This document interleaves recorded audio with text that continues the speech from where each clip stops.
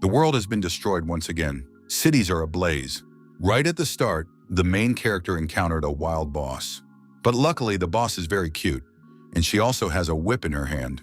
Despite this, the main character believes he is doomed. He thought that was the end of the story. Time for the credits. Indeed, the credits rolled, and that could have been the end of it. However, to be honest, that wasn't the moment when everything went awry. A young man named Xiaye, 21 years old, a student. At some point, a system information window appeared before the young man. This year, a game called Will of the Earth merged with the Earth. Monsters and game characters from various factions arrived simultaneously, and the world was in danger. Fortunately, everyone on Earth became a player. A real confrontation ensued. Everyone started as a beginner and received abilities to fight monsters. This applied to all players except Xiaye.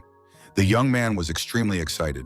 An ordinary college student found himself facing an extraordinary, pivotal moment in his life. Due to an error during character creation, the system froze and crashed. Xiaye looked around in surprise. Where had everything gone? At some point, the protagonist realized he couldn't equip items. Xiaye realized he couldn't even gain experience or level up. The protagonist couldn't view his stats, and that terrified him.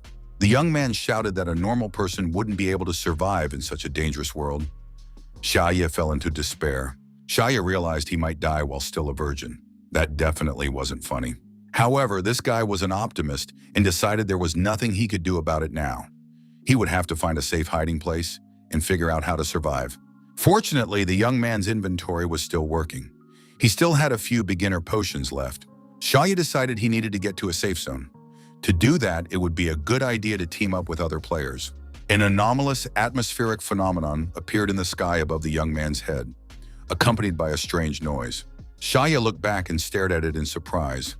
What could this mean? Something resembling a meteorite crashed into the city at an incredibly high speed. A powerful explosion occurred. The young man watching the phenomenon from the sidelines had said, "It has arrived after all. This is the apocalypse." Hiding behind a rock, Xiaye saw the monster appear. Could it be that it had fallen to the ground? Could it be the wild boss? The boss turned out to be a demoness. She surmised that this was indeed the very place. This was where the Lord of Prophetic Dreams had arrived.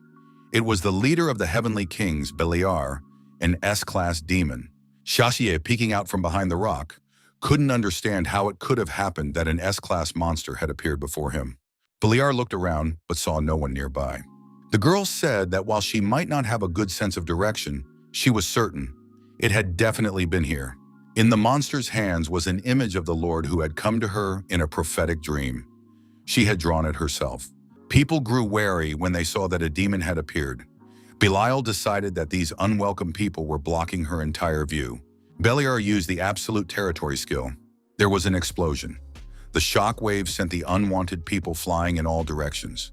This skill causes instant death to every living creature 10 levels below her and within its range. The demon said that this was much better. The place where the Lord descends cannot be without blood. Xiaye was frightened and decided he had to run. Beliar heard a rustle and decided that someone was hiding behind a rock. She asked in surprise, could someone have survived the attack? Xiaye decided he was doomed. Suddenly, there was an explosion. The area was engulfed in flames. Xiaye was frightened again. Beliar was outraged. "Is this an unauthorized attack on me?" The girl looked back and saw the figure of a man approaching. She said angrily that it was Roland. A man emerged from the dissipating smoke. He said that Belial was still as hot-tempered as ever. The demon was indignant. What right did he have to speak that way? After all, he was the one who had attacked her. Roland told Belial not to be so mischievous.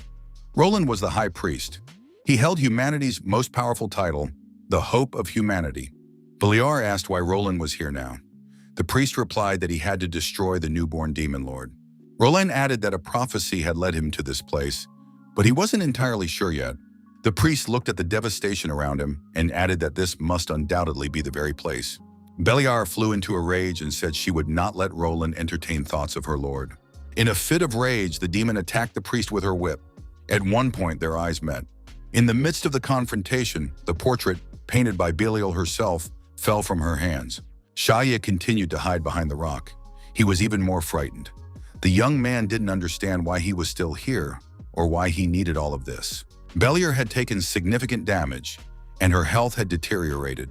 However, she declared that Roland would not be able to defeat her.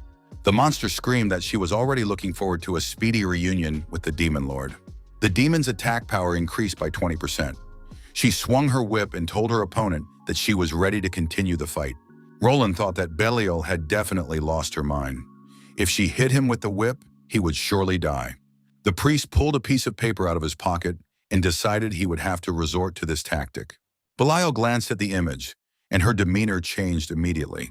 The monster couldn't believe her eyes. It was that very man. In her hands was the picture that had flown out of Belial's pocket while she was fighting her opponent. Taking advantage of the situation, Roland struck his opponent. It was a powerful punch to the jaw. Belial flew to the side and fell not far from Xia. The young man was frightened once again. Belial got up from the ground. The card bearing her master's image lay nearby on the ground. Belial let out a loud cry. The card was damaged and her master's face was no longer on it. The demon said that the priest was using dirty tricks. He had despicably taken advantage of her pure feelings for the king. Belial declared that she would never forgive such an insult. Roland had defiled the face of her master, the face of the demon king. At that moment, the demon noticed the young man hiding behind a rock. The protagonist's face turned pale with fear in an instant. Belial broke into a smile and said she had been eagerly awaiting this moment. At last, the demon king had arrived. Roland continued his attack. He swung his blade and lunged at the demon once more. Belial didn't have time to react. Her body was sliced in two. Blood spurted in all directions. The priest, still clutching his sword, declared her finished. He walked unhurriedly toward the demon's body lying on the ground. Xia tried to literally blend into the stone, just so he wouldn't be noticed. Roland said that Belial was worthy of being one of the 7 demon kings. Xia, splattered with the demoness's blood, didn't know where to turn. His health bar was at a minimum. The red bar above the priest's head had almost disappeared. The young man thought that Belial had driven him into such a dangerous situation. The priest added that it was already too late to change anything. He had set the traps. Roland noted that when the Demon King arrived, he would instantly fall into the trap. Then he would be destroyed. The priest said that if this was the Demon King's initial form, there would be no problem. At one point, Roland looked back and saw a young man standing behind him. The priest was surprised. When had the Demon King managed to appear there? Why was he standing silently behind him? Roland activated his perception skill. However, he was unable to determine the opponent's level. The level turned out to be too high and could not be measured. Status was unknown. Class, Destroyer. Roland thought, could he really be at a 4-digit level? But how is that possible? The priest thought that in such a situation, even in his prime condition, he wouldn't stand a chance against this Demon King. Roland surmised that perhaps the Demon King had his own plan. He wanted the priest to fight his subordinates one-on-one and then beat him unconscious and cut off his head. He was definitely facing a cunning, treacherous, and extremely cruel devil. Xia realized that there was no escaping now. The young man stood up and fixed his gaze on Roland. The priest was genuinely terrified. In Roland's imagination, the young man's gaze suggested that he was furious that these filthy little people had dared to lay a hand on his subordinates. So the Demon King was truly enraged. Roland broke out in a cold sweat. He realized that his end had come. However, the Demon King unexpectedly handed him a vial of liquid. It was a health restoration potion. Xiaomei told Roland that his health was low, but this was all he could offer. Roland was surprised. Could it be that he was facing a demon who didn't know his own purpose? The convergence between Earth and this world had reached 30%. People on Earth had successfully awakened as players and began fighting monsters. The city continued to burn as the battles raged on. The assistant said that in light of this, they would continue to follow their plan. The boss replied that helping the players was their job as NPCs. The boss asked how Roland was doing. The young man reported that the boss-rank monster, which had foreseen the birth of the Demon King, had been successfully destroyed. If they destroy the newborn Demon King, they will be able to win with ease. The assistant added that this could be entrusted to Master Roland, and they would have nothing to worry about. The boss noted that Roland had been able to devise a plan and carry it out. He was truly worthy of the title Hope of Humanity. At that moment, Roland was prepared to die. The wounded priest stood before the Demon King, who possessed the maximum level. Xia was surprised. Could it be that the man didn't want to drink the potion? Roland looked at the concoction with suspicion. The priest thought that the Demon King was trying to avenge his own. Most likely he was holding poison. Roland understood that the Demon King could easily destroy him, yet he preferred to slip him poison. Most likely, he wouldn't let him die so easily. Most likely, the Demon King wanted the priest to suffer in agony before finally dying. How cruel this Demon King was. Xia repeated that the young man should take the liquid. Roland thought that if he refused, he would die anyway. Being ignorant, perhaps that was his chance to survive. Roland gathered his strength and increased his body's resistance to poisons. He boosted his health, magical power, and increased his stats. The priest shouted loudly and, gathering his strength, drank the restorative potion. However, the unbelievable happened. His health level increased after taking the potion. Roland was delighted, for it was a common health potion. Xia had said that was all he had in his bag. The priest realized that the Demon King had terrified him beyond measure. His heart continued to race. But how dare that wretched Demon King treat him this way? Xia noted that at least this guy had managed to avoid death. Roland realized that in this case, that was the absolute truth. The priest asked the young man what he wanted. Xia replied that he wanted to ask something. The protagonist asked how he could get to the safe zone for beginners. The young man explained that it was a place where low-level players with weak combat abilities could train at their own pace. Xia understood that this was exactly where he needed to go, since he had no combat abilities. Roland decided he understood exactly what the Demon King was planning. New players had awakened in the safe zones, players who could defeat him in the future. The priest surmised that the Demon King wanted to destroy them while they were still weak. It was a truly despicable act. Roland couldn't act that way. He couldn't betray them, even at the cost of his own life. The priest decided that, first and foremost, he had to save himself. To do that, he needed to leave this location. Roland was ashamed of his actions. Could he really call himself the hope of humanity after all this? Xia said he was counting on this man's help because he felt that this guy was definitely a good person. Roland turned around, smiled, and waved to the Demon King. He thought he would soon return to the safe zone and contact the high-level NPC. Suddenly, a huge monster appeared above the young men's heads. The monster roared loudly. Roland didn't lose his composure and attacked the beast. Xia crouched down in fear. Xia was impressed. He said that even though this man had low health, he was still capable of fighting high-level monsters. Another monster appeared. It deliberately pounced on Xia. Roland wondered, was the Demon King about to make his move? If so, they would be able to gather information on his combat abilities. However, Xia rushed to the priest and told him to save him. Roland was at a loss. The monster leaped high into the air and prepared to attack the people again. Roland had no choice. He swung his blade and sliced the monster to pieces. Xia continued to cling to the priest's body. Roland thought the Demon King was a pretty lousy actor. Why was he putting on this whole show? No matter how fiercely the monster attacked, he didn't budge, exuding a confidence that came from the depths of his heart. Roland thought that even with absolute power, the Demon King still hadn't realized that the one standing before him had come to destroy him. The priest decided that luck was on his side. Roland stopped and asked the young man to let him go. After all, it was difficult for him to move like this. Xia checked his equipment, which had simply been looted from a wandering boss. A short while earlier, standing before the body of the slain Belial, Xia had asked Roland what he intended to take. The priest thought that common sense would tell an NPC not to take loot from the bodies of slain monsters. Xia declared that in that case, he would take those items for himself. Roland replied that he had no objection.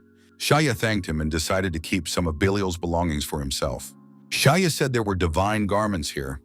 Maybe the young man would want to take them after all? Roland refused. Xia was disappointed and said that because of his account's bag limit, he wouldn't be able to wear it. Xia found something else and waved to Roland to come over. Belial's diary had been found.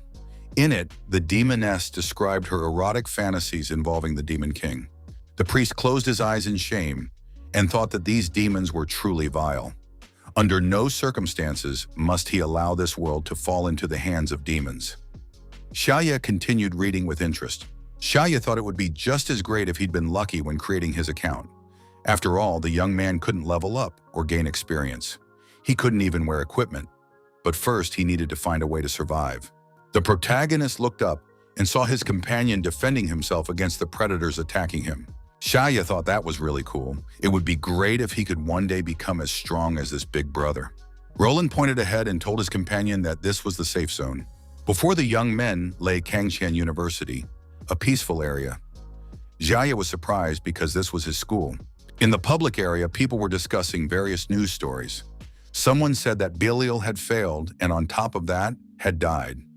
Things were looking very bad. Another demoness declared that they should send someone else to meet the newly born demon lord. Her companion noted that only Belial had seen the demon king's appearance in a dream. It was Babylon, a female demon from the depths of hell, feared as a seductress and manipulator, the mother of many nightmarish creatures. Babylon was one of the 7 lords. She asked, if Belial was in trouble, how would they search for the demon king? Mammon, one of the 7 lords, said there was no need to panic. Belial had left them a clue before leaving. Mammon held a card depicting the demon king. She said that for now this was all they had to go on, so there was no need to worry. Those present said Mammon had arrived just in time. Babylon noted that, according to information from a demon, Roland had destroyed Belial and left his birthplace. He was heading for a safe zone, and someone was accompanying him as well. Mammon remarked, this means that this someone could very well turn out to be the demon king. Babylon added that the demon informant had sent a photo of the unknown man. Babylon showed the photo and said that the unknown figure looked exactly like that. In the photo was Shaya with Belial's blood on his face. His eyes were filled with fear. Mammon said that this didn't seem true. However, it proved that the demon lord hadn't been captured by Roland and was safe. The demonesses decided there was no time to waste. They needed to get ready and find the demon king as quickly as possible. Shaya looked around and asked in surprise, is this really the safe zone? There were many people around, but they were all lined up in queues. What's going on here? This time, Roland decided that the demon king's game was simply brilliant. However, this smug guy has no idea what lies ahead for him. The entire agricultural university is one big trap. It's a safe zone protected by the gods, with a system called post-burst that can seal all of a monster's abilities. No matter how strong the monster is, it will end up like a fish in a jar. That is determined by the rules of the game. The priest thought that as soon as the demon king entered the safe zone, they would be able to take control of him and destroy him. Roland decided that the demon king would perish because of his own arrogance and ignorance. Then, as the prophecy stated, he would become the hero who would lead the players to victory over the demon king. The young people were met by 2 NPCs, the boss and his subordinate. They saw that before them stood the hero who would lead the players to victory over the demon king. The assistant was surprised, for he hadn't expected Roland himself to visit them. He said it was a great honor for him. Roland replied coyly that his person wasn't worthy of such praise. The young man had heard that the priest had gone to clear out the demon king's birthplace in order to strangle him in his cradle. Roland was startled and told them not to say another word about it. The NPC asked if the priest had done it. Had he torn the demon king to pieces? How had it all gone anyway? Shaya said that Mr. Roland turned out to be an amazing and very good person. The NPC was surprised. Was it really still unclear who he was? The NPC added that standing before them was the hope of humanity, Roland Lee. The prophecy refers specifically to him. He is the one who will unite all the players to destroy the Demon King. The assistant reported to Mr. Roland that construction of the steel bolt in the safe zone was complete. The assistant asked the young man if he knew about the steel bolt. Roland shouted for the NPC to shut up immediately. Shaya watched in surprise as Roland grabbed the NPC and began shaking him by the chest, repeating, "Do you really want to destroy the whole world?" Shaya thought that he too wanted to become a hero, just like his older brother, strong and kind. Roland, that kind-hearted older brother, thought only of how to destroy the Demon King. Roland pushed the young man forward.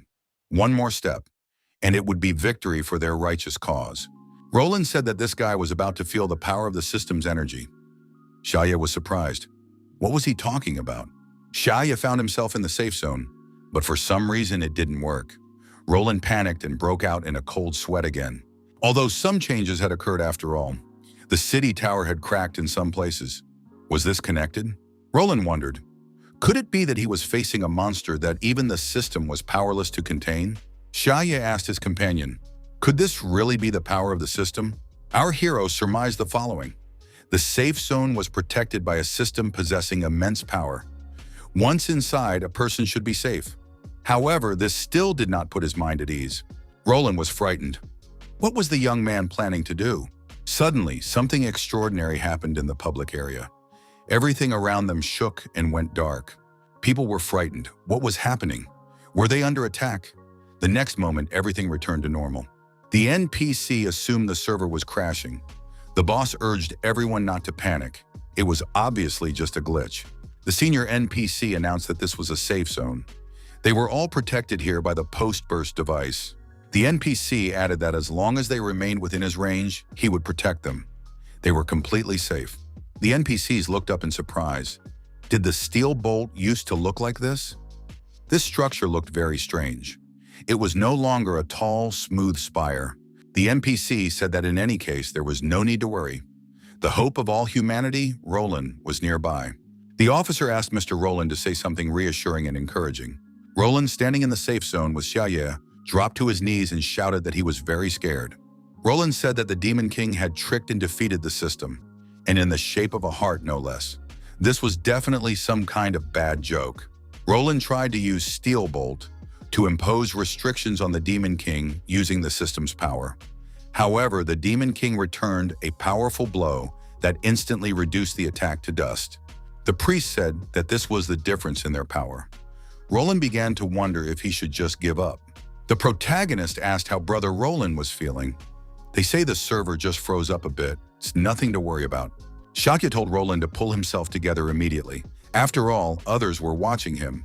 The young man reminded him that Roland was the hope of humanity. He couldn't afford to be so frightened.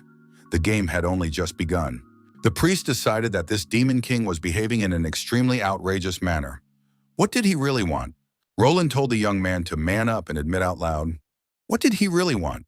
Xiaoye said that Roland was being too polite. The protagonist added that in that case he had one request. Our hero decided that he needed to master culinary skills if he wanted to survive in the safe zone. Roland had assumed the Demon King would have some terrifying request, but he simply wants to learn how to cook. Xiaoye remarked that Brother Roland would become the hero who leads the players to victory over the Demon King.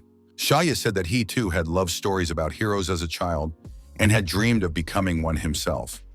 However, due to an account glitch, he had been thrown off course. But fate doesn't want him to give up. Xiaoye said he wouldn't be discouraged even if he had to become a cook. He would do whatever it took to become a hero. Xiaoye asked Roland to guide him. The resident found this request rather strange. Roland took our hero to the cooking mentor, He. He asked, "Does this guy really not want to fight and is choosing the path of a cook to take a shortcut?" The first aid mentor, Li Bingbing, said that anyone would want to fight monsters if it weren't so difficult. He asked, "Does the young man really think that cooking skills will bring him money? Studying them only eats up funds. Usually players carefully control their spending. They can earn no more than 10 silver coins in a few hours, but that's only enough to study standard skills." Xiaoye showed the mentors how many gold coins he had, and they apologized. Li Bingbing said there was something special about this young man if he was capable of earning so much. They were NPCs, so they wouldn't threaten him just because he was rich. That amount of gold coins is enough to master a skill, but it won't be enough if the young man wants to quickly improve his mastery. He won't be able to turn a profit unless he raises his cooking skill level. Now that the two worlds have merged in such a short period of time, all the new players and resources are running out. The materials needed to improve skills are practically non-existent on the market. The young man can only buy them from NPCs if he wants to forcibly level up by force. Instead, it's better to invest in gear for rapid development. Xiaoye replied to the masters that he had his own reasons for doing so. The protagonist looked at Roland and asked, "Is there really no other way?" The priest was surprised. Why was the Demon King looking specifically at him? He had already frightened him, humiliated him, and now he wanted his money as well. Roland thought that the soldier would rather die than be humiliated like this. He could no longer hold back. Roland took out a bag of money and told the protagonist that this was all he had brought with him. The young man took the money and said he didn't want to borrow it from Brother Roland. Li Bingbing declared that it wouldn't be enough anyway. Xiaoye looked intently at Roland again. To settle the debt, Roland decided to give up his clothes, but that wasn't enough. Next came his sword. However, the mentor said that wasn't enough either. In the end, Roland was left in nothing but his underwear. He claimed that some fans were willing to pay a pretty penny for that. The priest was furious. He believed that the Demon Lord had taken everything from him, even his last pair of underwear, the dream of any fan. Li Bingbing declared that this still wasn't enough. The lowest production skill is equivalent to a C-rank combat skill. Mentor Hee-ri asked if Mr. Roland didn't have an expensive watch. Roland was upset because it was a coming-of-age gift from his father. Li Bingbing asked the protagonist why Mr. Roland treated him so well. Maybe he thinks the young man has potential? Xia held the priest's watch in his hands and said he didn't understand it himself.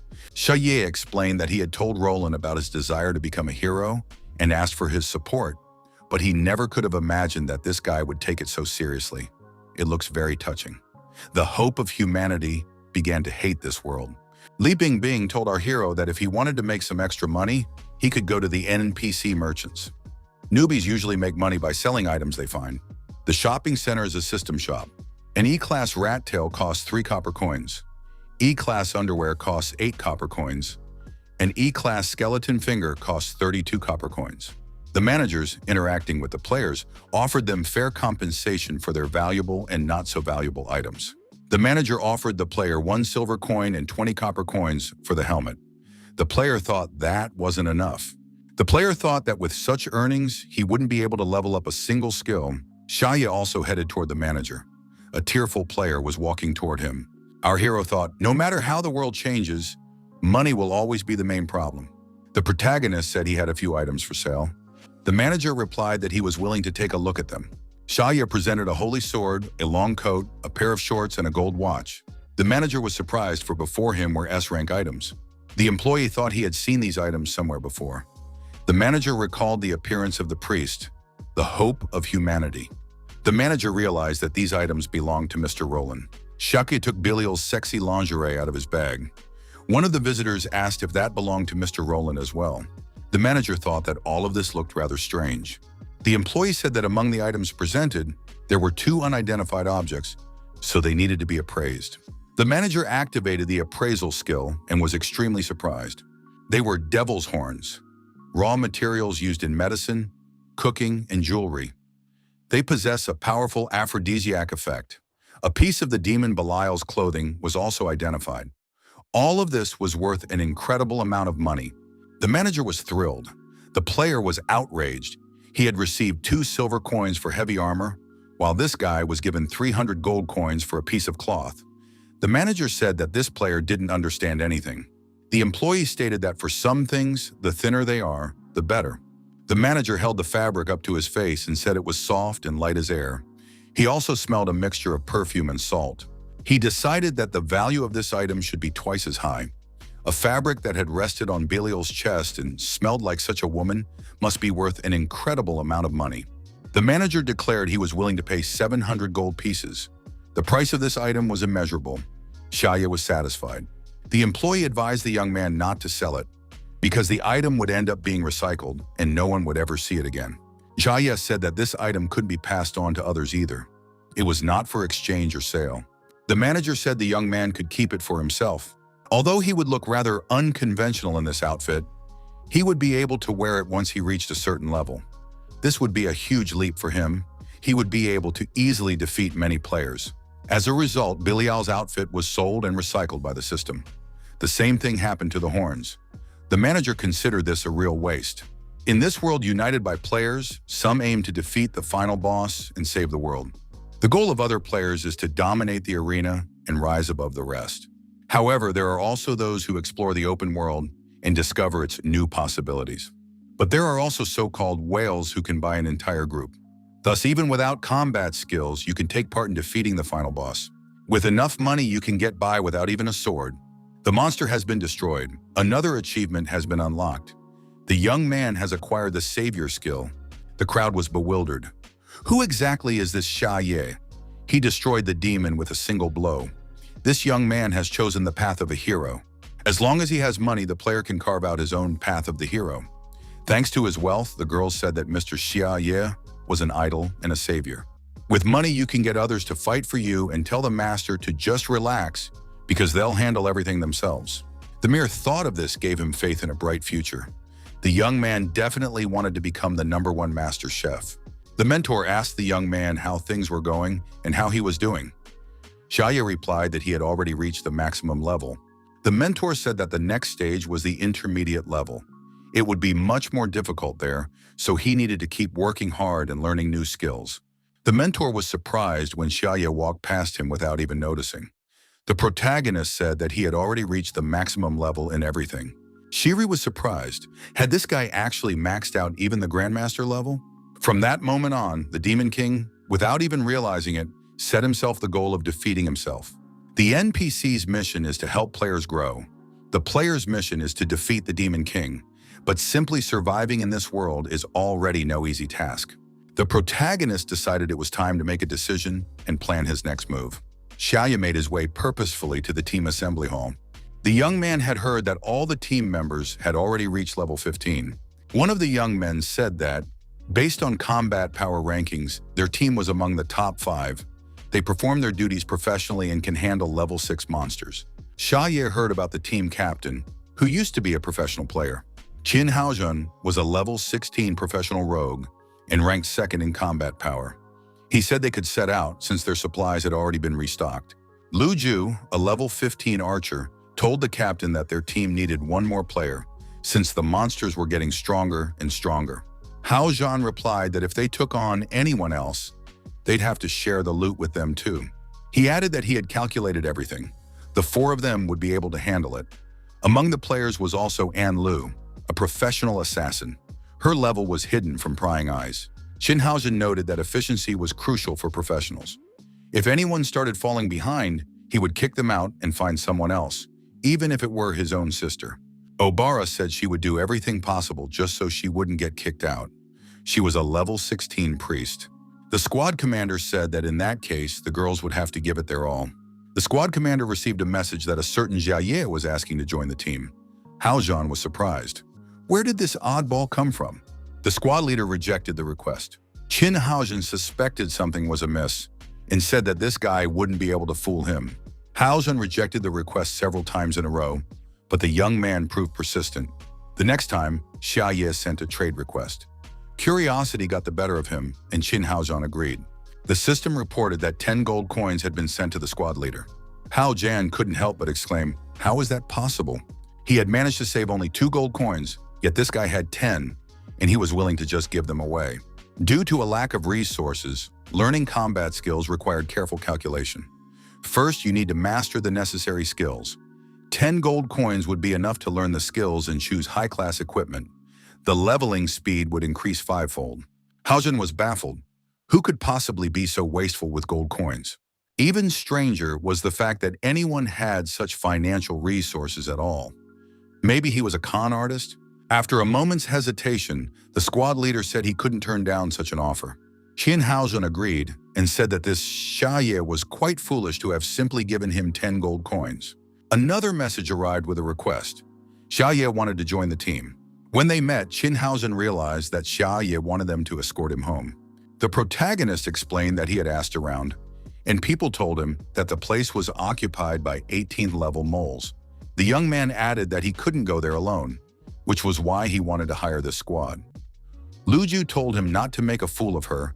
They weren't in the charity business. Their rating was what mattered to them. Haojun wondered why Lu Ju was so heartless, since they were being paid generously. The captain reminded them that if they wanted to become a professional team, they had to be guided by love for their fellow human beings. He added that they would take on this job. Lu Ju told the captain that they had a high ranking among the other teams. How could they possibly take on such a task? Haojun suggested the girl take a look and pointed to the information board. Lu Ju was surprised. Where did the captain get so much gold? Could it really be from that frail-looking gnome? Did he give away all his gold coins?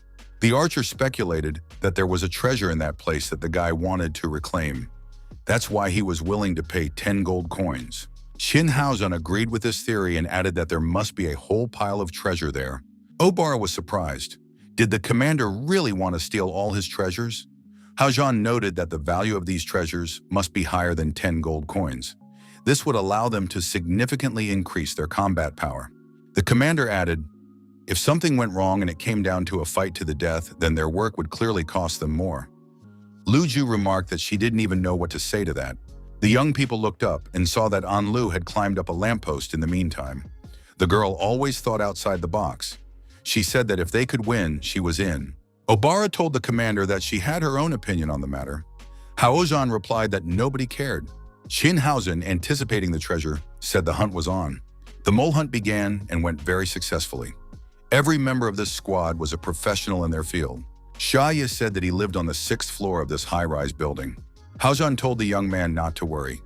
Even though these moles were level 18, his squad were true professionals. Once the path was cleared, Xiaoye, accompanied by the squad, entered the courtyard of his building. Obara told the commander that something was off here.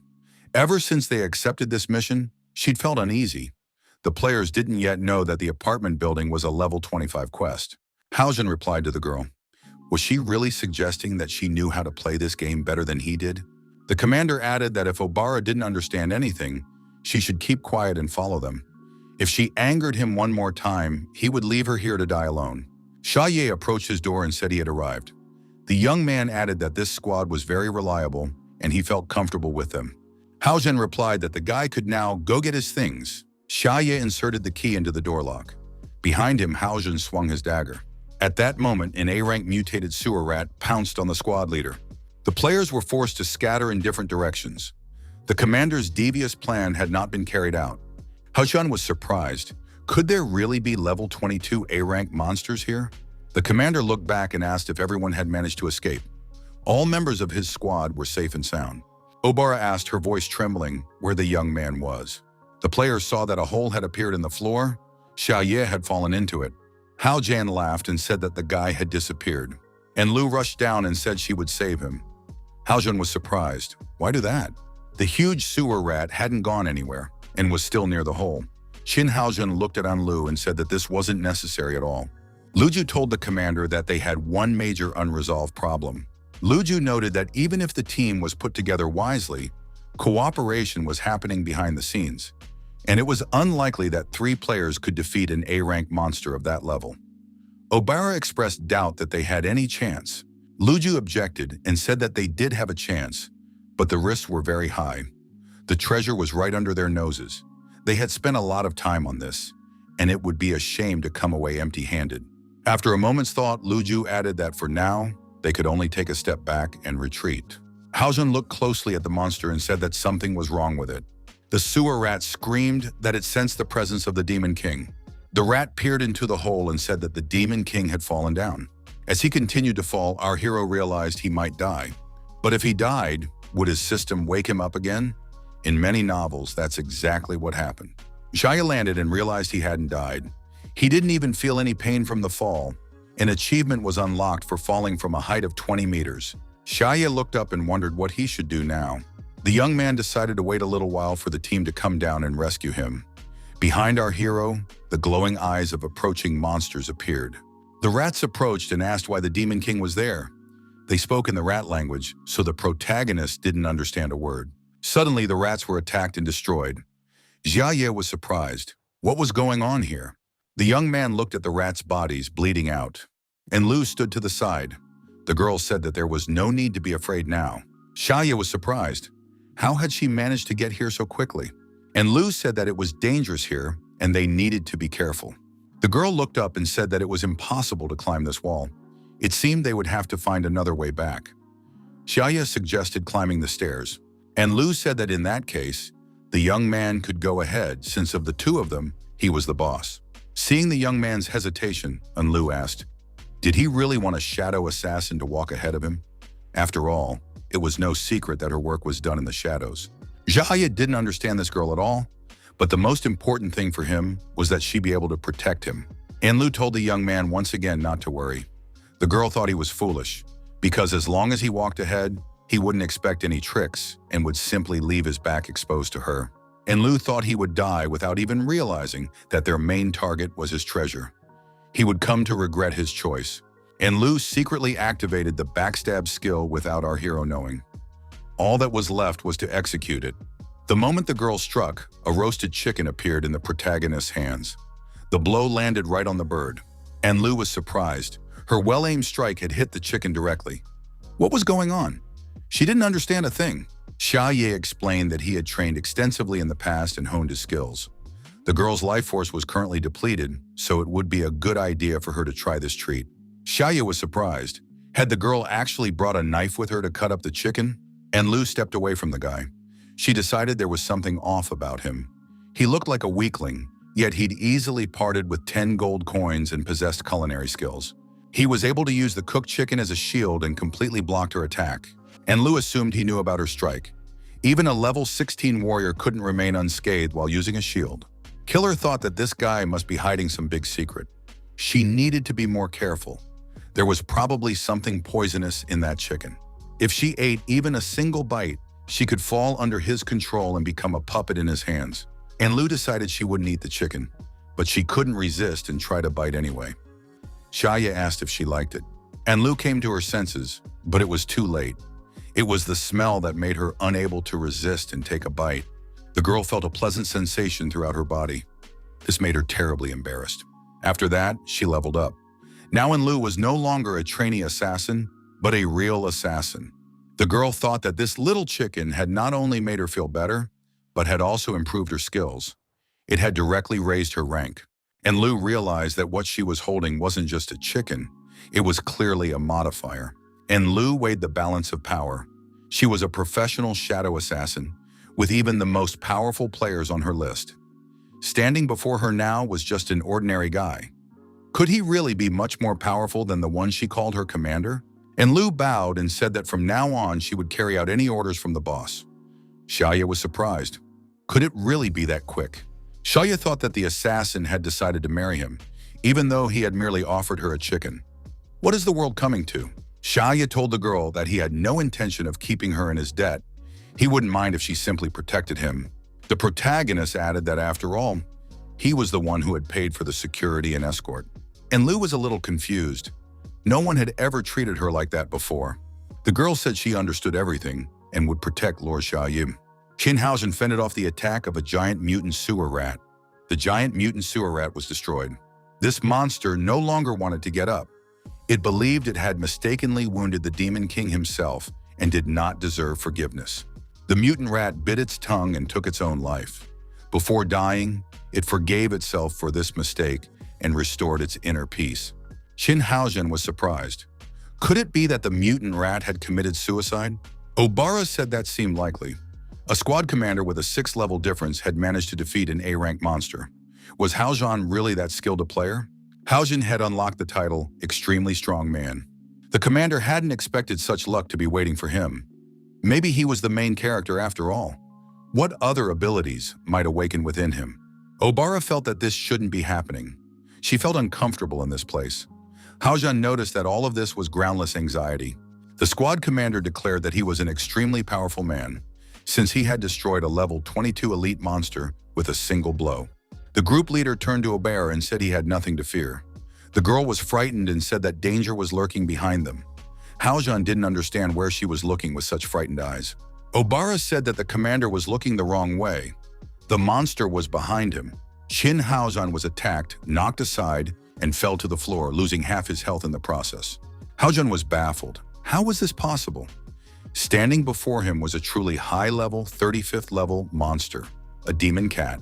The demon cat activated the roar skill and let out a loud roar. Luju and Obara were stunned and immobilized for a moment. Obara wondered why monsters of such a high level could only be found in dungeons. Luju also didn't understand how this was possible. Obara reminded them that even when they first entered this building, she had sensed that something was wrong here. Luju said there were too many level 22 monsters here. Obara asked what they should do now. The commander replied that he would distract the monster, and after that, they would find a way to retreat. Haozhen was attacked by the monster again and flew off to the side. The squad commander shouted for Obara to heal him immediately, since he had been injured. The girl activated her healing skill. Once recovered, Haozhen realized he needed to reposition himself to fight back. The demon cat continued to strike relentlessly. Obara kept healing the commander. It couldn't go on like this for long. Qinhaozhen gradually stopped reacting to what was happening. The demon cat realized that he was facing an extremely strong man, since he had managed to stay on his feet for so long. At one point, Haozhen told the demon cat to stop. He was giving up and was ready to die. Luju said that this was a real ambush. Even 5 players wouldn't be able to defeat a level 35 monster. Obara was tense and noted that in that case, they needed to clear a path for Qinhaozhen to retreat. The girl looked back and was surprised. How had Luju managed to run so far? The archer explained that they had joined forces for the sake of victory, but in their current situation, that was no longer the case, which meant the contract was null and void. Obara thought that made sense, but this was too much. At that moment, Haojun pretended to be dead. Xiaye went upstairs and stepped outside. The cat saw the young man and rushed to meet him. Xiaye hugged the cat and said he was very glad that Baobao was alive and well. Haojun and Obara were frightened and watched the scene in surprise. Xiaye continued to hug the demon cat and call him baby. Obara was surprised. Could it be that the demon cat, the leader of this dungeon, was the young man's pet? Xiaye went into his home and started looking for food for Baobao. He also needed to tidy up the litter box and the dishes. Haojun said that even though things hadn't turned out as he'd expected, at least they were all safe. On the surface, this guy seemed weak, but he managed to tame the demon cat, the leader of this dungeon. He was probably much more valuable than previously thought. As long as he was alive, they could take full advantage of him. Haojun realized that Enlu had done the right thing. Unlike some of the others present, she was the most reliable partner. Jin Haojun decided to reward Enlu with a hug from an extremely strong man. The squad leader told the girls not to worry. As long as they followed him, they would remain the strongest team. Enlu drew her dagger and swung it menacingly. The girl declared that the thought of attacking Lord Xia filled her with a desire for destruction. Shin Haojun, bleeding profusely, asked what on earth Enlu was doing. The girl asked menacingly how this weakling dared to question her. After saying this, Enlu made 2 sharp thrusts with the knife, stabbing the commander and the archer in turn. Obara screamed for her to stop immediately, and Lu declared that these people had no idea who they were trying to attack. Xiaye stepped out of the apartment and said he'd gathered his things. Now they could head back. The cat was still sitting on his shoulder. Xiaye noted that it was his cat. The leader of the underground was purring at that moment. The young man realized he hadn't been there when the world changed, so he decided to find him no matter what. And Lu bowed again and said that only now did she understand everything. From now on, they were colleagues. Xiaye said that one shouldn't think only of oneself. One must also think of those they've tamed. Now, in any case, they must return to the city. Xiaye stepped in blood and was horrified to see the bodies of Haoshen and Lu Ju lying on the ground. The protagonist was frightened and shouted, "What on earth had happened here?" And Lu explained everything. She saw that they were wounded and couldn't be saved, so she decided to put them out of their misery. Obara, using her skills, began to heal the injured. Haojun sat up and said he was only 2/3 healed. What kind of injury was this? And Lu explained that it happened because the squad leader's intestines had come out. Haoshan was surprised. Who had let them out? And Lu expressed regret that there was no hope for recovery. Haojun was frightened and asked Obara to continue the treatment. The healer stated that she really couldn't heal him any faster. The bleeding was too rapid. She couldn't keep up. And Lu smirked. After all, she had coated the dagger with poison beforehand. Shin Haojun said that monsters of the 22nd and 35th levels hadn't killed him. Could he really die at the hands of some player? And Lu took out the dagger again and said that they had no idea who they'd decided to attack. Haojun realized he had indeed made a mistake. It was only now that he began to regret his ignorance. However, it was already too late. Unexpectedly, Xiaye said he wanted to give it a try. The protagonist added that he might be able to heal him, holding some object in his hand. In the young man's hands was a bandage made of ghostly fabric with a pattern. It was an A-rank item. It restored health points over the course of 8 seconds. Luju noticed that this bandage was made using the first aid skill. Haojun determined that it was a top-tier bandage. The first aid skill, from the initial to the advanced stages, is the most expensive. On top of that, one must also possess the skill to craft the bandage itself. The healing provided by a single bandage is comparable to the healing output of 5 professional healers working at full capacity. Furthermore, this bandage can be used on defensive warriors right in the middle of battle. But since there was a shortage of fabric in the early stages, no one spent resources on the first aid skill, and they couldn't afford to anyway. Xiaye said he wants to survive in this world, which is why he considers medical treatment to be the most important thing. For the first time, he has honed his first aid skills. The protagonist added that he hadn't even thought this skill might come in handy before. Shin Haozan thought that this guy could easily part with 10 gold coins, make the dungeon leader his pet, and master the first aid skill. Squad leader had no idea who he had dared to mess with. He felt like a fool. And Lu decided that they would heal these 2 first and then destroy them again. The girl thought that Lord Jia actually knew how to have fun. Xin Haojin and Lu Ju felt frightened. Xia Ye held out a bandage and told the squad leader to use it quickly. Hao Zhan said it was a bandage made of phantom cloth. Was he worthy of such an item? Xia Ye shouted at the squad leader to stop talking nonsense. What could be more important and precious than a human life? Hao Zhan burst into tears and said that from this moment on, he was indebted to the boss for life. Suddenly, an information window appeared in front of the squad leader. A transaction request had come in. Xia Ye stated that he didn't want to take the money, but if the squad leader insisted, he wouldn't refuse. As a result of this transaction, Hao Zhan lost 12 gold coins, and Lu Ju lost 80 silver coins. Xia Ye said that now the two of them didn't need to worry. Since he had accepted their money, he wouldn't let them die. A bandage made of phantom cloth wrapped around the group leader's body. A bandage made of phantom cloth was also applied to Qin Haozhan's body. It was not just a bandage, but a medicine capable of healing even the wound on his back. This bandage also restored his wounded soul. All three received a notification. It was a friendly reminder. Xia Ye had taken all their money. Haozhan thought, so be it. The group leader, the archer, and the healer had all leveled up. The trainee prefix was gone. The injured noted that not only had their wounds healed, but their bodies had also been renewed. An upgrade had also taken place. Haozhan thought that it must be a modifier hidden under the bandage made of phantom fabric. The young men bowed and thanked the boss, thereby expressing their utmost respect. From now on, he was like an older brother to them, and they were ready to risk their lives for him. Xia Ye said he didn't need such honors. It was simply a service to save a person's life. The young man noted that the phantom cloth bandage cost 30 gold pieces. The victims could repay the money once they had it. The interest rate was 35% per year. And Lu decided she understood everything. Through usury, the boss would destroy them in the dirtiest way possible. He was a true professional at his craft. Lord Xia Ye really knew how to have fun. The system reported that the team had cleared the dungeon and earned 50,000 points. An international notification arrived. A squad of players had cleared the apartment building dungeon. Having cleared the dungeon, this squad now ranks first in the team standings. Xia Ye was surprised. Was this building really a dungeon? Haozhan confirmed it and added, didn't the boss put the dungeon leader on his head as a pet? Xia Ye was stunned. Was there really something like that on his head? It wasn't just the squad members who received the dungeon clearance notification. Roland received this information as well. The priest was surprised. Had the Demon King actually cleared his own dungeon? On campus, everyone was raving about the players who took first place. The team that had cleared the dungeon above level 100 was parading through the streets. Xia Ye explained to passers-by that he was just a client and had nothing to do with it. Passers-by said that Qin Haozhan was a professional gamer who had once been a top player in MMORPGs. Hao Zhan waved to the passers-by and said that everyone here already knew about him. Hao Zhan admitted that they had cleared the dungeon thanks to his older brother.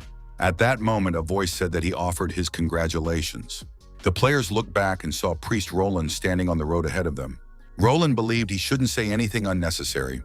The identity of the Demon King must not be revealed. Roland said that few were capable of such a feat. On behalf of the Heavenly City, he expressed his gratitude and congratulations. Xia Ye was delighted to see Roland's younger brother. Roland bound the players with a whip and said he was inviting 4 warriors to come with him personally to receive a medal. Those around them were surprised. Why only 4? Xia Ye explained once more that he was the client, which is why he wasn't chosen. Roland hinted to Hao Zhan that he was talking too much. Was he really going to get himself killed? The group leader was frightened. Could the hope of humanity really have such a formidable temperament? Roland told the squad that he wanted to summarize a few things. This man has a very complex personality. Lu Ju was surprised. What is the priest talking about? Roland asked if these players knew why that guy hadn't mentioned his rank in class. Lu Ju replied that he was simply hiding them. Roland said that it was much more complicated than that. This guy didn't have any. The priest remarked that Xia Ye wasn't a player at all. Everyone present asked what that meant. And Lu admitted that he was a demon. Obara was frightened. What were they talking about? And Lu noted that with such incredible power, he must be a high-level demon. Roland hadn't expected the quiet girl to be so smart. He felt relieved. His guess had been correct. But he is many times more terrifying and dangerous than ordinary demons. After a pause, the priest said that this guy was actually the Demon King. All the players were surprised except for Enlu. Killer smirked and said that wasn't bad. Roland said that the Demon King had disguised himself well as a simple newbie. He had even started thinking like a simple newbie. To prevent the worst possible outcome, his actions must be controlled. The priest added that he was ready to reveal his hand. If forced to expose himself, it would lead to massive destruction. Roland said that this squad held top positions in the rankings, so they were also humanity's hope. Roland extended his hand and offered his cooperation. We must find a way to deal with the Demon King. Haozan shook his hand and said that victory was now guaranteed. The priest smiled. The deal was done. He said that was their agreement. They must seek justice together. That way, they would save the world. Luju remarked, they say his combat prowess is unmatched. Did the squad leader really want to cooperate with Roland and go against Xia Yi? Hu Zhen declared that this was not the case at all. He had simply deceived this NPC. The commander said that as a professional, he clearly sees what is happening. No one in the world can match his power. Why should he risk his life and become his enemy? Hu Zhen remarked that someone who betrayed him at the most dangerous moment had no right to lecture him on the righteous path. Luju said that was indeed the case. But in any event, their main goal was victory. And Lu declared that if they wanted to be Xia Yi's servants, she saw no harm in leaving the team. The commander was surprised. Wasn't this the same girl who had recently seemed submissive and easygoing? Hao Zhan remarked that the next time she attacked her comrade, he would stand up to her. Lu replied that everything would depend on the situation at hand. Obara said she would like to stay with the squad. Haozan cut her off mid-sentence and said that was great. Obara pointed out that she hadn't finished speaking. The group leader declared that together they would become villains. From that moment on, a team of humans joined the Demon King's side for the first time. The senior NPC heard that a team of players had appeared who managed to clear the dungeon. The junior NPC acknowledged this. The assistant noted that humans are persistent. They can often push beyond their limits and achieve unexpected results. The boss said that was simply magnificent. Now they had a chance to defeat the Demon King. The assistant added that he had two pieces of news, good and bad. The young man told the boss that Roland had returned. The boss asked, did that mean the mission to destroy the Demon King had been successful? The assistant said that the bad news was that Roland had brought him. The boss was surprised. What did brought him here mean? Could the priest be playing some kind of game? The young man added that Roland had sent a message. The Demon King was not born as an infant, as they had assumed. In fact, he is an adult. Roland himself is ready to discuss all the details with the boss and senior management. The general himself has been invited to the meeting room.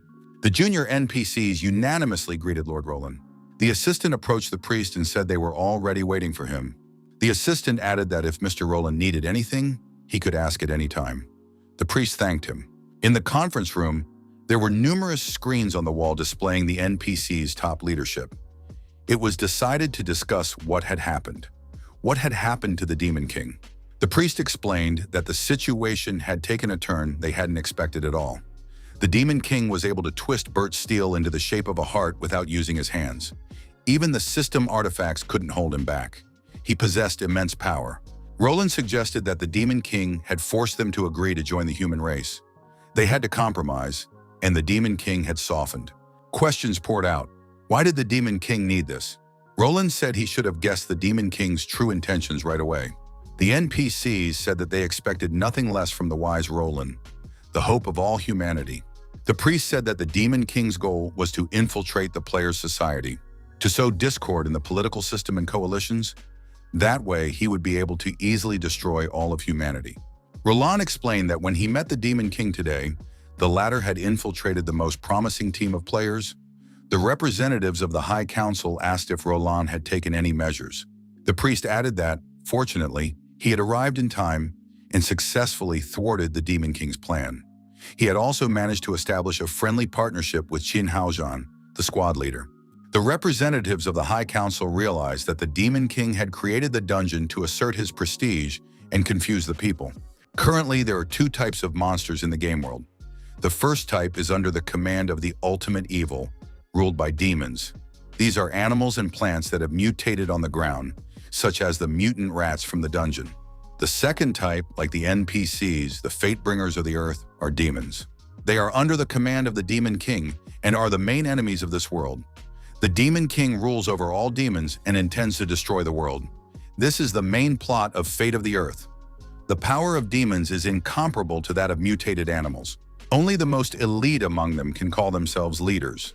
The final boss of the dungeon was a leader of sorts. The dungeon is a fortress established by the Demon King's army on Earth. To achieve his goal, he even unleashed one of his evil creations. His ambitions know no bounds. One of the NPCs asked, "Has this Demon King truly lost his memory, or is he completely unaware of his true nature?" Everyone looked at the questioner in surprise. Roland noted that all the Demon King's actions do indeed seem innocent. However, this is even more frightening because of its sophistication. The priest admitted that they currently had no way to fight the Demon King. All they could do was wait for the players to arrive on the ground and level up. Then they would have a chance to battle the enemy. Until then, the Demon King must be contained. The High Command acknowledged that their only hope now lay with Roland. He was their only way out. Gibbet said that for now, he could only observe the Demon King. He would report on the results periodically. Roland was once again convinced that he was the future of all humanity. Xiaoya could finally relax. The young man felt at ease. The young man held a stack of money in his hands and thought it was quite ironic. The world currency had turned into ordinary waste paper. In this dangerous game world, a safe zone was the rarest resource. The young man had acted wisely when he bought a house in the safe zone. His home now consisted of an entire administrative building. He had to spend all his gold coins on it. In this way, our hero could at least guarantee his own safety. Xiaoya believed that he couldn't just sit around and wait for housing prices to skyrocket. The protagonist wanted to participate in the game, but since he wasn't a player and lacked the combat skills, he needed to find a way to make more money. Xiaoya decided to use his production skills, helping others and taking a commission from them. He could also collect various items and sell them or trade them for money using the resources he already had. The protagonist decided to sell the Belial egg. Xiaoya remembered that he had sold her horns and clothes for a good price, so the egg should be the same. Suddenly, the young man tripped, fell, and dropped the egg. It hit the ground and cracked. Xiaoya was afraid that the egg would now lose a significant amount of its value. The Belial egg was carefully wrapped in a ghostly bandage. Xiaoya decided to sell it at dawn before it completely fell apart. The young man decided to order some food, take a shower, and go to bed. Overnight, the egg underwent a transformation. A creature emerged from it. A demoness came into being. She said she was the great Belial, one of the 7 heavenly kings. She had been reborn under the protection of the Demon King. Belial hadn't expected to appear here, but it didn't matter. The Demon King would destroy the world anyway. It was destined to be so. Belial mentally asked the Demon King to wait a little longer. She would find him soon. Belial looked back and saw the leader of the dungeon, the cat Bao Bao, standing before her. The demoness expressed obvious bewilderment. Where had this monster come from? Belial asked why Bao Bao was here now. The cat was surprised. Did she really know him? Belial replied that she had seen Bao Bao in a dream. The demon added that time had slowed down. She had been immersed in a void and had been dreaming. In her dream, there was a creature that revealed a prophecy to her. When the 2 worlds merge, the devil will lead his army and destroy all of humanity. In her dream, Bao Bao was the devil's closest friend. The great demon himself, ruler of all monsters, was there as well. He was mighty and terrifying. Beliar continued, this creature told her the place where the Demon King was born. Upon waking, she set out to find him and greet him. However, the heavenly city was searching for her, and Roland himself was pursuing her. Beliar added that she was persistent and continued her search without pause. The demoness said she hadn't expected Roland to ambush her right where the Demon King was supposed to be born.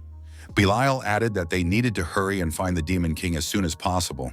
Bao Bao replied that there was no longer any need for that. The cat noted that the Demon King wasn't a level 1 and wasn't a little baby. He wouldn't need their protection. He was so independent that he didn't even need a maid. The cat added that his current level was at least 4 digits. Bao Bao said he didn't know exactly what numbers were displayed there. The symbols were distorted. He also explained that his personal level was just a disguise right now. The cat noted that the Demon King himself had formed a bond with him, and his level no longer meant anything. Beliar was surprised. Could that really be possible? So Bao Bao could use the Demon King's own power. The cat said that when the Demon King found him, he was at level 35. They had been together for many years, and their natural bond was much stronger. Belial admitted she was jealous. The demoness decided she had to work hard to establish a strong emotional bond with the Demon King. Bao Bao noted that the master had joined a group of humans and was now working undercover. Beliar surmised that the Demon King intended to infiltrate human society and destroy their political system.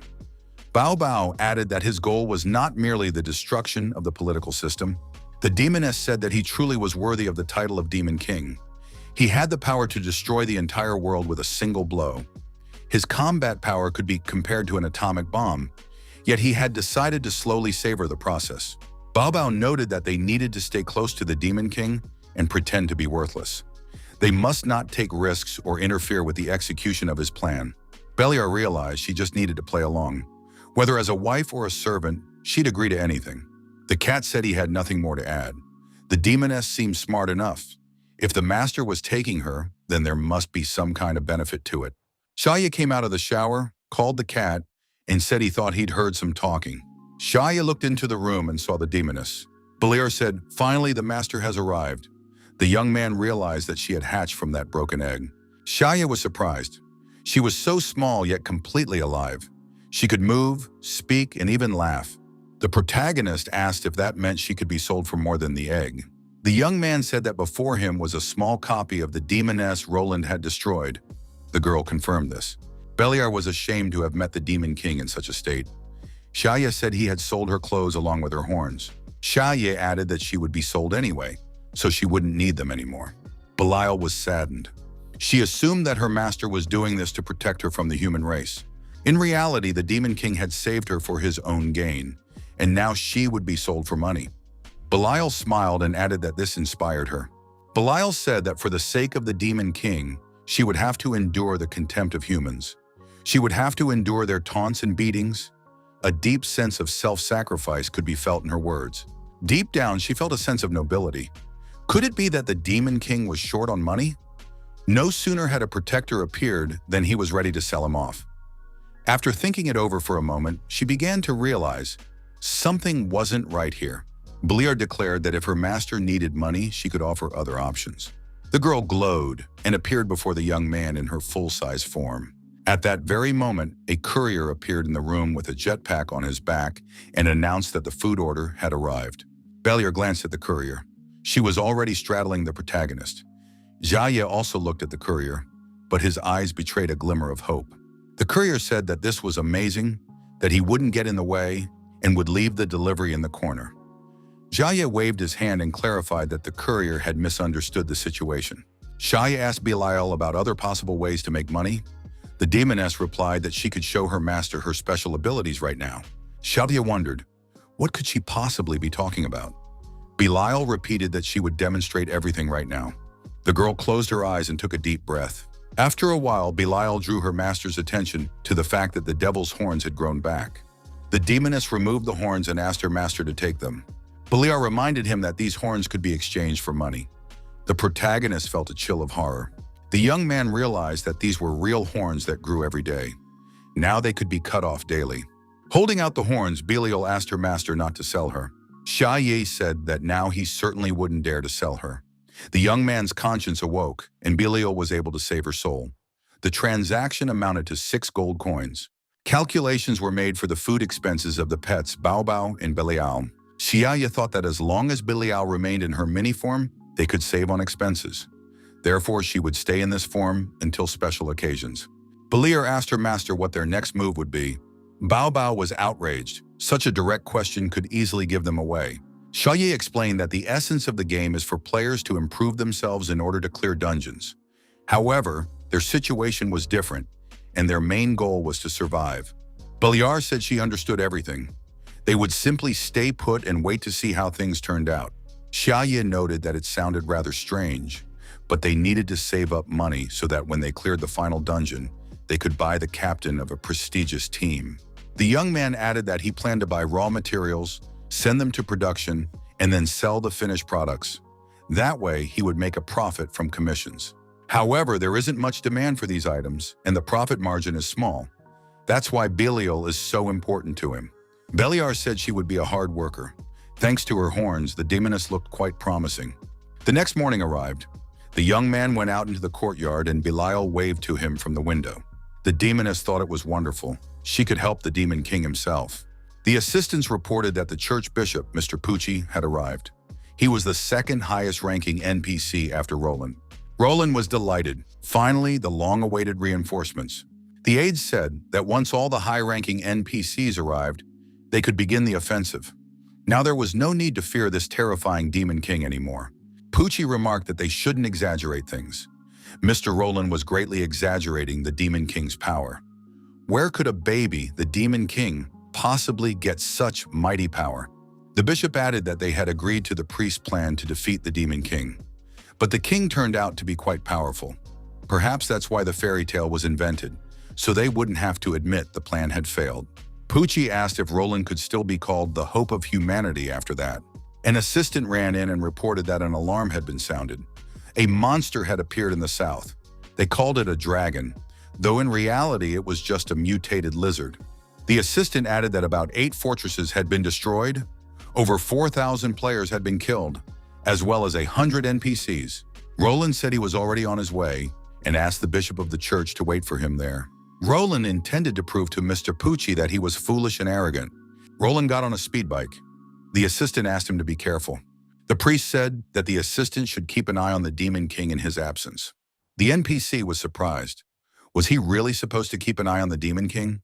Roland reminded him that it was necessary to track the Demon King's every move, since he was extremely powerful.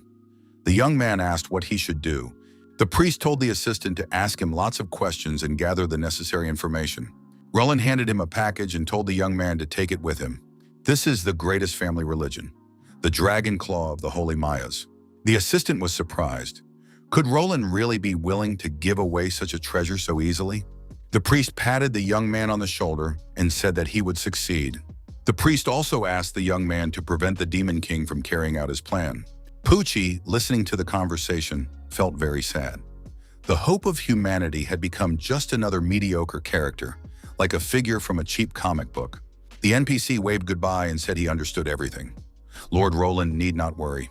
The assistant was resolute and said he would carry out everything as required. His colleague asked the assistant, was he really leaving right now? The young man replied that he had an important task and must not make any mistakes. The young man heard a noise and looked up. He saw Bishop Poochie coming down the stairs. The bishop told the young man that he would go with him. The priest added that he wanted to see with his own eyes just how powerful this invincible Demon King was. Poochie thought, could it be that the Demon King has already prepared the means to create an army in the future that will destroy the world? I must meet him. The young man asked the bishop to watch from a distance and not to take any dangerous actions. The bishop was indignant. Was some mediocre NPC really going to tell him what to do? Poochie noted that when he returned to Heavenly City, he would report to everyone just how irresponsible Roland had been, allowing the Demon King to acquire an entire building. The NPC arrived at the gate and held out a gift to the cat, asking him to accept it. The bishop was surprised.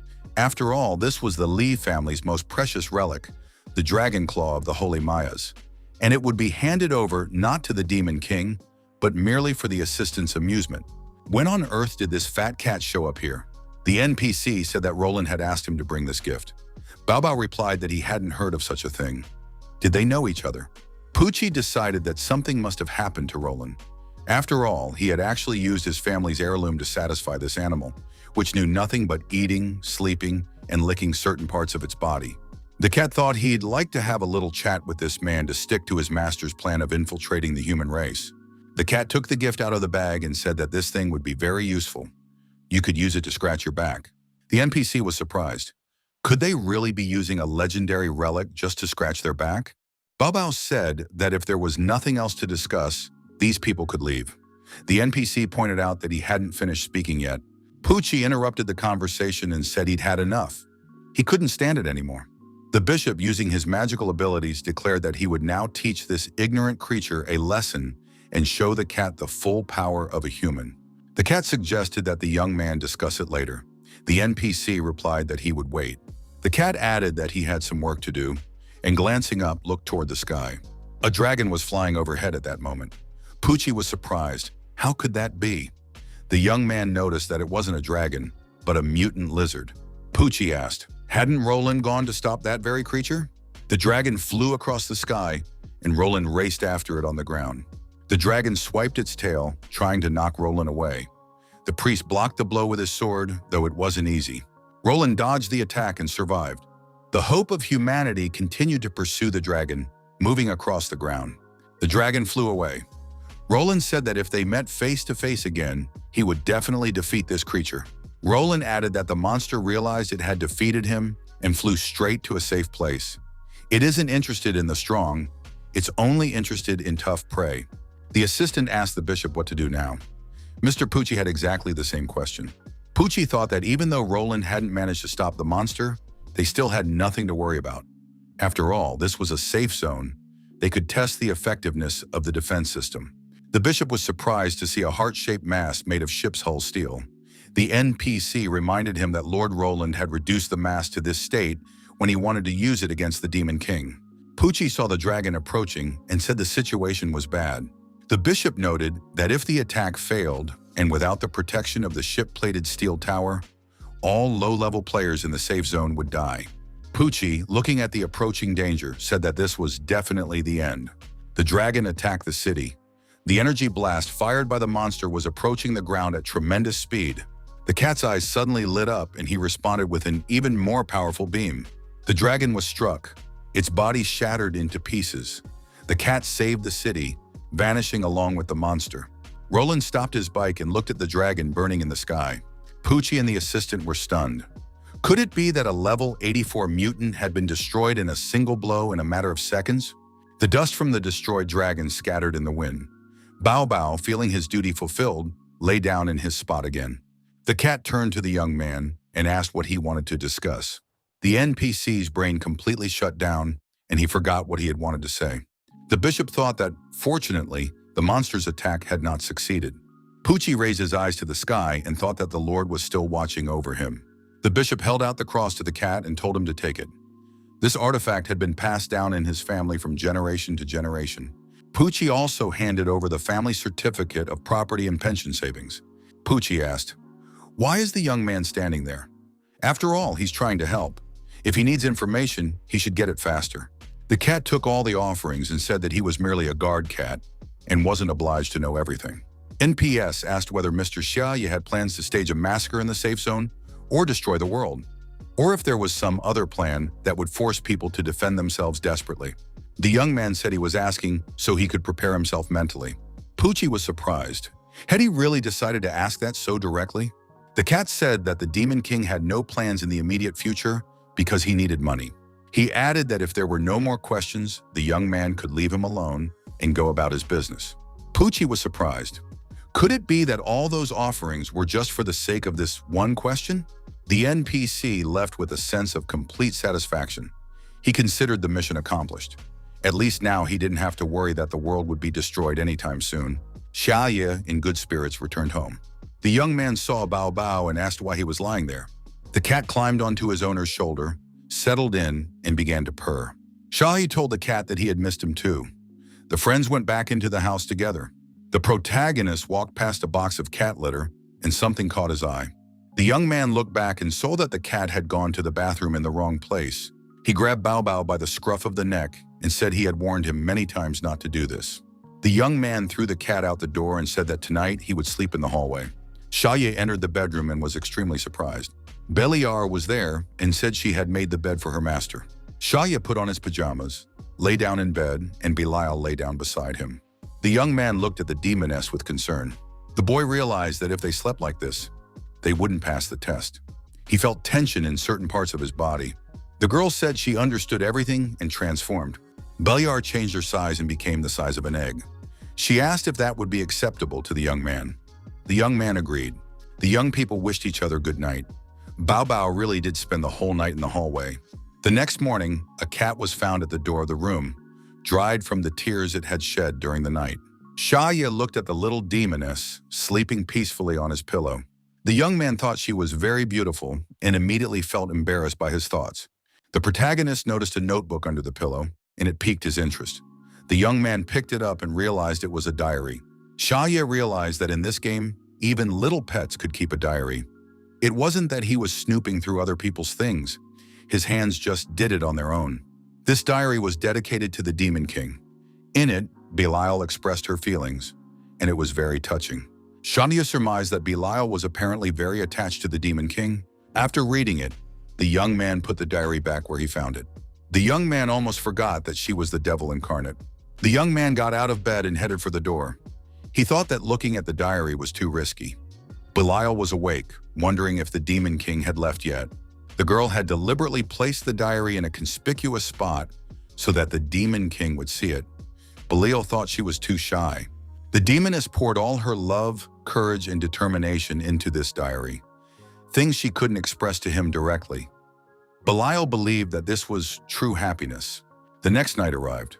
Standing at the threshold of the room where Bao Bao had spent the night before was now Belial.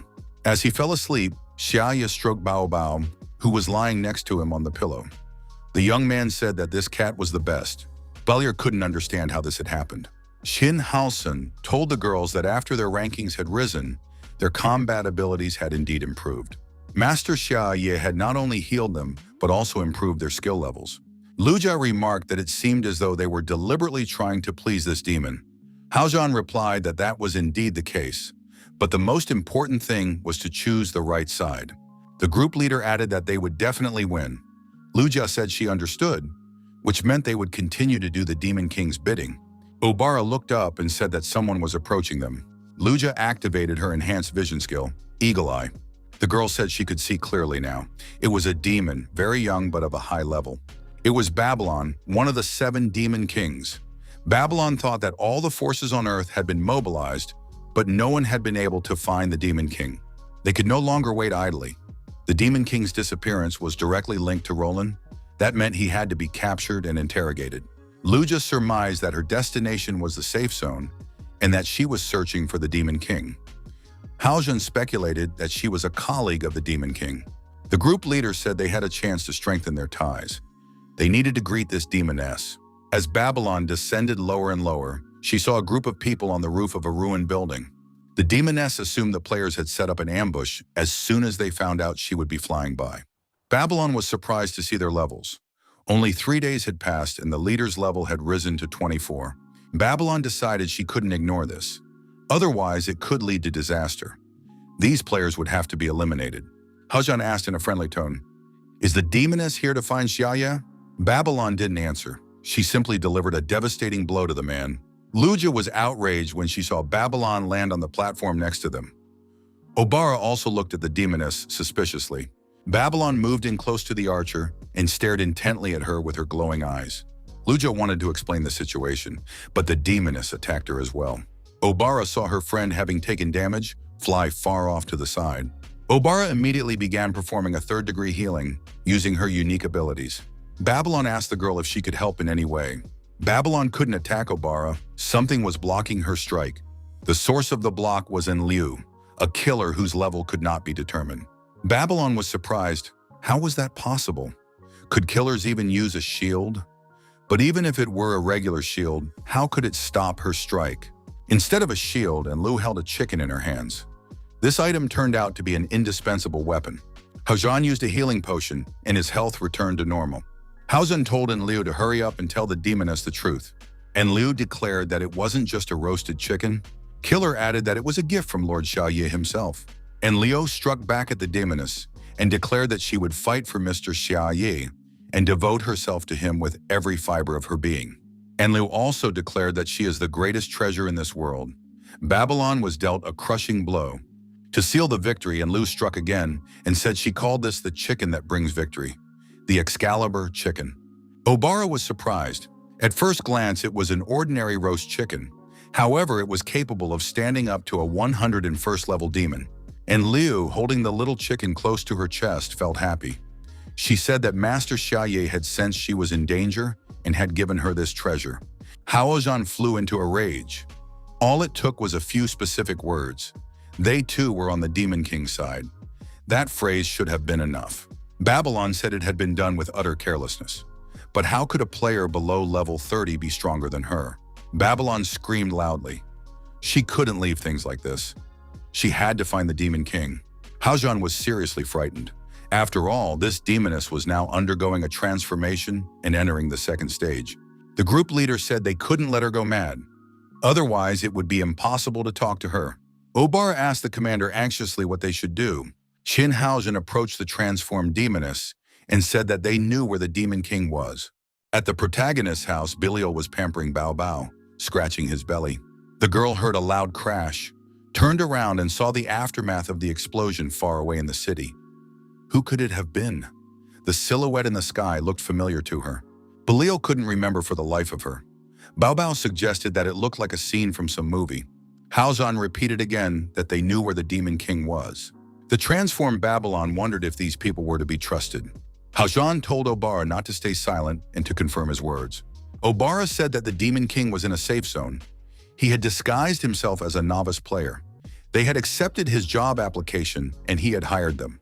The Demon King had shown them kindness and extended a helping hand. His bandages helped them level up by 5 levels at once. They succumbed to his charms and decided to serve him to repay his kindness. Babylon listened silently to the player's confession. The transformed demons said they were lying.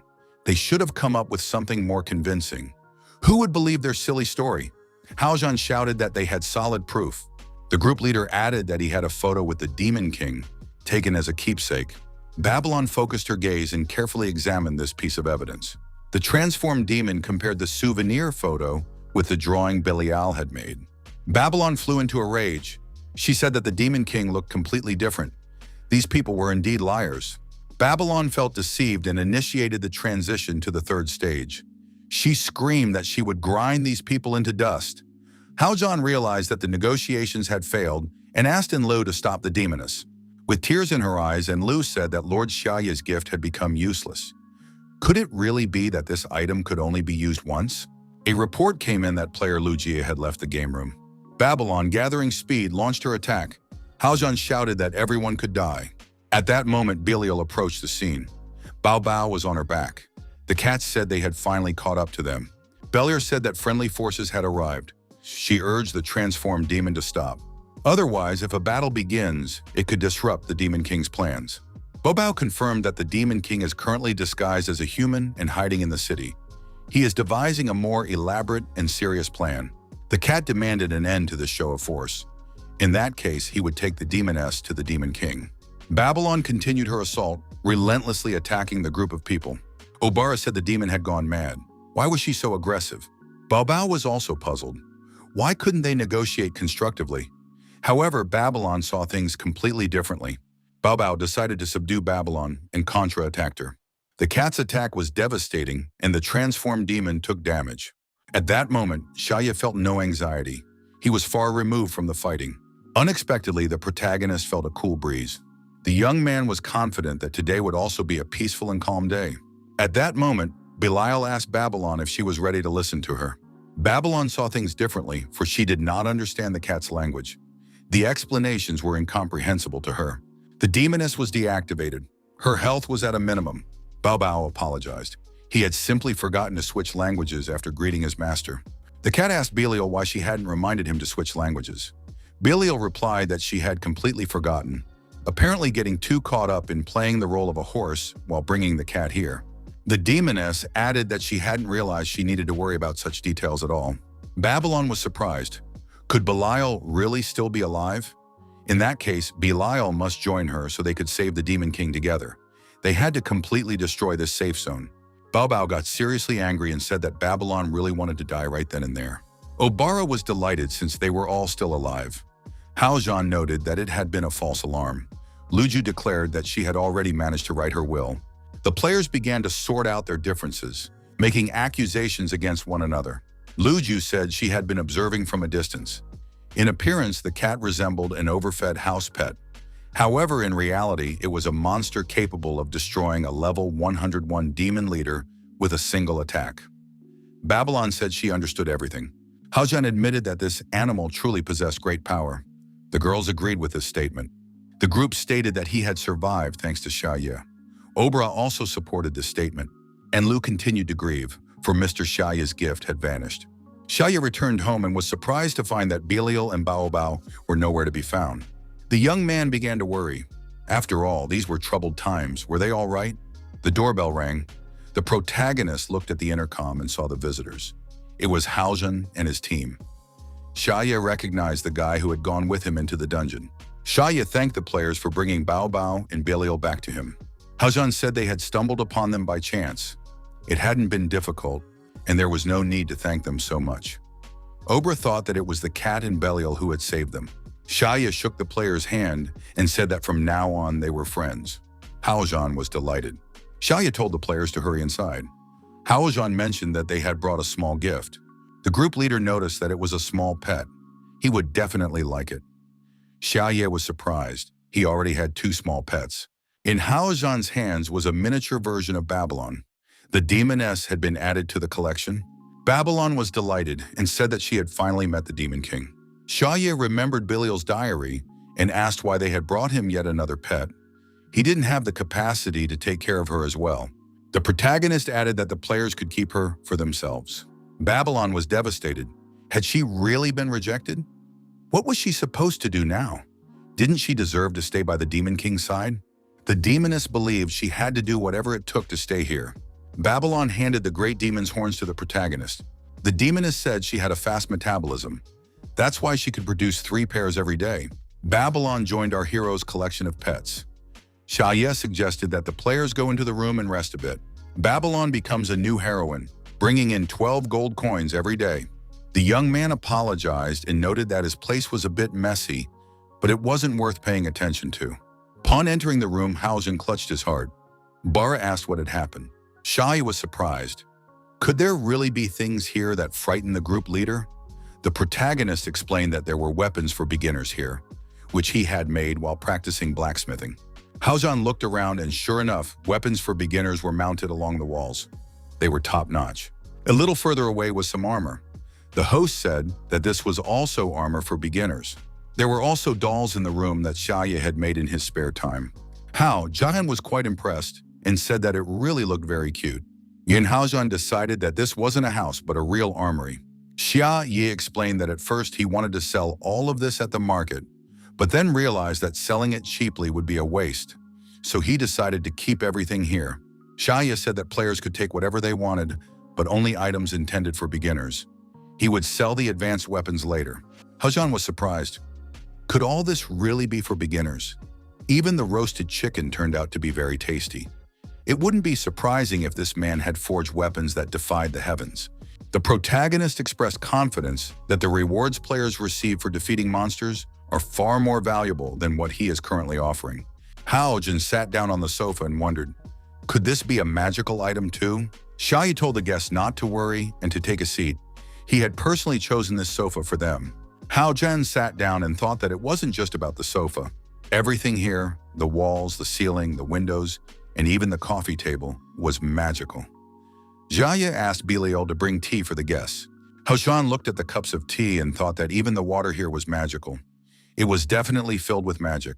Xiaoye explained that he had dug a well in the backyard to save on water.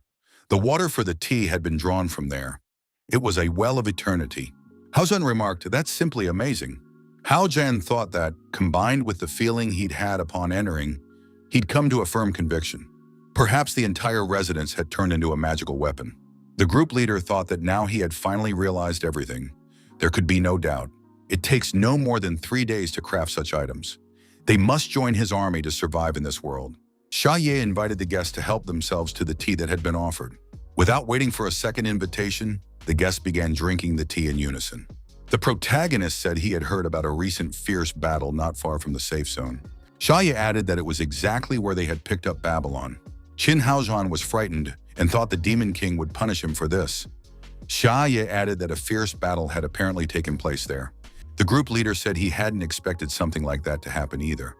Haojan was seriously scared and thought that Xiaoye was capable of destroying him. Xiaoye noted that the outcome was good. The players had managed to survive. Now they could enjoy some peaceful time together. Haojan added that they had indeed come here without delay. Xiaoye congratulated the players on surviving. Haojan still hoped to pass the Demon King's trial. Haojan surmised that Xiaoye had come to terms with their defection. He thought it was simply magnificent. The host offered the guests some tea. No one refused. Xiaoye asked Enlu how much of the roast chicken she had eaten. Enlu thought that Mr. Xiaoye definitely knew she was using the chikali burr. The girl answered in the affirmative.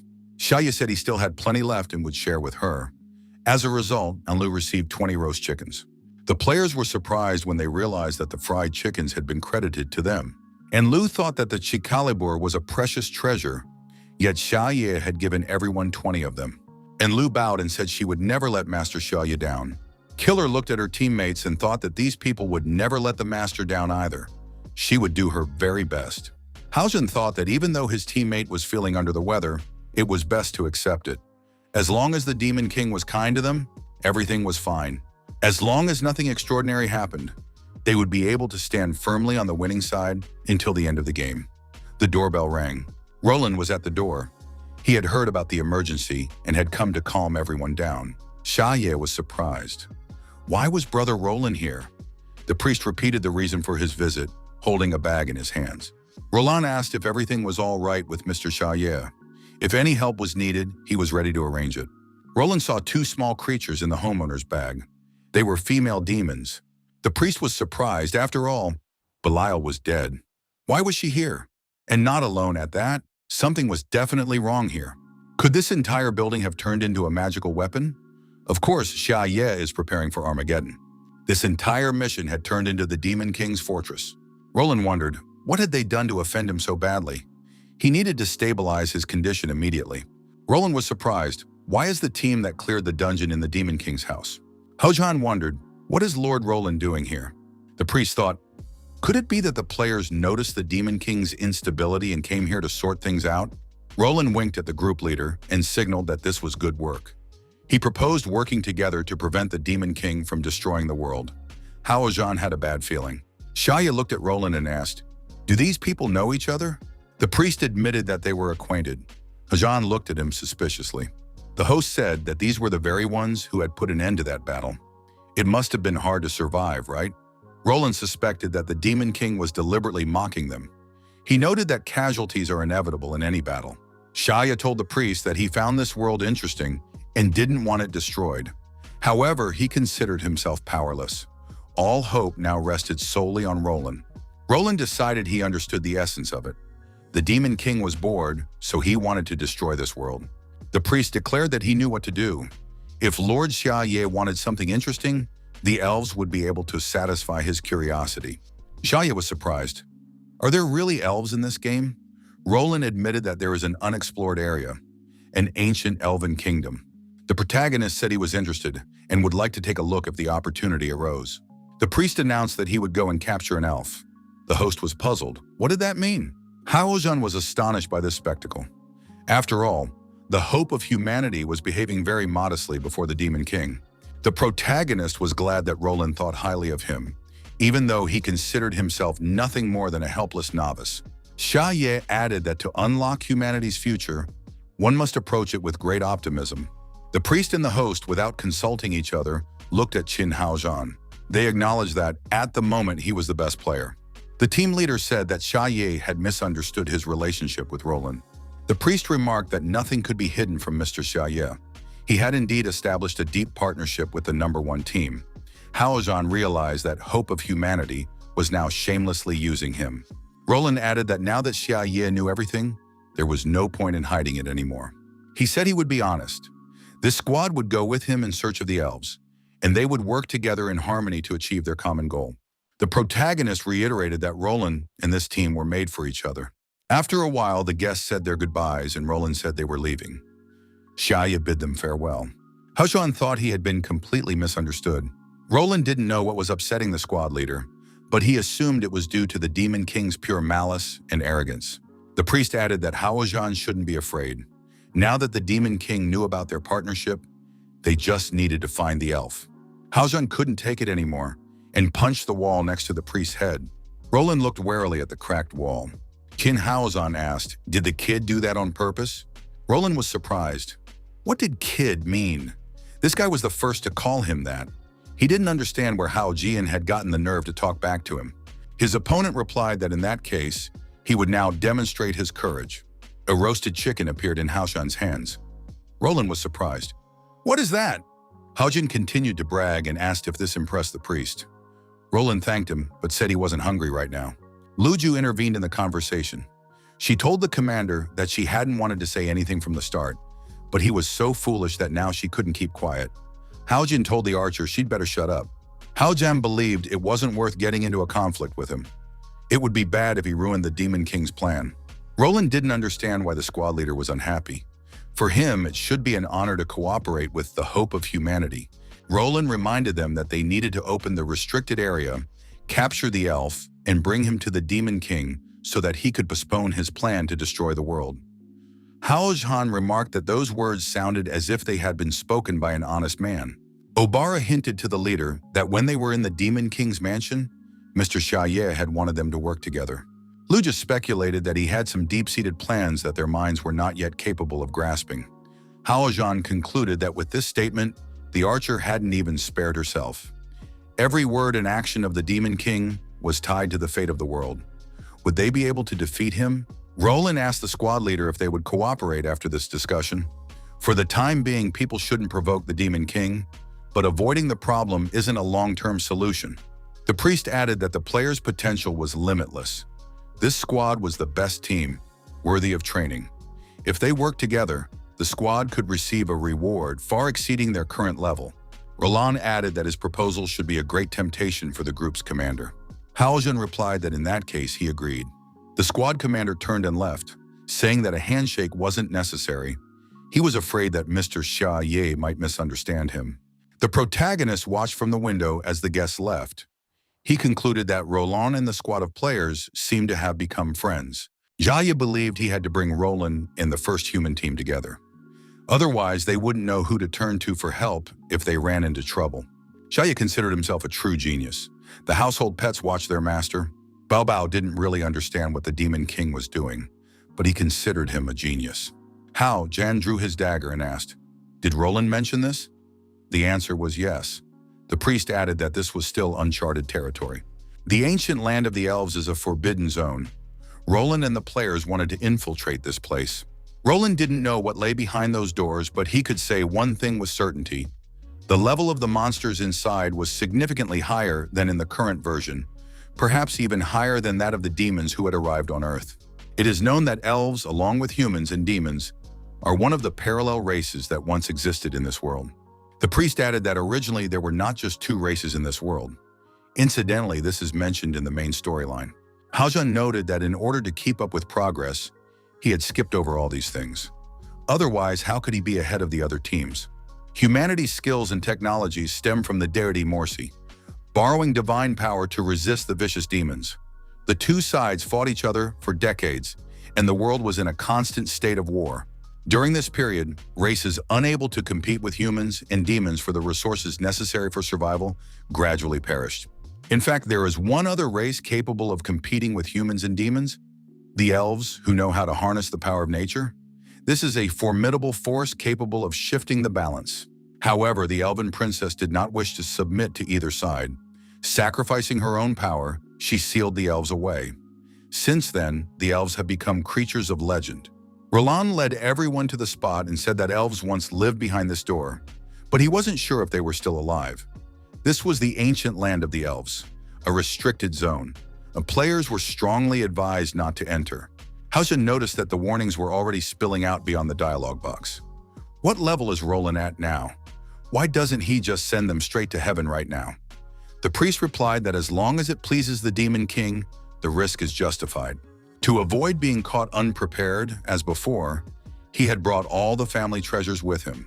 Haojun asked his companions, "Why is Roland transporting all this with him?" To please the Demon King, the hope of humanity had prepared a lot of evil equipment and led the group to break into the restricted zone in search of treasures. Roland said he had only shown a fraction of it. He would take full responsibility for the combat operations, so there was no need to worry.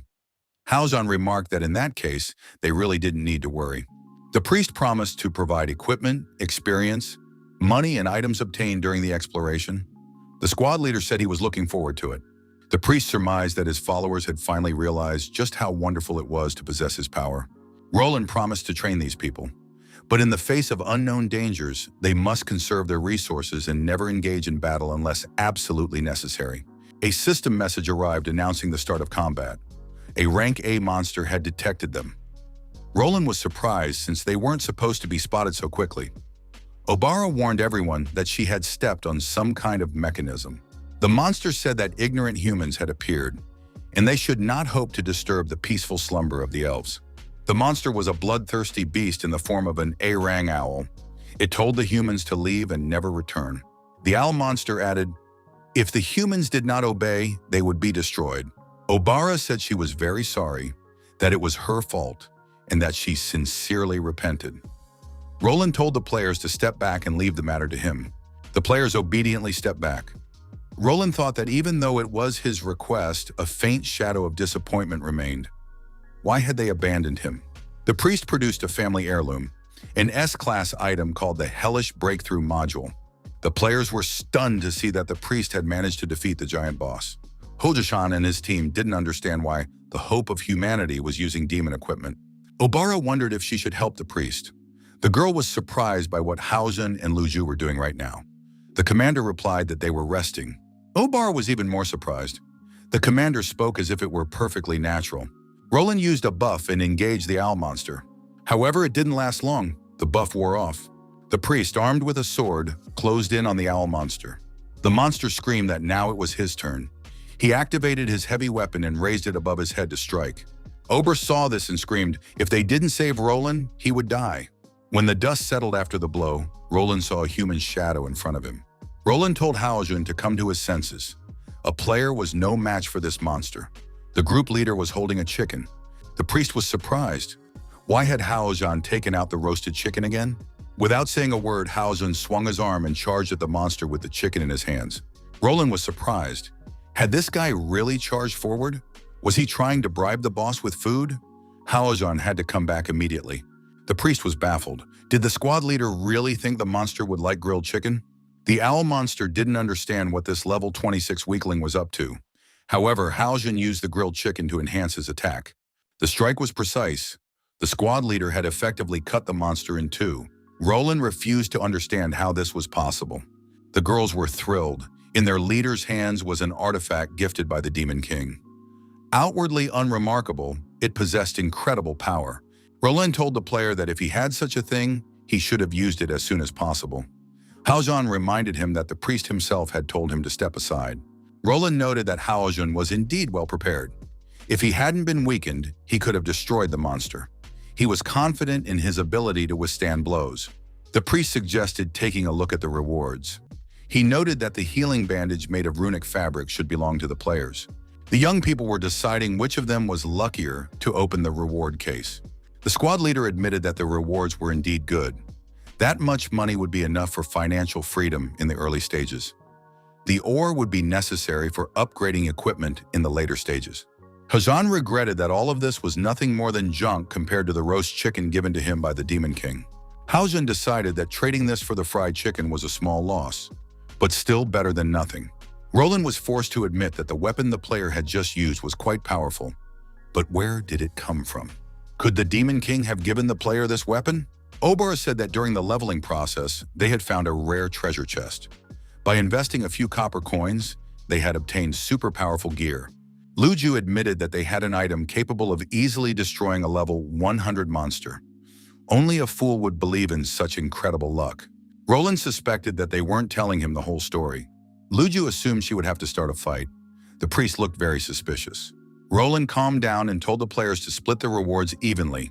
He would go ahead to scout the area. Lu Yu was surprised. Did he really believe it? Haojun noted that it was Roland who had reminded him of this. The squad leader added that it really wasn't wise of the Demon King to hand over such a powerful weapon to them.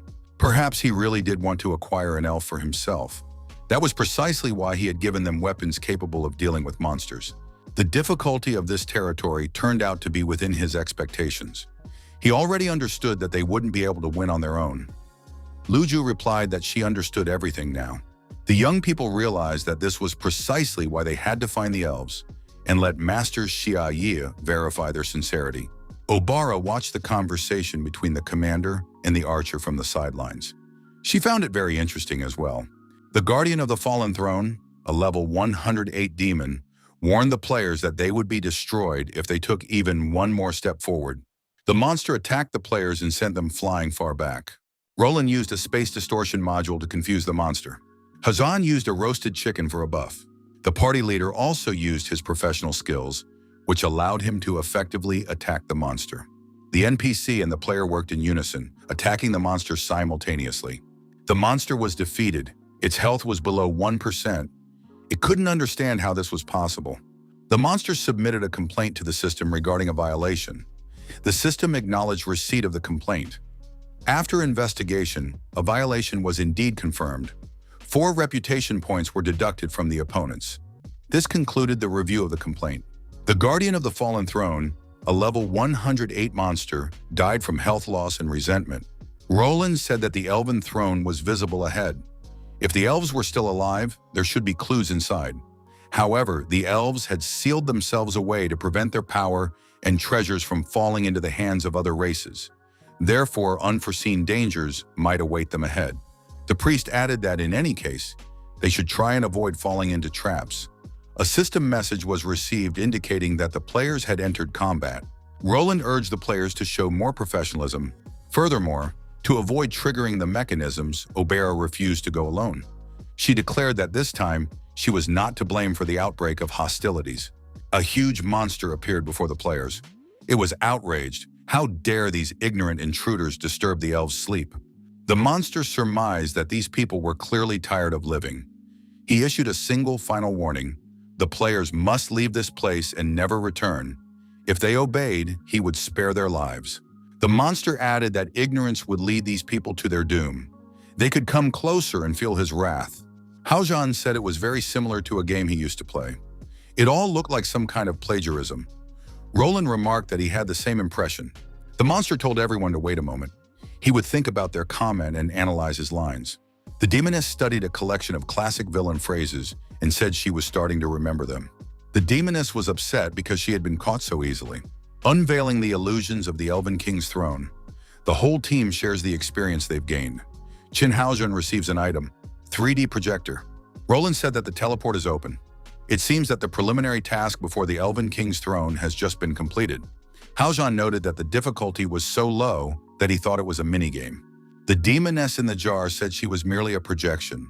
Her mistress is the most powerful elf in the kingdom. After the princess's sacrifice, the kingdom fell, and everyone perished. Only she survived. With her power, she protected the kingdom for 1,000 years as the most powerful elf. As long as she was here, no one could steal the elf's legacy. Roland was surprised. Was the demoness really saying that her mistress was an elf? Haojan noted that it was so obvious that no effort was needed to look for her. The demoness said that these people were strange. The elf had died after tasting a mushroom she found in the forest. However, the demoness couldn't say that out loud. She was the ruler of the Elven Kingdom, the most powerful boss in the region, Furious Mars S-Class, a level 101 soul. The players were surprised. Why was it a soul? Obara asked. Had she really died? Haojan said that the Demon King had asked them to make this journey for nothing. Roland declared that this was impossible. Without external influence, elves live forever. Roland added that the illusions protecting this place were only destroyed after their arrival. There are no signs of a battle in the throne room, so it wasn't an attack. Haojan suggested that it might have been suicide. Roland said that was quite a bold guess. Roland pointed to the body lying off to the side. Could this really be the ruler of the Elven Kingdom? Now it all made sense. She had guarded the ruins alone for millennia. In the long river of time, loneliness had consumed her, and she had gradually lost herself. Her soul began to generate evil thoughts, while her physical body and good thoughts sank into a deep sleep. Roland added that the condition for cleansing the dungeon was to defeat her evil thoughts and awaken her. The demoness in the jar thought this was simply amazing. This guy hadn't said a single correct word. Besides, it wasn't a body, but a skeleton long since. Roland asked the demoness if he had guessed correctly. The captive in the jar said that it was flawless reasoning. The young man was very smart. Roland continued, "She looks different from ordinary A-rank monsters. Her strength is S-rank, and he wasn't sure she'd be easy to defeat." Haojan warned that he no longer had the right equipment. Roland took out a certain item and said that this method was the only option. He had brought it to ambush the Demon King. It was the most powerful weapon. The Elven Queen said that an intruder had entered. The stranger's blood would appease her fury. The Elven Queen was surprised when she saw the trap. What was it? There was a bright flash. The Elven Queen readied her blade just in case so she could fend off the expected attack. Haojan asked, "What is this?" Roland replied that he had intended to use it on the Demon King. It was one of his family's treasures, an S-rank trap. However, one had to step on it. The trap, drawing power from the first 4 demons, unleashes a plague, causing massive damage. The downside is that it's extremely painful and impossible to resist. Howden was surprised. How could Roland's family pass down such a terrible thing from generation to generation? The priest replied that his family had fought demons for many years and collected valuable items from them. The demoness said that acquiring and using were 2 different things. Haljan wondered, why did he feel this way? The Elven Queen felt powerless. She couldn't resist the plague and the intense pain. Roland said that was great. It meant she was under control. The priest put on a gas mask and amplified his power. He activated the skill, Legendary Breakthrough. The Elven Queen was surprised. Could a high-level NPC really be human? The Elf Queen added that he wasn't a human, but a true devil. The demoness in the jar said that was outrageous. The NPC led a group of players to intimidate the elves and used an unethical attack. Haljan didn't expect him to fight with full force. He had underestimated the hope of humanity. The demoness heard about the hope of humanity and said that recently a voice had told them a prophecy. When the 2 worlds merge, a brave man will appear who will lead humanity to destroy the demons and defeat the Demon King. He was named the Hope of Humanity. The demoness said that if it really is him, then it would be better to simply give up hope. The Elf Queen noted that her 1,000-year-old will should not be underestimated. The standoff between the Elf Queen and the Hope of Humanity continued. At one point, Roland wondered, had the trap's duration really come to an end? It was a shame because there was just a little bit left. The Elven Queen said she could not allow this man to take the child they had fought so hard to protect. However, the Elf Queen had simply forgotten that she had been poisoned by mushrooms. With that, the battle was over. It had all been an illusion. Haljan said that Roland had done well. The priest remarked that there was no need for flattery. They needed to examine her body. The demoness thought that after destroying the Elf Queen, all this man could think about was examining her body. Could he really be called the Hope of Humanity? The soul clone vanished in despair. Roland said that this was very strange. There was no reward, and even the elf had vanished. The priest added that this was a little different from what he had expected. Maybe he had fought the boss the wrong way. Haljan asked, did Roland really think there was something wrong with his style? The priest said that if nothing else worked, they would have to take this skeleton to the Demon King. Haljan was surprised because he definitely didn't want to do that. Suddenly, another mechanism triggered. The players were startled.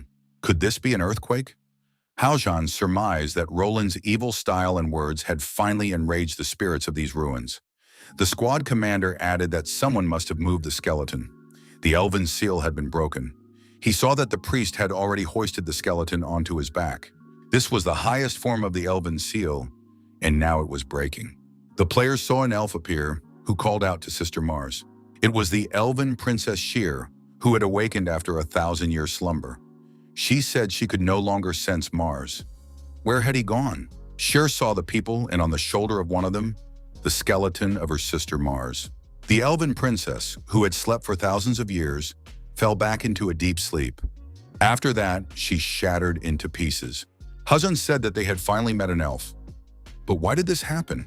Roland suggested that they might still be able to glue her back together and save her. Roland said he would go get the glue right away, but first she needed to be undressed. Suddenly, a bright glow appeared. A large beam of light connected the earth and the sky. Before the young people lay Sheer's charred body. Haljan asked what they were going to do now. Roland said that now they could return to the skeleton. And Lu considered this a complete failure. How could she possibly return to the Great Demon King after this? She was prepared to eliminate the squad leader to ensure the Demon King's peace of mind. Luju pointed out that they needed to search the ruins first to see if there were any survivors left. The players headed for the exit. Something in the charred body of the elf Roland caught their attention. The priest noticed a crystal in the body and wondered if it could be the true treasure of the elves. The Elven Stone of Wisdom? In other words, what the Elven Princess had actually wanted to destroy with the explosion was what her people had wanted to seal away 1,000 years ago. The priest thought that this artifact was capable of shifting the balance of power. It contained all the knowledge and methods of controlling the elves' power that the elven race had possessed for millions of years. Haljan added that, in other words, obtaining it was equivalent to mastering the power of the elves. a third force capable of rivaling divine and demonic power. Roland said that as long as he had this artifact, he no longer needed to fear the Demon King. Now all the humiliations he had endured recently could be washed away.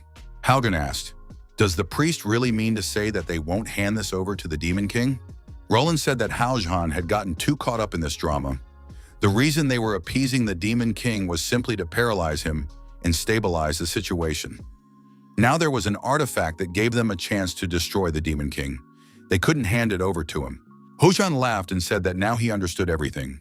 He finally understood why the Demon King wanted him to go with Roland to search for the elves. The squad commander had assumed that Jaya simply wanted to get himself an elf for entertainment, but he hadn't expected that the Demon King had planned everything and foreseen it all in advance. Haugen added that there could be no mistake. He had known for a long time that the Stone of Wisdom was here. Roland was surprised. How was that possible? He knows that humans will never be able to control the power of the elves, so he ordered this group to follow the priest the entire way. The Demon King had entrusted them with an important mission. They truly held a place in his heart. Roland regretted having to break his promise, but he couldn't hand over an artifact of this caliber.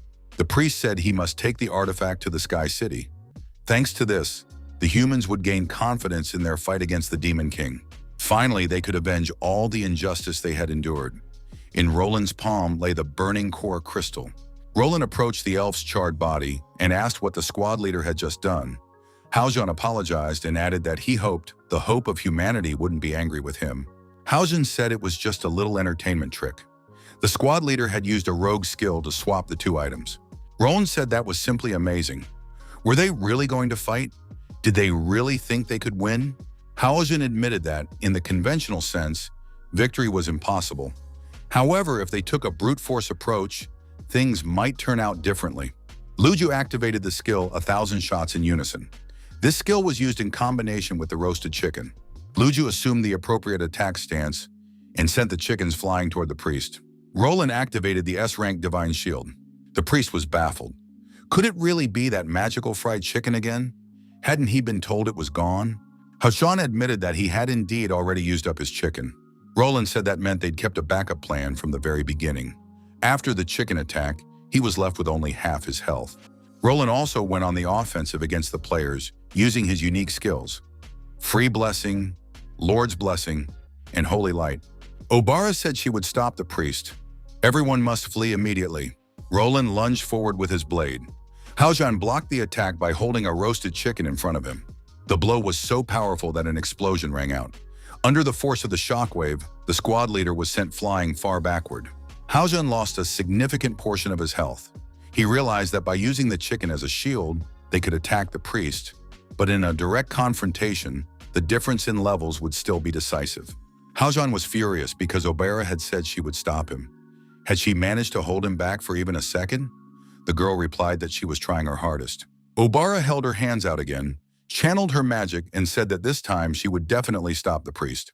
Starfire gathered magical energy in her hands and fired it at high speed in the form of energy bullets, dealing considerable damage. The roasted chicken amplified the effect. Luju looked ahead and saw a massive explosion. The girl said it was a magnificent light, the light of an artifact exploding. Roland thought that the roast chicken was causing problems. They couldn't keep wasting time. They needed to get the Stone of Wisdom as quickly as possible. And Lu crept up from behind and activated the Hidden Strike skill. Roland reacted in time, spun around, and blocked the assassin's strike. The crystal ended up on the ground. Haugen realized that when the priest attacked, the stone had fallen out of his pocket. Luju picked up the crystal and threw it to the commander. Roland tried to intercept it. Haugen shouted that he would catch it and reached out his hand. On the TV screen, a woman urged them to stop fighting and hurting each other because of her. Shaya told the girls that he had fixed the TV and was now going to take a nap. They could watch TV without him. The protagonist hadn't thought that after mastering production skills and engineering, he'd even be able to fix a TV. In the future, this would save a significant amount on maintenance costs. To survive in this world, one must plan everything carefully. The demons thought that the master had indeed paid too much to infiltrate human society. Haugen said he had almost grabbed the crystal.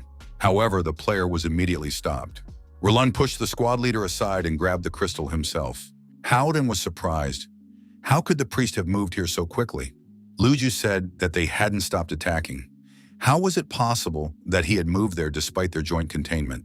The girls saw that the object they had just attacked had, for some reason, turned into a doll. Roland said it was just a street con artist's trick. He used a con artist's career skill to swap the two objects' places. Hushan got angry. Roland kicked him in the face. The girls were furious. How dare a priest act this way? Roland said it was time to put an end to this farce. The crystal in the priest's hand connected via lightning to the seal above it. And Lu Ju tried to counter the magical forces, once again using the roasted chickens. Roland used the power of an S-rank item against the girls. Unexpectedly, even the chicken given to him by the Demon King couldn't withstand it. Obera said that if humans obtained this item, the Demon King would be in danger. Roland remarked that he had suspected they got along well with each other. The priest asked if the player leader wasn't ashamed to have reduced himself to this state while fighting for the Demon King. Hao Zhuan was taken aback. Did Roland really think he had the right to say that to him? The priest added that no matter how deeply people bowed down, they would always find a way to get back on their feet. His prophecies of humanity's victory had never been in doubt. Hao Zhuan remarked that he was skeptical of this. The squad leader asked, "Won't Roland destroy them?" The priest replied that he had no reason to do so. No matter how low the players had fallen, there were things he would never do. When he returned the Stone of Wisdom to the Sky City, the players would realize just how short-sighted they were. All squad members recovered their health. Roland took the Stone of Wisdom and carried it away. Hao Zhuan said that the mission had practically failed, since such a powerful item had fallen into the enemy's hands. Obara was frightened and asked the squad commander if they could withstand the Demon King's wrath. And Lu thought that first she would finish off her colleagues and then deal with herself. Lu Ju said they needed to return first and report everything. The archer added that the stone's power was too great. Even the little chicks couldn't handle it. It was impossible to defeat. If they sincerely demonstrated their results, the great Demon King would understand them. Xiaoye was surprised by what lay before him on the table. He asked, could this really be the very elf the squad commander had spoken of? Haozhen replied that it wasn't quite like that. He held up a plastic bag and said that 30% of those remains were inside. Haozhen admitted that the most important part was missing, but perhaps something could be done about that as well. The squad leader looked at the Demon King and thought he was angry. The game world, Sky City. They welcomed Lord Roland back and asked if the mission had gone well. The priest smiled in response. Roland said that everything had gone very smoothly. The people had finally found true hope. The NPC assistant said that was simply wonderful. An assistant reported that Lord Yulia had been waiting for Roland for a long time. He could report his arrival in person. Yuli Dix, the 7th of the 12 members of the Heavenly City Council, was delighted to see that Roland had returned. Yulia Dix asked Mr. Roland why humanity now had true hope. The priest replied that he had obtained it. In the young man's hands was a red crystal extracted from the elf's body. It was the elf's most precious treasure, the Elven Stone of Wisdom. Xiaoye remarked that even though he hadn't been able to see a real elf, he was already glad that the players had thought of a gift for him. Haozhen saw that Xiaoye was smiling and realized that the master wasn't angry with them. The protagonist admitted that he had mastered the relevant skills and might be able to practice. Xiaoye decided to try to resurrect the elf girl. Huzhan got scared again and realized the real reason for Mr. Xiaoye's good mood. The protagonist said that the chest area had suffered the most damage. They should try to restore it. It shouldn't be a problem. Haozhen recalled Roland saying that elves store their power in their chests and abdomens.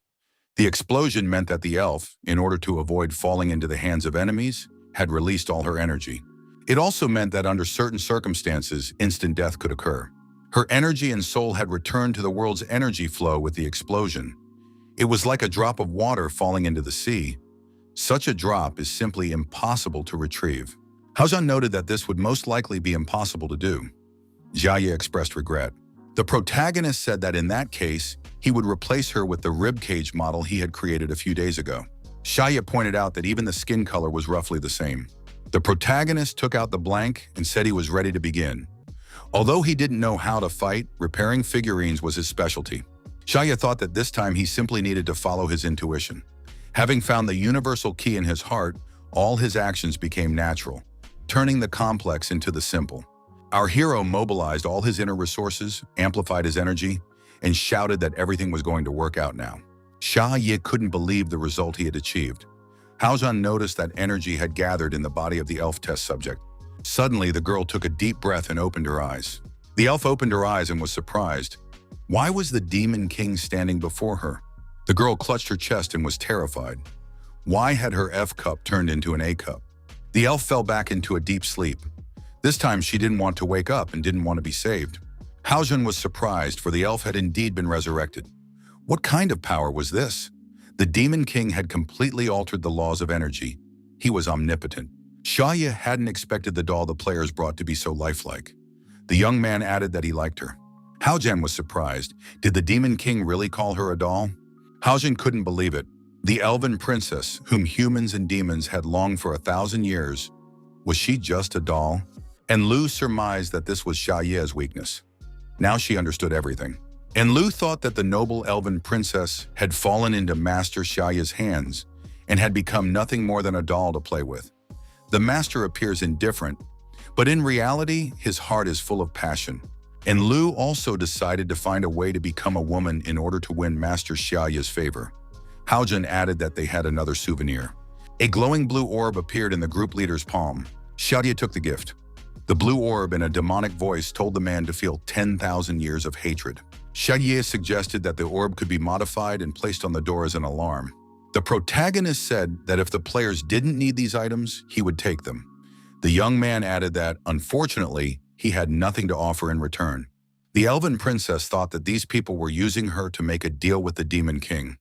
She was curious what kind of thing could be more valuable than she was. Xiaoye asked if they had run out of roast chicken. Haojun confirmed this and added that, in any case, it had been incredibly delicious. The protagonist said he was glad they really enjoyed the chicken. Our hero added that he had some top-quality salt-baked chicken and was ready to give it to them. The princess heard all of this. The elf was outraged. Had they really traded her, a princess, for a chicken? The girl couldn't help herself because the chicken smelled too good. The princess thought that the taste of the chicken wasn't the main thing. She had fallen into the hands of the Demon King. What was she supposed to do now? Xiaoye escorted the players to the door and said he'd be waiting for them next time. Luju asked the commander what they would do. Haojun realized that the girls agreed to return to the team. The archer noticed that the squad had split into two groups. They were responsible for preparing for a surprise attack from behind. Obara said she used the money they earned this time to buy a very nice cemetery. That way, even if the Demon King wants to execute them, they won't become wandering ghosts. Haojun noted that the Demon King isn't angry with them. Obara said she understood everything and would return now. The girl was about to run off somewhere, but Luju stopped her and told her to leave those spots in the cemetery. They might still come in handy. The group leader said it was simply unbelievable. The elven heirloom they had struggled so hard to bring back turned out to be nothing more than a doll. The Demon King was so pleased that he gave them 10 salt-baked chickens. Haojun added that the power of these artifacts never ceases to amaze him. The leader added that it was impossible not to feel that being on the right side was great. Roland told the council that he had received the Elven Stone of Wisdom. However, the priest had nothing in his hand. The council members saw nothing and wondered, could it be that Master Roland had made a mistake? But how is that possible, since he is the hope of humanity? One of those present said he understood everything. This is the kind of thing only smart people can see. Another council member added that he could see it, and it was very impressive. Roland didn't understand how this could have happened. After all, just a second ago, the crystal had been in his hand, and now it had suddenly turned into energy and vanished in an instant. A council member said that these weren't the kinds of things only smart people could see. But why hadn't Roland told them about this earlier? Julia Dix told those present to stop causing trouble. The Elven Princess has been resurrected. The Elven Stone of Wisdom is a wise artifact of the elves. Its return to her hands is abnormal. Roland was surprised. Had the Elven Princess really been resurrected? Julia Dix noted that he too was constantly watching the Demon King's every move and had to admit that this guy was a real actor. The priest said that the Elven Princess had exploded right before his eyes, and it was impossible to heal her. Julia Dix noted that Roland was right. When such a situation arises, there are no more than two possibilities. A council member said that Roland had been deceived. Ever since he first went there, he had been under the Demon King's control. Roland replied that he could not argue with that. In front of the entire council, Julia Dix declared that Roland had betrayed them. The princess thought that these people had truly just abandoned her and left. She felt a sense of resentment. Shaya told the princess that finally it was just the two of them. The princess surmised that this guy really knew she had already awakened. What was he going to do with her now? The elven princess wondered. If she were to fight the Demon King now, would she have a chance of winning? The protagonist placed his hand on the princess's head and told her not to be afraid, since there were only the two of them here. Now she could open her eyes and see that no one would harm her. The princess blushed upon hearing his kind and gentle words. Why did the Demon King's presence make her feel so warm? The elf's passive skill, Eye of True Vision, had been activated. At that very moment, the girl shrank in size. She was still very frightened. The protagonist was surprised as to why she had changed and shrunk. Roland was surprised and extremely indignant. How could they think such a thing? Julia Dix activated the playback of the recording. Roland was in the recording. Now everyone could see his actions. Everyone present, including the priest, watched the image intently. The NPC assistant said that this was impossible because this was Mr. Roland, the hope of humanity. The NPC was attacked and sent flying far backward. Roland was surprised when he saw these images. The assistant was lying on the ground and had been deactivated. The assistant came to and sat up. Julia Dix found herself holding a pistol, which she aimed at Roland. Those present were surprised. What was going on here? The pistol was an S-rank artifact, a gift from God. It was Demon Slayer number 3. The Demon Slayer is capable of borrowing the power of its creator, God Moxie. No one can resist its energy. Roland was isolated. The NPC assistant said that everything the gentleman had said was true. Julia Dix remarked that this would be much better. Roland was outraged. One of the council members said that this wasn't entirely appropriate. Julia Dix continued to keep Roland at gunpoint. Julia Dix noted that extraordinary times call for extraordinary countermeasures. Now that the situation had spiraled out of control, more extreme measures had to be taken. Whether Roland was a traitor or not, they would find out by looking at the underlying code. Shaya headed for the exit. Bao Bao spoke up and looked at her master. The protagonist replied that he was going to go and evaluate this doll. In his hands was the elven princess. The young man noticed that he couldn't make her look like an adult. He was worried she might break, so he would go into the store and ask about it. Shaya told the cat to be a good boy and watch over the house.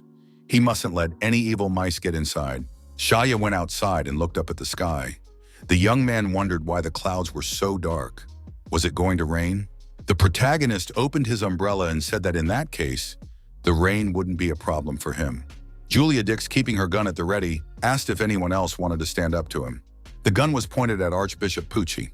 Julia Dix reminded him that the Archbishop, just like him, was a supporter of the main struggle. The Archbishop thought that if he could win, he would indeed become the main fighting force. However, the Demon Slayer's weapon, which drew its power from God, was currently the most powerful trump card. Even if a battle with the Demon King were to occur, there would be no chance of victory. Pucci looked at Roland and thought, if they could win, the situation might change completely. Roland thought the Archbishop's plan would most likely not work. Pucci raised his fist and said he agreed to start the war, but he had also seen the Demon King's power with his own eyes. He believes that Dixie, the only person in the world who wields the Demon King's exterminator, has enough strength to stand up to him. Therefore, Dixie himself can fight the Demon King to make everyone present realize their folly. After thinking for a moment, Julia Dix said that this made sense. The Archbishop added that in that case, he would go first. Julia Dix tucked the pistol into his pocket and said he would go and face the Demon King personally. He would give everyone the chance to see what the true hope of humanity was. Roland said they shouldn't create even more problems. The Demon King isn't as simple as everyone thinks. Julia Dix added that he would personally verify this as well. He just had to wait in confinement for good news. Julia Dix, overcome with excitement, told everyone to get ready to fight the Demon King. All gaming industry services, such as shops and trading houses, must be closed in the safe zone. It is also necessary to remove all NPCs from the safe zone. The barrier must be deactivated. Although it doesn't really make much difference, Demon Fighter number 3+ must be prepared for combat. The Archbishop asked if Dix was really going to deactivate the safe zone. Dix replied that the commercial district had practically become the Demon King's home. He saw no other option. Pucci noted that in that case, it was indeed a serious step. He thought, if he could win, then everything would go exactly as he wanted. Dix told Julia that the army would go with him. Even if the Demon King couldn't be destroyed, they had to bring back the Elven Princess. It's also necessary to contact the media. A global live broadcast must be organized. Let the whole world see what the true hope of humanity should look like. Shaya was surprised to see that the store was closed. Maybe it's a holiday today? The young man saw that the townspeople were trying to leave the city as quickly as possible, fearing it would be too late later. Shaya guessed that if it really was a holiday today, then people probably wanted to go on a trip. One of the passers-by asked the protagonist what he was doing. After all, the safe zone had stopped working, so they had to get out of there right away. Shaya was surprised. The young man was surprised. Even the system's divine artifacts take a break? The game world really does have some great perks. Shaya saw an announcement stating that real estate prices in the commercial district had dropped significantly. The young man was surprised. Shaya finally realized the gravity of the situation. Behind the protagonist appeared Yuli Dix, accompanied by an army. Dix said that he had finally met this guy. Shaya was surprised. Why did he need an army? The elven princess peeked out from her pocket. The girl was surprised. Had she fallen asleep again? But what was going on here? The princess saw armed men who looked aggressive. The princess thought, could it be that demons and humans are fighting over her again? A tragedy from 1,000 years ago might be about to repeat itself. The girl found this very sad. The elf thought that the Demon King was about to make his move. The humans must flee, for they cannot defeat the Demon King. The girl thought that her very existence was harmful to the country and its people. Was she truly unworthy of ordinary happiness? Shaya suddenly turned and began to run. The military commander asked Mr. Dix if they should pursue the Demon King. The leader replied that they should wait. Dix suggested that this might be some kind of trick. While running away, our hero tripped and fell. The young man had suffered an embarrassment. The military commander asked what to do now. Julia Dix replied that this was even more suspicious. Shaya found himself bound and very frightened. He didn't understand why he had been taken prisoner. Shaya was under the watchful eye of armed soldiers. The commander said he hadn't expected things to be so simple. Yuli Dix remarked that he was shocked as well. Dix asked the commander if they had found the elf or the Stone of Wisdom. The soldier replied that they were afraid to search him, even though the Demon King was tied up. The elven princess watched the events unfold from behind cover. The elf couldn't understand why the Demon King wasn't fighting back. After all, he possessed invincible power. The elf activated the elf's passive skill, Eye of True Vision. What does the Demon King actually want to do? Yuli Dix gathered his courage and addressed the Demon King. He demanded that the young man hand over the elf. Shai was surprised. Could it be that the target of this attack was the elf? Our hero asked how much this man was willing to pay for the elf in that case. Everyone present was surprised. Could the Demon King really be willing to sell the elf? The elven princess was extremely upset. So did the Demon King want to sell her? Yulia Dix couldn't believe his ears. The Demon King wanted to sell the elf to him. What was really going on here? What else was the Demon King up to? Shaya realized that this man, who had arrived accompanied by an army, needed a puppet. If he had known this earlier, he certainly wouldn't have been so frightened. Yulia Dix thought it was impossible. It was suspicious. There was some kind of catch here. The elven princess is a priceless treasure, a powerful force capable of upsetting the balance. How could she simply be sold? Whether it was a pretense after her capture or a staged deal, a fake would always remain a fake. Dix thought that, unlike Roland, the Demon King would never manipulate them. He wouldn't pay a single coin. Shaya was surprised. Did this man really want to profit for free? Shaya asked directly, does this man want the elven doll? The military commander couldn't help but ponder this. Shaya asked loudly if they were willing to pay for the doll. Everyone heard this question, even those watching the events unfold via the installed surveillance cameras. The capture was being broadcast in various locations throughout the city, so everyone heard the question. The military commander mentally calculated his available funds and thought he could offer a price of about 1,200 gold coins. Shayad asked loudly, who can offer a higher price? Julia Dix was surprised by what was happening. Dix was indignant. Did this guy really think this was an auction? Some of the military officers began to offer new amounts, thereby driving up the bids. Dix was outraged. What are they doing here? The elven princess was horrified, for the bidding had indeed begun. It was strange, but in just a moment, the Demon King dispelled all the soldiers' hostility. The princess thought, maybe all of this was part of the Demon King's plan. The prices kept rising and had already reached 3,000. Jaya thought that the ever-rising price was the sweetest music in the world. The protagonist shouted that he wanted a higher price. The military commander reported to Mr. Dix that people online had also begun participating in the auction.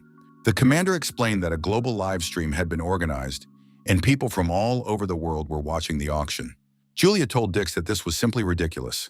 How could novice players possibly know the price of an elven princess? The commander explained that they didn't know. They just said, "The main thing is that she looks good." Dix was surprised. Where did they get the money to participate in the auction? The commander replied that novice players engage in crowdfunding. An outcast of her era who had slept for 1,000 years, the elven princess didn't know what crowdfunding was.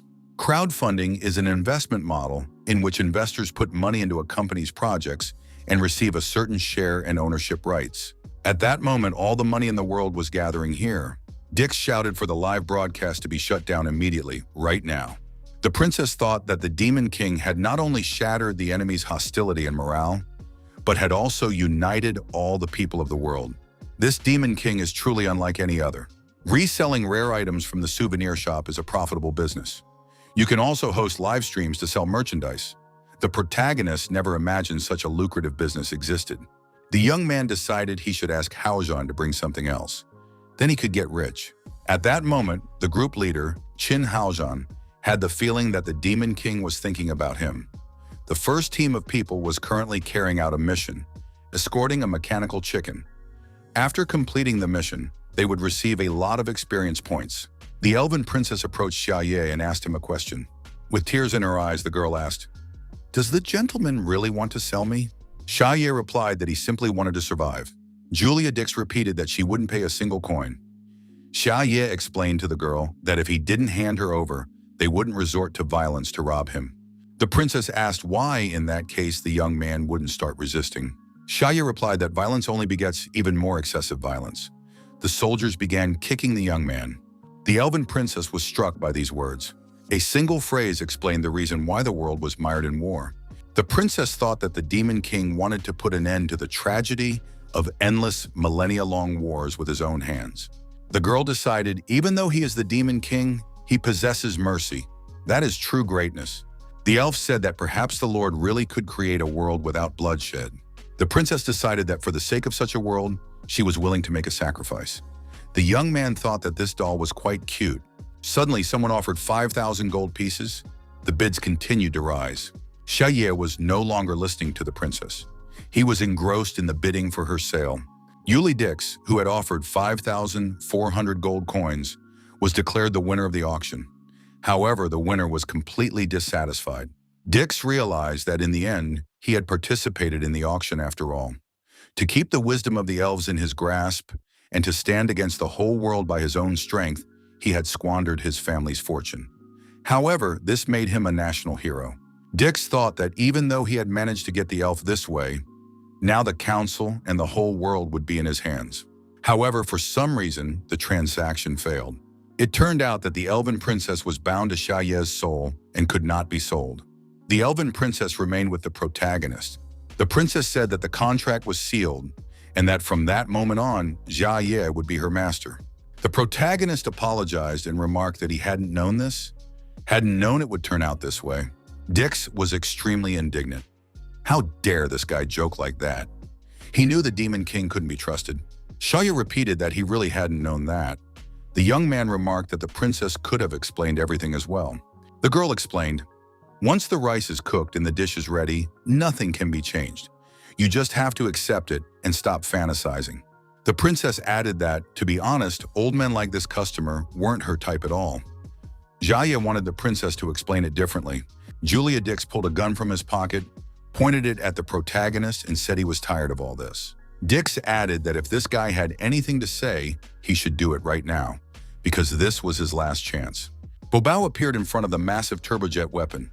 The NPC assistant said the order had been received, and the 3+ demon fighter was ready for launch. The players in the blast zone were taken aback. Could they really be the target? They had to get out of there immediately. The NPC assistant said it was already too late and reached for the launch button. However, Bobao, who had somehow ended up inside the demon exterminator, stopped him. The cat said that strange objects shouldn't be aimed at other people's homes. It could end badly. But the power-up signal sounded. That meant activation had begun. The demon exterminator was put into execution mode, and a powerful beam was directed at the ground. However, before reaching the ground, the beam stopped, and it became clear that it was returning. It looked like an anomaly. The NPC assistant didn't understand how this was possible, but the disaster had been averted. Bao Bao activated the power of the creator, the most powerful and supreme force in the world. Bao Bao exhaled, and with that, his mission was complete. The cat said it was quite tasty, a bit like the cat food his owner gives him. Bao Bao noted that these powers could destroy an entire city, but one must not target his owner's house. That would be very rude. The NPC assistant was surprised. What kind of creature is he really? Why does he have creator-level abilities? Bao Bao said it would be better to ask what kind of creature his owner was, because he was just a little cat that his owner had raised to protect the house. An explosion occurred in the sky above the city. The players were once again baffled. However, it turned out not to be an explosion, but a real fireworks display. After the explosion, the NPC helpers began scattering in all directions. Bao Bao floated smoothly down to the ground, landing on the fragments of the destroyed weapon. Bao Bao saw Roland imprisoned in a cubic cell. Bao Bao, using the strength he had left, destroyed the cube and freed the priest. Roland wasn't opposed to this, but he was surprised. Why did the cat do that? The players saw the shards of the falling demonic weapon and thought they might be killed by them. Suddenly, Lord Roland, the savior of the world, appeared. He shone with fiery colors. Roland began to smash all the falling steel with his battle sword. The townspeople shouted that Lord Roland, as expected, had saved them and the city from destruction and ruin. The townspeople surrounded the priest and told him that he was their hope. Without him, they would have perished. Roland smiled and modestly said that he had done nothing. The townspeople asked Lord Roland to guide them on the path of truth. The priest looked back and saw a cat sitting nearby. Bao Bao noticed that the back scratcher Roland had given him last time was quite comfortable. He repaid him for it. Yulia Dix was still threatening the protagonist. He said that the Demon King would now feel the power of the third model Demon Slayer. A shot was fired, and a stream of liquid hit the young man in the face. Dix was surprised. Why did this weapon look like a small water gun? There were fireworks overhead, and Dix still didn't understand what was going on. Dix looked up and realized the fireworks were the 3+ Demon Exterminator. Sayaya walked up to his opponent and patted him on the shoulder. Dix had time to get scared. The young man said that this man couldn't use a water gun to kill people just because the deal fell through. He wasn't a child after all. Our hero was scared, but now he was a little angry. Why gather so many people just to shoot a water gun? Jaya didn't think there would be a celebratory fireworks display today. Jaya told his opponent that he had a good temperament, but that this guy had better not joke like that again. Seeing that he wasn't actually a bad person, the young man decided to remind him that he could get beaten up for something like that. Yulia Dix realized everything and knelt before the protagonist. He said he understood everything now. Babylon and Belial watched the scene unfold from the roof of a neighboring building.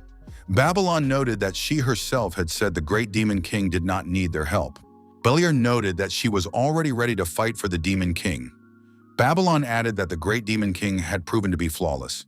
The demonesses thought that this was truly too incredible. Shaya sensed something, looked back, but the demoness on the roof of the house had already vanished. The elven princess asked the young man, "Is there something there?"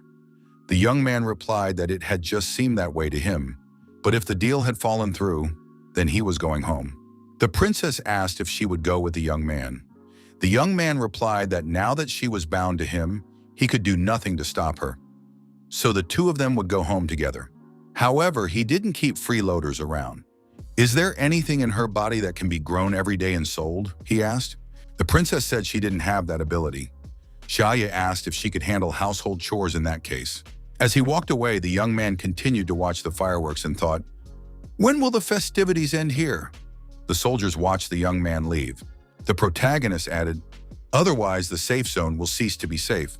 The house will lose its value, and they will become poor." He told Julia Dixie that he could no longer take risks and therefore asked the military for forgiveness. The result of this live stream was that Elf was purchased by Julia Dixie. The mysterious seller received a significant amount of money.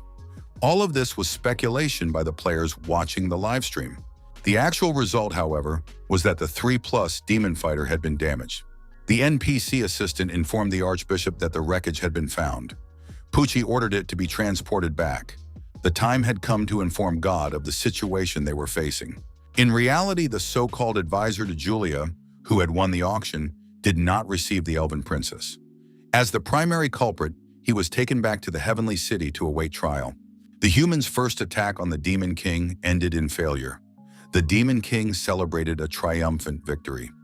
Shaya was surprised that housing prices hadn't risen. Babylon thought there was nothing they could do about it. After the riots, many people had fled. Belial thought the safe zone had now become the Demon King's territory.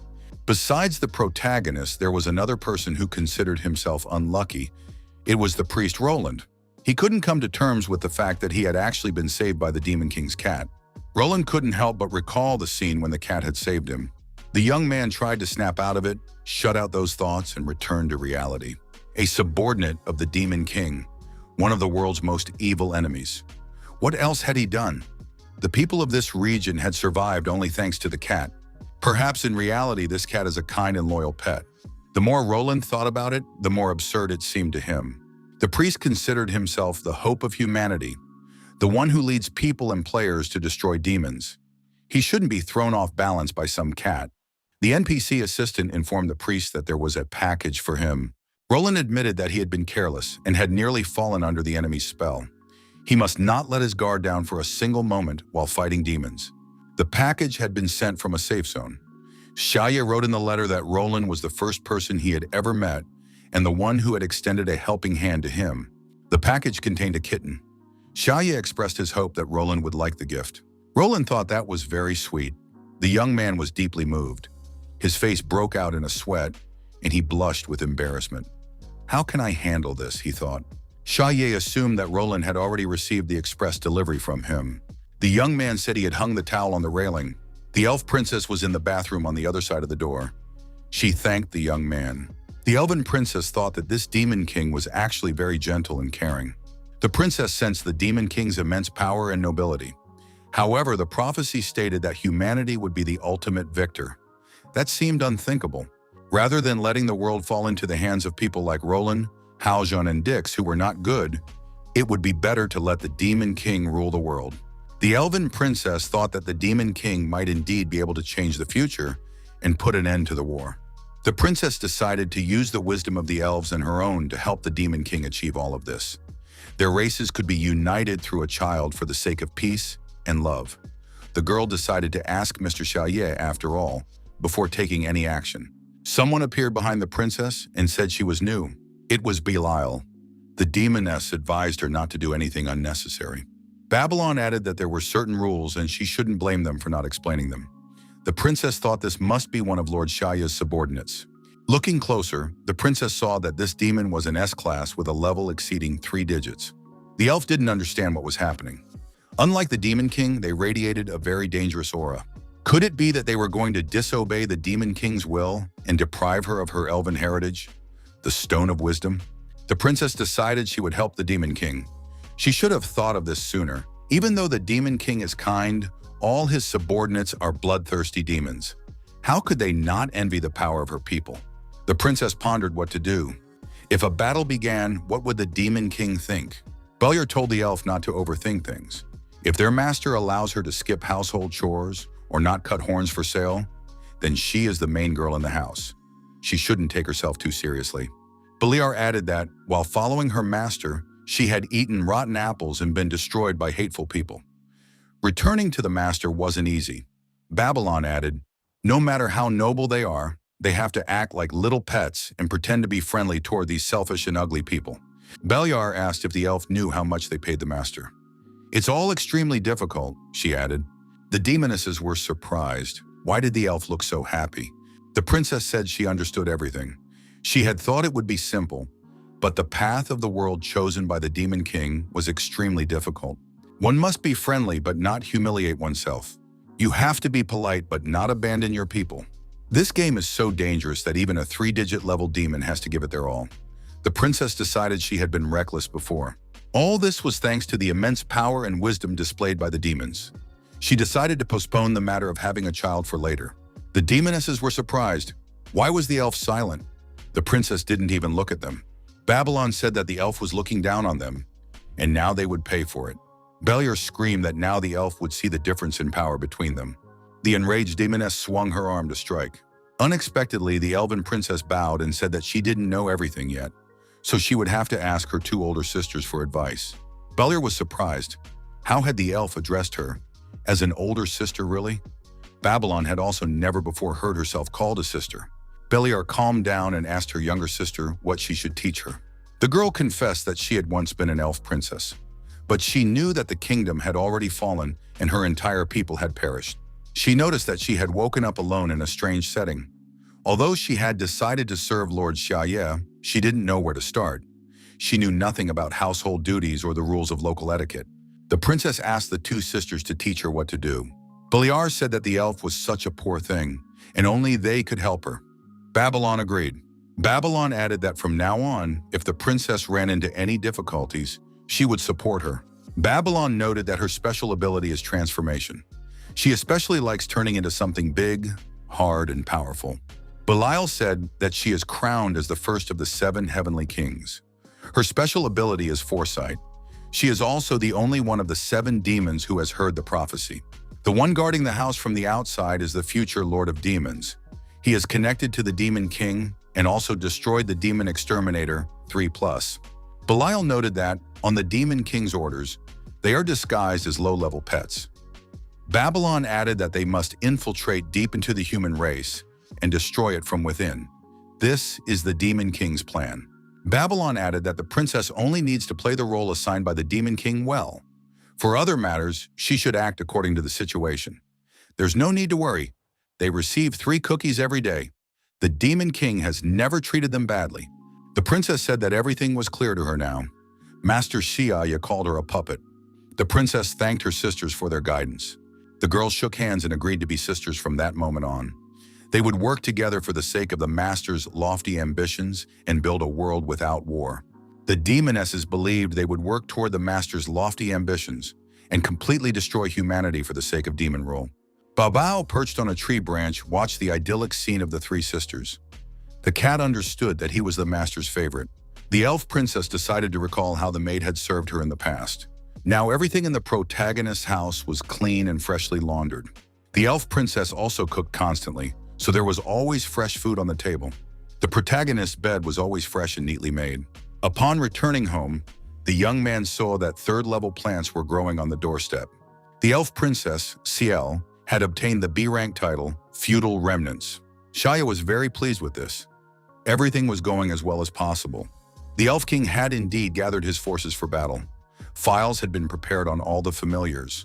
This was the currently known information about the creatures under the Demon King's command. The NPC assistant was studying each file. One of the NPC staff members noticed that there was a cute little cat among the familiars. A colleague added that they needed to maintain a serious tone. This wasn't a topic to joke about. The NPC reminded them that Belial appeared first and has the most important role. She is still in human form and possesses great potential, even more so than Bao Bao. The new elven princess shouldn't be underestimated either. After her arrival, the Demon King was clearly in a much better mood. That's probably why he isn't planning to destroy the world just yet. However, there is one thing that is hard to understand. After the elf girl's arrival, even the mutants' activity has increased. The elf's level is only in the double digits, while the Demon King's is in the 4 digits. Mr. Roland believes that by controlling her, he will be able to defeat the Demon King. Apparently, the power of the elves is capable of breaking the balance. However, this is already a secret they cannot touch. The power of the elves compels all creatures to submit to it. Even the mutants have sensed this. The NPC noted that it doesn't matter. They just need to do their job well, which is to keep an eye on the Demon King even when he goes to the supermarket. At the supermarket, the protagonist paid attention to discounts and bulk prices. After Ciel's arrival, cookie consumption increased, so it's necessary to buy more flour for baking. The elf princess said she would get used to this kind of food and would always eat cookies. Xiaye repeatedly watched Ciel eat cookies by herself. The elf princess seemed quiet, helpless, and lonely. This time Ciel asked, "Are they really not going to buy any flour?"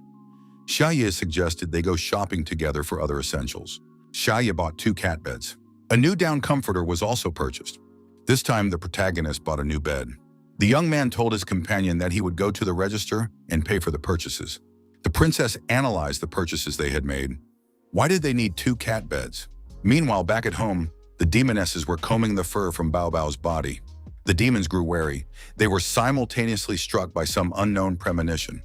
After paying the bill and picking up the purchases, the protagonist said they were going home. As he left the store, the young man witnessed an unpleasant scene. A young man was taking something from an old woman. The young man took the bag of money and said the old woman didn't need it.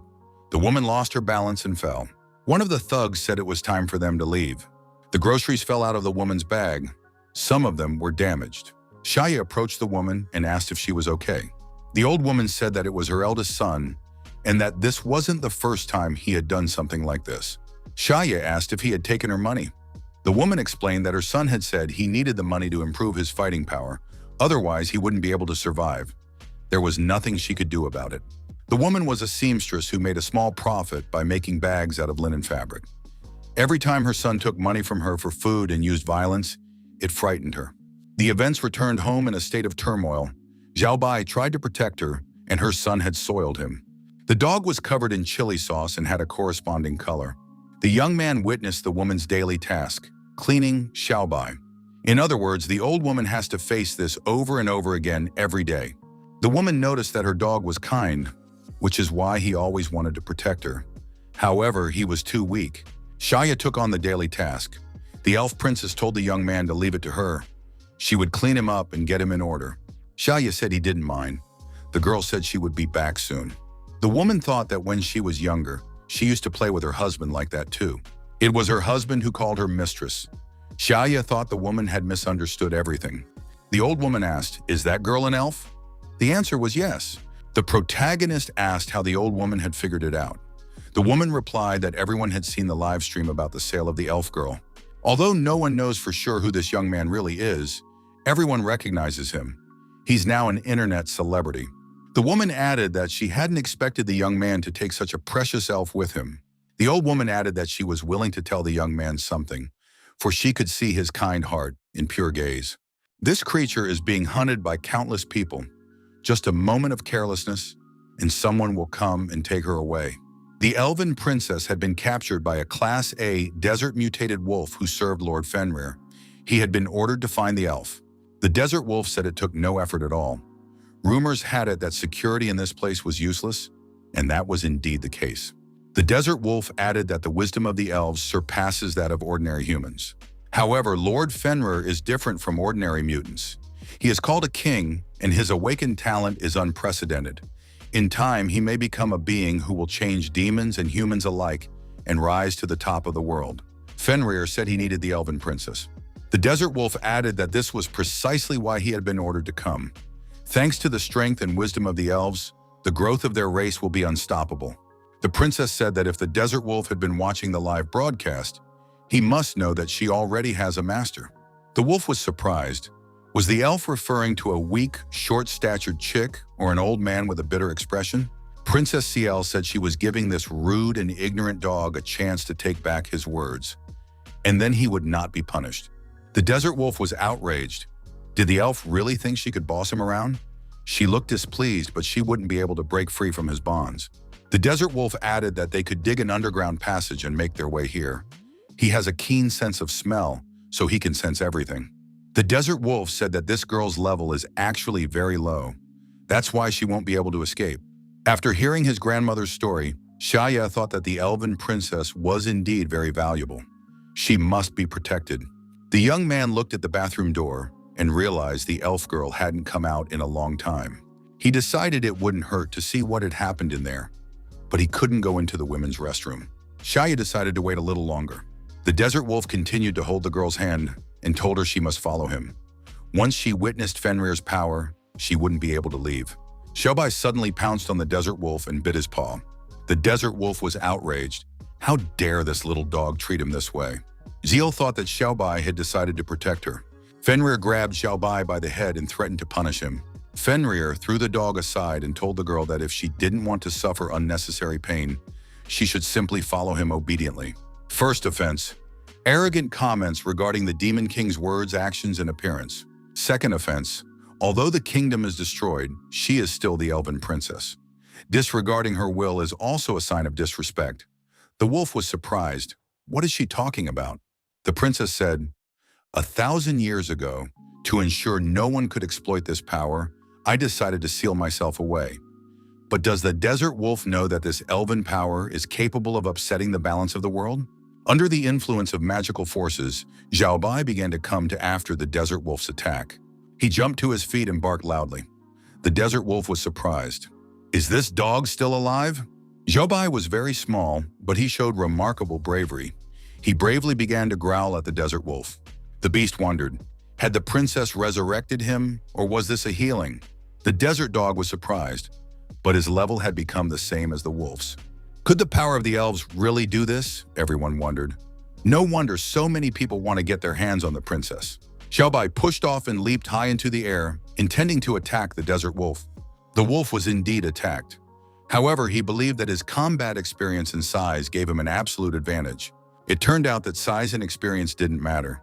Xiaobai won a decisive victory by biting the wolf's head off.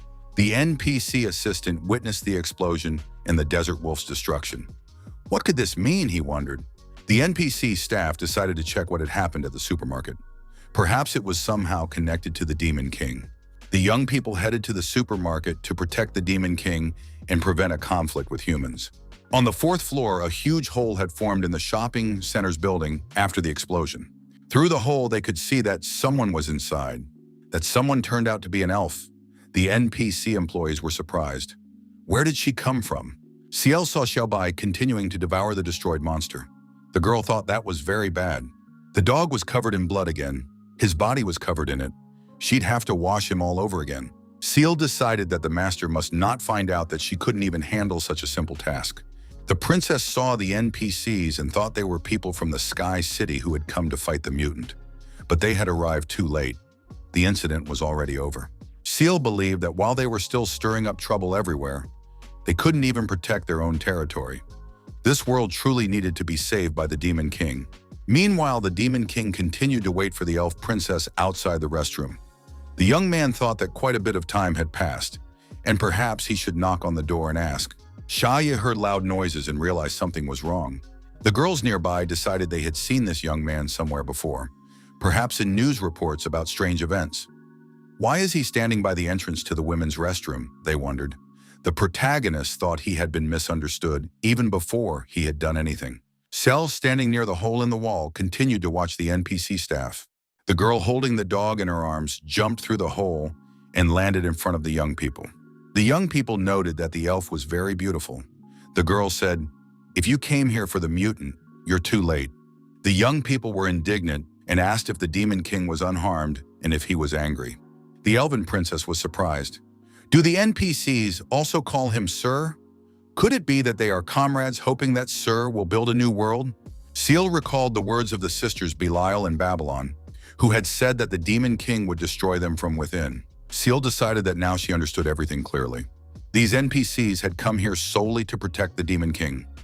Even though they were weak, they already possessed the resolve and willingness to die for him.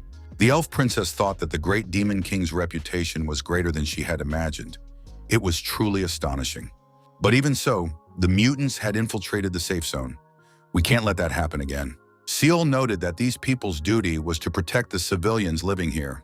The princess added that these officers must be capable of protecting people, even if they are weak. Do they really want to rely solely on luck every time? The girl was in a good mood because she had solved the problem and no one had been hurt. The NPCs decided that the elf had warned them. This must never happen again. The mutants must not appear here again. Their safety depends entirely on them. If they don't want to die, they must make an effort. The young people dropped to their knees and bowed their heads. They apologized and promised to do their best. Ciel was surprised. Did they really kneel and bow to me? So they truly love the Demon King. The princess said, "If you understand everything, stand up. But there's one more thing." The girl asked the young men to take care of the dog. Xiaobai was cleaned up, and the princess emerged from the ladies' restroom. Xia had finally waited for her. The protagonist peeked inside and saw the wrecked restroom. 2 NPCs were cleaning up the mess. Xia was surprised. What happened here? Did a pipe burst? The princess replied that a lot of water had been wasted. They had to wash Xiaobai twice. The protagonists thanked the young people for their selfless work. The staff replied that it was their duty. Xiaoye remarked that if he had known this would happen, he would have come to help. Zeal should warn him if it happens again. The hero returned the clean xiaobai to the old woman and said the mission was complete. The old woman noted that now even the dog's gaze had grown wiser. The old woman took out an object and gave it to the young man as a token of gratitude. Xiaoye asked what it was. It turned out that once opened, it increased the likelihood of mastering production skills. It was a lottery ticket. The old woman said that everything depended on the young man's luck. Xiaoye replied that this was very bad because he had always been unlucky. Our hero opened the ticket and received an alchemical potion of primary purification. The young man said it was a useless skill. The princess remarked that the young man wasn't doing this for the reward. The greatest reward for completing tasks is the joy of helping others. The young man added that he was very happy today. He suggested to the princess that they go shopping together again next time. The mall management decided it would be best if the young man never came here again. Under the protection of the great demon king and his servants in the safe zone, everything was calm today. In the evening, the old woman got ready for bed and said that tomorrow would be just another routine day. The woman added that although it was upsetting, that was the nature of their work as low-level NPCs. The woman felt sorry that she couldn't protect Xiao Bai and was forcing him to endure unpleasant things every day. Suddenly, the door to the room swung open. The woman's eldest son appeared in the doorway. He asked if she had made any money today. The guy said he wanted to go out with his friends and have a drink. He needed some money. Xiao Bai stood in the way, determined not to let the man into the room. The young man was surprised. Could it be that this dog had come over on its own? It really was a stupid dog that couldn't learn its lesson. Xiao Bai barked and lunged at the offender. Archbishop Pucci, relieving himself, was scrolling through his newsfeed at the same time. He received information that a mutant had appeared in the safe zone. An assistant, standing outside the door, reported that the artificial checkpoint had been reinforced to ensure that even if the steal failed, the mutants would not be able to get inside. However, this type of mutant had appeared near the Demon King, enraging him and triggering the end of the world. Under the Demon King's influence, the mutants evolved from plants and animals. They cannot shed their animal nature and act primarily on instinct, but there are always limits to their power. Pucci thought that the mutated species could dig tunnels so far and appear right next to the Demon King. It was as if they possessed advanced intelligence. This couldn't be a coincidence. The Archbishop asked where Roland was now. The assistant reported that the priest had taken leave. Pucci thought that what had happened had affected Roland too much. At the moment, he couldn't help in any way. The Archbishop finished his business, opened the door, and told his assistant to follow him. The young man asked what they would do now. Pucci declared that he wanted to meet the god who created this world, Lord Moshe. The heavenly city, an artifact of the Demon Slayer, just like Bert's steel, is a system-level weapon given by Lord Moshe to fight demons. The Archbishop was shown the destruction, which was quite impressive. Pucci said, "Yulia has been punished. What should we do next?" The Demon King possesses overwhelming power. Defeating him is simply impossible. The priest replied that there was no need to worry. Archbishop Haifus added that they must have faith. In that case, they would prevail. The Archbishop expressed his hope to God Moshe that he would never deceive them. Haifus added that, no matter what, they must first report the destruction of the 3+ demon fighter to Lord Moshe. The Archbishop asked God to guide them on the path of truth. 3 days passed in unceasing pleas. God did not respond. Pucci approached Archbishop Haifus. Haifus was perplexed. Why had there been no reaction? After all, he had tried so hard. Pucci suggested that the Demon King's power was so great that it could even affect God Moshe. The Almighty came to his senses and said that he had accidentally fallen asleep. Moshe looked at the screen and saw that he had many missed messages. Moshe responded immediately. The archbishops noticed this, and Haifus announced that God had appeared to them with an answer. It turned out that no one had abandoned them. The connection was likely unstable at the moment. Moshe said that his people were suffering at the moment. He hadn't anticipated that an enemy might appear whom even the demon-slaying artifact number 3 would be unable to defeat. Haifus remarked that the merciful Lord truly knows everything. Of course, he always pays attention to those under his care. It's very touching. Moshe replied that this doesn't mean he's constantly paying attention to them. It's just that the debris is right behind their backs. You can see that at a glance. The archbishop noted that the worlds were merging and players were arriving. However, something unexpected happened. All of this was recorded and documented. The Lord can review it. Moshe said that he could see the report on the battle with the demons. It was truly fascinating. How heroically they fought the demons. After reviewing the information, Moshe reminded them that he had asked to destroy the Demon King, not to try to serve him. Haiphis remarked that if they were to fight with their current forces, they would simply lose. The Lord had warned that the Demon King would be a child. However, this did not correspond to reality. Moshe asked what the archbishop meant. Could he actually see him? Haiphis replied that if the Lord's prophecies had been more accurate, they wouldn't be in this situation. Moshe was surprised. Even if he had said that the Demon King was at a 4-digit level, would the archbishop really have been able to defeat him? Haiphis pointed out that Roland had nearly died because of that misinformation.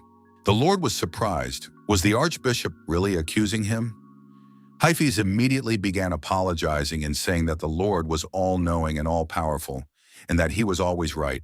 Moshe admitted that the archbishops had grounds to blame him. However, the Demon King wasn't supposed to be that strong from the start. Moshe added that even the artifact he had created had been so easily destroyed. To a certain extent, this could be considered a surprise.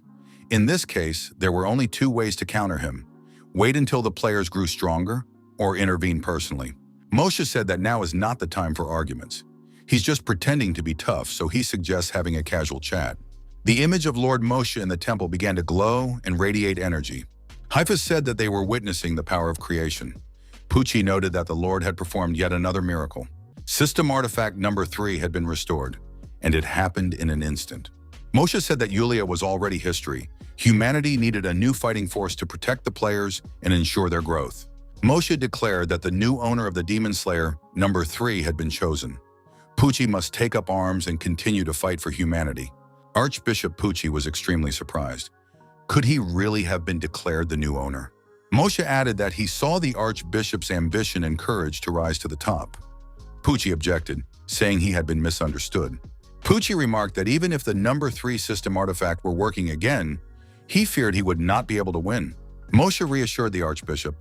If he died in battle, he would surely go to heaven. Haiphis thought that this was a great blessing since Pucci had been given a chance to go to heaven. One could only envy that. Pucci asked if Haiphis wanted to take that weapon. His colleague refused. Moshe said there was no need to worry. Humanity had always defeated every race in this world, never once suffering defeat. This time would be no exception. Pucci remarked that he was praying with all his heart to live to see that day. Moshe thought everything was fine. The main thing was to ensure the growth of both Roland and the players going forward. So there was nothing to worry about. Whether it was talent or faith, this child was a rare gem. Chosen as the hope of humanity, he has shown a tenacity and skill that have amazed even the Lord. No matter how strong the enemy is, he will never give up. There is always a way to win. If it's him, no matter how terrifying the Demon King is, he will definitely fight until the very end. After all, he is the hope of humanity, a hope that will never be lost, no matter what. Moshe said that they must call Roland's father back. Haiphis noted that he was holding the line on the front lines. Has the situation really reached such a critical stage? Moshe remarked that they cannot allow the hope of humanity to fall. An aide brought a message to Lord Lee on the battlefield. Something important had happened, and he was being asked to return to Heavenly City immediately. The warrior said that the accursed demon was lucky. He had to obey the order. However, when he returned and retrieved the family treasure, they'd better prepare to be completely wiped out. It would all be finished with a single blow. Dali was one of the 12 advisors, the highest-ranking beings in Heavenly City. Unlike the other council members, his position was hereditary. Since the founding of Heavenly City, the Lee family had been at the forefront of the fight against demons. The current head of the family, Dali, was an unparalleled god of war. With the number 1 demon-slaying artifact, he had fought 49 battles against the demon army without a single defeat. The demons perished tragically, their bodies piling up in mountains. Because of his extremely brutal methods and absolute cold-bloodedness, he is called the Iron-Blooded Demon Slayer. Dali returned to the estate on his motorcycle and asked why he had been summoned back. The assistant said it was about Master Roland. Dali said that Roland was his only son. As Lee's heir, he had come to Earth to guide the players. Dali thought that even though he was called an iron-blooded killer on the battlefield, as a father, he had never missed a moment of his son's growth. He knew him well. He was the hardest working and most outstanding person in Heavenly City. He is the hope of humanity, chosen by God. He is the one destined to lead everyone to ultimate victory. Dali thought that his son had never let him down and was a proud successor. Dali asked his assistant to tell him everything in more detail. After all, Roland had come to Earth and achieved excellent results. Dali looked at the empty wall and asked where the treasures passed down from generation to generation in the Lee family were. The assistant told Lord Dali what had happened to Lord Roland in the rear, while his father was fighting demons on the front lines. Dali remarked, "So his son had given the Demon King everything he could. He had fought monsters a level higher than his own in order to find an elf for the demon to keep as a pet." Dali tried to calm down and not panic. After all, these were just minor incidents. On the battlefield, he was known as Iron Blood. He never rushed, even when facing 3,000 enemy troops alone. Dali believed he should look at everything from his son's perspective and think it through carefully. There must be a reason why Roland acted that way. Maybe he lost everything, was broke, so he sold everything off. The assistant noted that Roland had warned him that he had told his father about this. Dali admitted that his son had told him he needed the dragon's claw, but hadn't said he was selling off the family. The iron-blooded warrior tried to think about it calmly. Maybe the pressure from the mission to save humanity was too much? If not, he'd have to find his son a psychiatrist. Dali was considering psychiatrists with solid experience. Roland told his father that he was sorry to disappoint him, but he didn't need that. Things weren't the way his father thought. Dali asked if his son knew why their family had been able to win every battle and attain the status they enjoyed today. Roland reminded him that his father had told him they believed in Lord Moshe 100%. Dali confirmed this and added that it wasn't just a slogan. His father pulled a glowing crystal in the shape of a necklace from his bosom and said that it was unlike any other relic. It was the true treasure of the Lee family. It was the artifact of the #1 demon slayer, the Durandal pendant, a gift from the Lord. The more devout the bearer is to the Lord, the more his combat power can be increased. It can also be used to test the owner's loyalty to the Lord. Only by remaining faithful can he unleash its power. Father added that he has never lost a battle against demons. That is why he cannot understand what is so terrifying about them. Dali said that now he wanted to pass this artifact on to his son. Roland thought his father didn't suspect him. Dali noted that his son was still young and wisely approached this with caution. But a steadfast heart is the most powerful force. Roland thought causing his father disappointment and remaining a mystery are inevitable.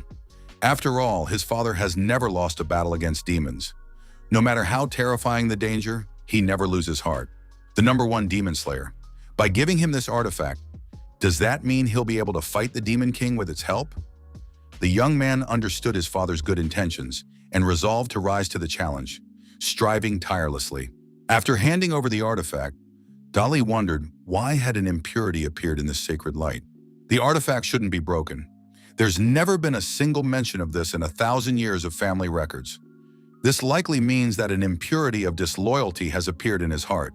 Roland told his father to hire a therapist for him. Dali said that he had noticed this as well. An object in Roland's hand glowed brightly. The young man said that Durandal's anomaly might be related to this. Dali looked at it. It was a gift from the Demon King. His father was surprised. Could this really be a Gashapon toy? Roland told his father to take a closer look. It was a system-level magical weapon. Dali was astonished. How was that possible? There were supposed to be only 13 system-level artifacts in this world, bestowed by God. The mighty artifact, the #8 Demon Hunter, Bertgan, possesses the absolute seal. It was dismantled and the Earth's safe zones were built from its components. 66 in total. The #3 source weapon, the source text cannon. The Demon Slayer #1 Durandal is capable of transforming the power of faith into real physical might. These 3 items are among the 13 system-level artifacts. But these 3 items currently cannot inflict significant harm on the Demon King. This figurine looks ordinary, but it is stronger, deeper, and even more unfathomable. Dali said it was truly magnificent. As long as they have it, they will be able to easily defeat any enemy, no matter how strong. Dali asked where his son had gotten it. Roland replied, "A gift from the Demon King." Dali was surprised. Did the Demon King really give this to him? Roland noted that there were many such artifacts in the Demon King's house. This figurine was likely created while the Demon King was practicing. Dali's heart began to race. Could there really be so many more treasures like this? Roland pointed out that even the elven red stone, which had a system level of S, had already fallen into the Demon King's hands. The father replied that he understood everything. Dali realized what his son was up against. The father didn't know the Demon King was so powerful. Roland must have suffered a lot because of him. His son said he had already recovered from the shock. He would definitely crush the Demon King with the help of the #1 Demon Slayer. Dali said that the #1 Demon Slayer wouldn't be enough. He never thought the day would come when he'd have to pass on to his son the final trump card that his family had passed down from generation to generation. Roland was surprised. Could their family really have something even more powerful? Dali replied that when facing a powerful enemy that cannot be defeated, even the Demon Slayer artifact is the last trump card. Their family hadn't used this trump card in 1,000 years. His father told his son to raise his left hand first. Now he must raise his right hand. The father was referring to raising a white flag. That is surrender. Roland said that these jokes were inappropriate. Could this really be the last trump card? It took the young man a second to realize this. Dali asked, had his son really noticed even his last trump card? Roland was worthy of being his proud heir. Dali added that the advanced version of the trump card was to fall to one's knees and bow. He saw no other way. The demonesses discussed the situation. Things were getting serious. The Demon King was nowhere to be found. Belial was dead. They couldn't even take her to Babylon. The demoness added that they were now in a desperate situation. Her companion said that they needed to send a small team to search for traces of the Demon King. The demon noted that they had only one team left. Even the demons who had been defending the base and the children had already left. If they don't find the Demon King, they'll have no choice but to die. As long as their location remains undiscovered, they can try to risk everything. The demon squad was dispatched and encountered a convoy of humans along the way. The warrior saw the demons and was surprised. Where did they come from? The demon saw the humans and was surprised, for he had traveled only 3 kilometers. Where did these humans come from? The commander of the warriors drew his sword and said they must fight bravely. The demon leader shouted that these warriors must be destroyed. So as not to anger the Demon King, each group rushed into battle against their opponents. Suddenly, a powerful explosion rang out, and Fenrir, an S-rank mutant, appeared. The warriors and demons were surprised. How is this possible? Are there S-rank mutants here? Fenrir said he had come here because he had smelled food. He hadn't expected there to be so much of it. By devouring the creatures, Fenrir strengthened himself and raised his level. He said that if this continued, he would be able to devour the demons and take their place. The assistant informed Fenrir that a human convoy was escorting the transport, a large bus. Fenrir looked inside the bus and saw children. Archbishop Pucci received information that the children had gone missing outside the safe zone. The assistant explained that after the incident with the Demon Fighter number 3, evacuation plans had been drawn up. All the children had been sent far away from the safe zone to protect them from the Demon King, but contact had been lost. According to reports, a battle had taken place at the scene, and traces of demons and mutants were also found there. Pucci was surprised. Wasn't there an order to keep an eye on the Demon King? What's the latest? The assistant reported that, according to the report, the Demon King had left his home early in the morning and headed toward the center of the safe zone. At the moment, the Demon King is helping an old woman cross the street. Earlier, the Demon King had fed a stray cat. Before that, he pointed out a pervert on the bus who had been given the title of kind and righteous man. The Demon King also set up a stall in the square at the center of the safe zone. He didn't sell anything, but spent 3 hours talking with the elderly. We have just received word that the Demon King has returned home and fallen asleep. Archbishop Pucci concluded that this is a sinister and cunning demon who has deeply concealed his evil. What does he intend to do? Pucci ordered an investigation. Is there a connection between the Demon King and the disappearance of the children? The investigation must also continue. The Archbishop suspected that the NPC's plan was the cause of the children's disappearance.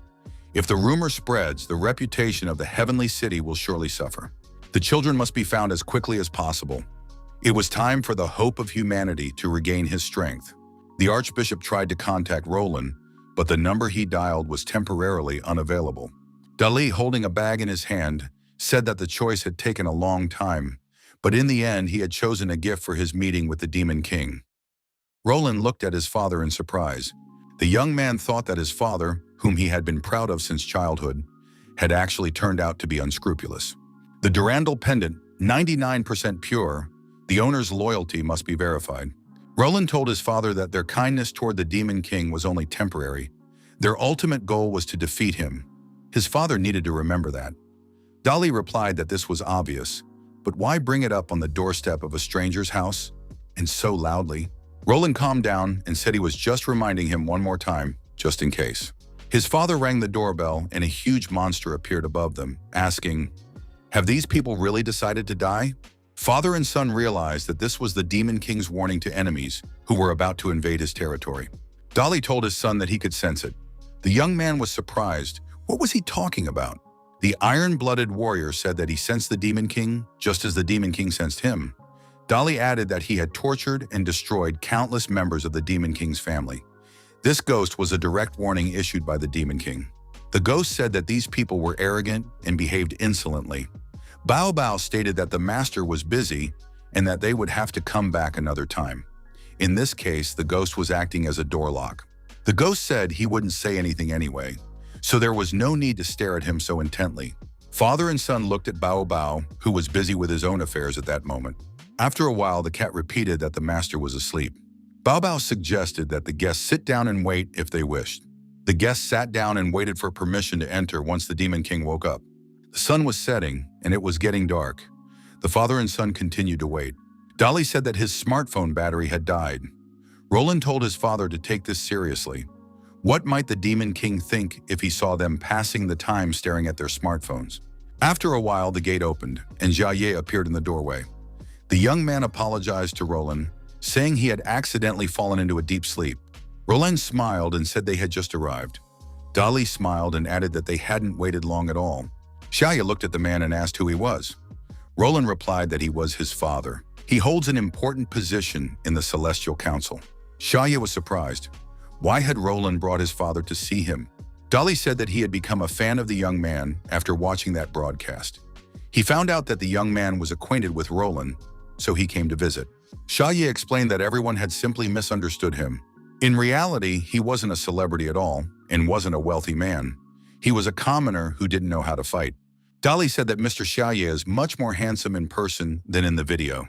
The protagonist replied that his father was being too polite. Dolly offered to give the young man a massage. Jia Ye was surprised. Why would he need that? Dolly knelt down and said that his shoe-shining skills were also top-notch. Roland was ready to disappear out of embarrassment. Jia Ye thought, are these high-level NPCs really chasing after celebrities like this now? He explained once more that he was just an ordinary person, so their relationship should be more normal. Dolly said he understood everything. Dolly asked the homeowner to accept a small gift from them. Jia Ye was surprised. The protagonist opened the box and saw an S-class robotic vacuum cleaner. The vacuum was equipped with the latest artificial intelligence, an automatic cleaning mode, and a turbo boost. Dolly said that this was a vacuum cleaner imbued with power. This vacuum cleaner would come in handy since the house was very large. Meanwhile, in the children's play area, the household pets, the demonesses, were playing. The vacuum cleaner began flying through the air and latching onto the demonesses, sucking their hair inside.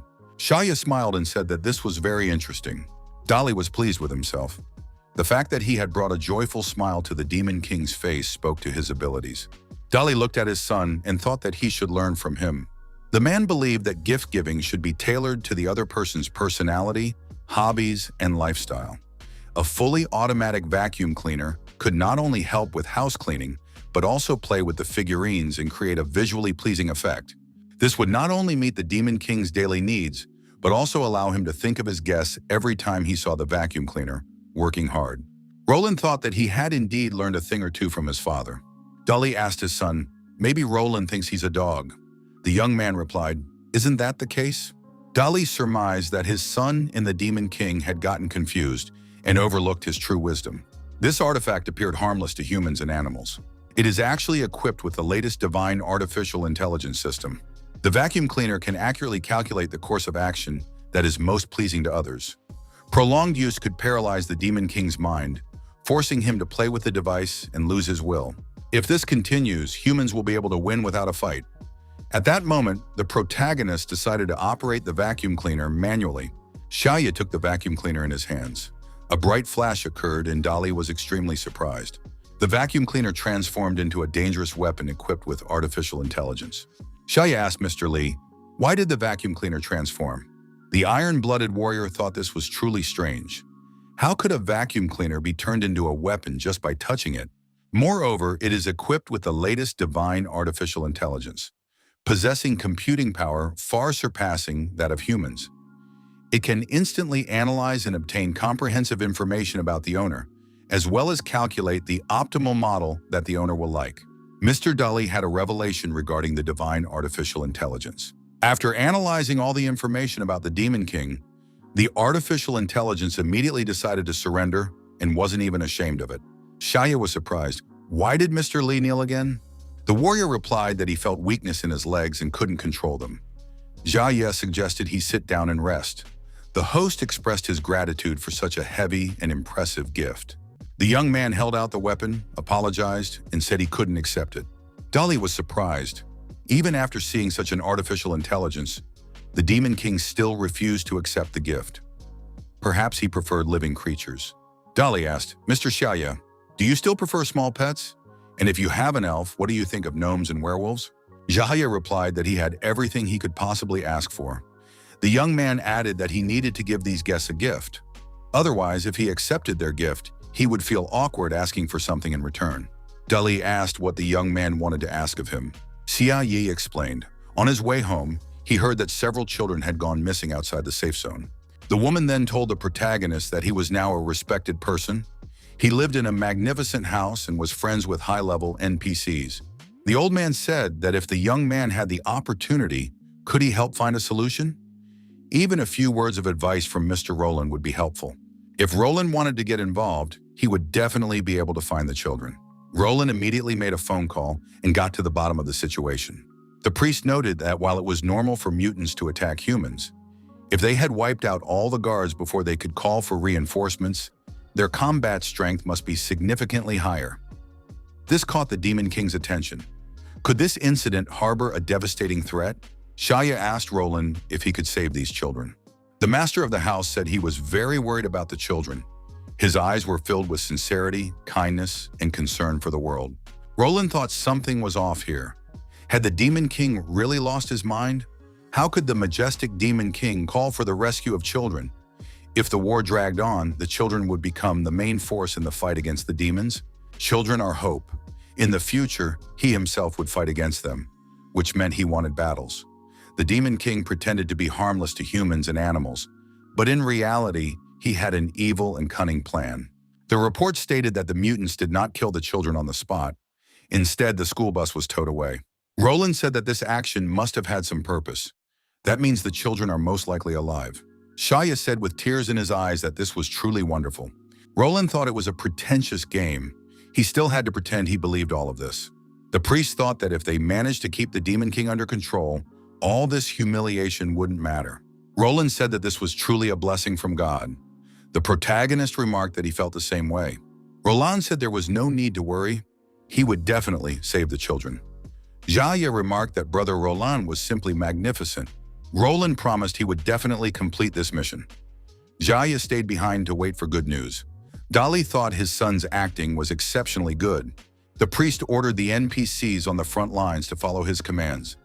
All mutants above level 50 within a 100-kilometer radius must be blocked and their movements tracked for 3 hours. A group of mutants exhibiting signs of collective behavior must be selected. Assign the task to the players. Carnivorous mutants should be prioritized. Gather all evidence regarding the missing children. This will provide news and a clue. Roland said that the Demon King should expect good news from him. Dali thought that his son was highly motivated to complete the Demon King's mission. The Demon King chose to cooperate with Roland, rejecting the S-class artificial intelligence. Roland surpassed his father in his efforts to stabilize the Demon King. This reassured the iron-blooded warrior. He decided that he could now return to the front lines with peace of mind. Only by stabilizing this pedantic top leadership could Roland be given time to grow. Dali said that from now on, the divine-powered artificial intelligence would accompany his son. At that moment, the divine power of the artificial intelligence connected to the network of the Celestial City. Network monitoring of all people in the city was launched. The vacuum cleaner noted, if any anomaly arose, it would be reported to the Demon King. Dali wondered, Was this the real reason the Demon King had refused to accept the artificial intelligence? Shaya told the elders that Roland had already intervened, so there was no need to worry. He would definitely save the children. If he couldn't do it, no one in the world could handle the task. However, that was out of the question. The people said they already knew this. The Sky City had just issued a multitude of bounty missions, calling on everyone to hunt down mutants and search for the children's whereabouts. The rewards were very generous. Shaya remarked that this was great news. Now they could relax. People added that they didn't fully understand what this meant, but successful completion would also boost their reputation in the Sky City. In the future, all interaction costs would be reduced by 5%. Shaya realized that in the future, shopping at stores, transaction fees, and training for production skills might become cheaper. People said that hunting mutants was dangerous. These quests were released after Xia asked Roland's brother for help. It would be a bit awkward if it became known that he was involved in this as well. The young man decided it would be best to forget about it. The protagonist stood in the middle of the city with a sign stating that he was willing to pay for help in completing the mission. A stranger approached the young man and asked, "Isn't this Xia, the minor internet celebrity?" The guy said he'd seen Xia on a live stream and thought he was a respected person. "How did he end up in a situation where no one is willing to help him now?" he asked. Xia replied, "It's a long story. Nearby, some thugs were blackmailing a young man. He gave them all his rewards and begged them to let him go, promising to bring the same amount the next day. The thugs said that if the guy didn't want his photos to end up on the World Channel, he had to do as he was told. The bully noted that these new tasks were a goldmine. Their leader had gathered a lot of low-level players. Thanks to this, they could enjoy success and make a tidy sum." The girl added that collecting so many nude photos of low-level players was truly an achievement. The man told the protagonist that it turned out all of this was just a coincidence, so he wasn't a big celebrity after all. The girl thought that her commander had found yet another low-level player. "This guy is just a model worker." The young man tossed the hero a few coins and said he'd decided to help him, seeing how pitiful he was. Xia received 3 silver coins. Xia asked the man, "His rating must be pretty high, right?" The young man said that Xia didn't understand anything at all. The girl added that making it into the top 5,000 was simply phenomenal. The captain had previously won the college esports championship. Xia admitted that he really didn't have much experience. He had only been on a team once. He hoped these players would take him along on their mission. He had waited a long time to meet a team with real skills, one willing to take him along. The young man thought, are 3 silver coins really not enough for this guy? Or is he hoping they'll betray their own team and let him join? Xia said he was willing to pay. The other person smirked. The system reported that Xia was requesting a transaction to transfer 2 gold coins. The young man was surprised, since he himself had saved up only 2 gold coins in all that time. Why did this newbie have as much money as he did, even though he was ranked among the top 5,000 in the world? Xia added that full payment, 5 gold coins, would be made after the mission was completed. Xia remarked that, given their level and ranking, this was actually quite expensive. Was this option acceptable to them? The young man thought that this Xia was being condescending toward him. Some outcast dares to brag in front of him after just one live stream. This guy hadn't planned on taking any action against Xia, but now he'd changed his mind. He needed to lure him out of the safe zone, teach him a lesson, then take nude photos of him, turn him into a subordinate, take all his possessions. Then he wouldn't act like that. The young man said that since they were former classmates, there was no need to talk about money right now. Wasn't it natural for them to help each other? The girl told her colleague not to run, or else the mutants would eat him, and she wouldn't be able to save him in time. This was a place where all players could hunt monsters. Xia asked them not to scare him by talking about such things, since he was counting on their protection. The bully said he didn't care at all about Xia's final payment. Our hero, gathering the necessary information, kept up the pace. Much had already been accomplished. Xia asked, "How much more do I need to do to earn the reputation reward?" After completing the quest, the protagonist should receive the title Friend of the Celestial City. The hooligan said that if all the tasks were completed, they could return to the city. Xia said it was already dark, and the tasks he'd taken on were indeed too difficult. The girl noted that in the past, they always had to dig deep and search extensively. The tasks were very difficult. How did it happen that everything changed so suddenly this time? After a while, the protagonist asked if the players were sure they wanted to go this way. He thought that this guy had figured everything out. He said there were a lot of monsters around, so they needed to be careful. Suddenly, a level 56 mutant wolf did indeed appear. Soon, other mutants joined in. Shaya shouted for everyone to run. The mutants pounced on our hero. The players turned around and actually started running away. The protagonist thought, could they really betray him and run away themselves? The young man came to his senses and realized he was in captivity. It turned out he was still alive. Shaya heard crying and looked back. The young man saw children in the same cell. The protagonist thought, could these be the very children who went missing? The missing players and defenders were also in the neighboring cells.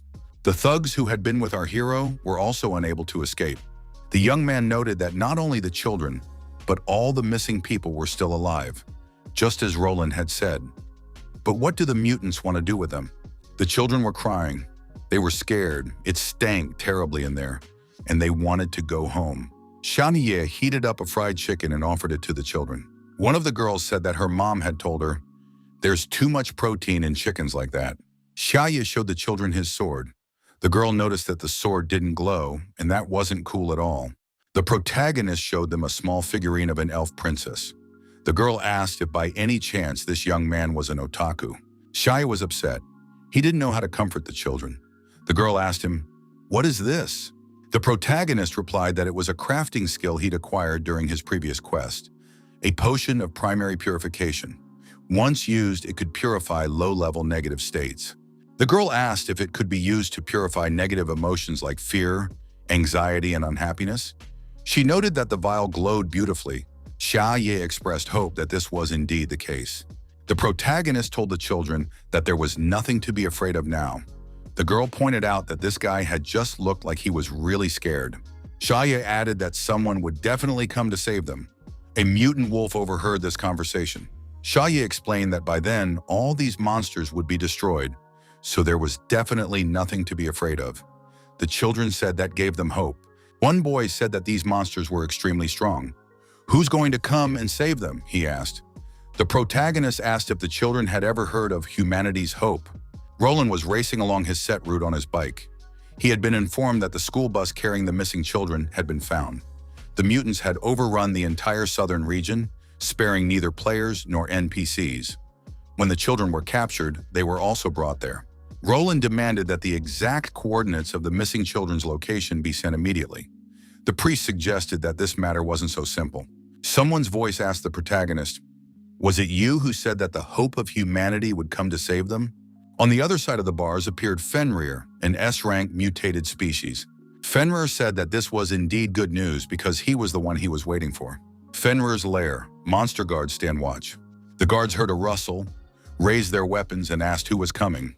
The silhouette of an approaching person became visible on the deserted street. The guards said that this was Fenrir's lair, and entry without permission was prohibited. Roland was unyielding and determined. He didn't even slow his pace. The mutant guards flew into a rage and shouted for the man to stop immediately. Roland, without slowing down, attacked and destroyed these guards. After that, the young man continued on his way. Fenrir heard a suspicious noise and asked, what's going on? Could an earthquake have started?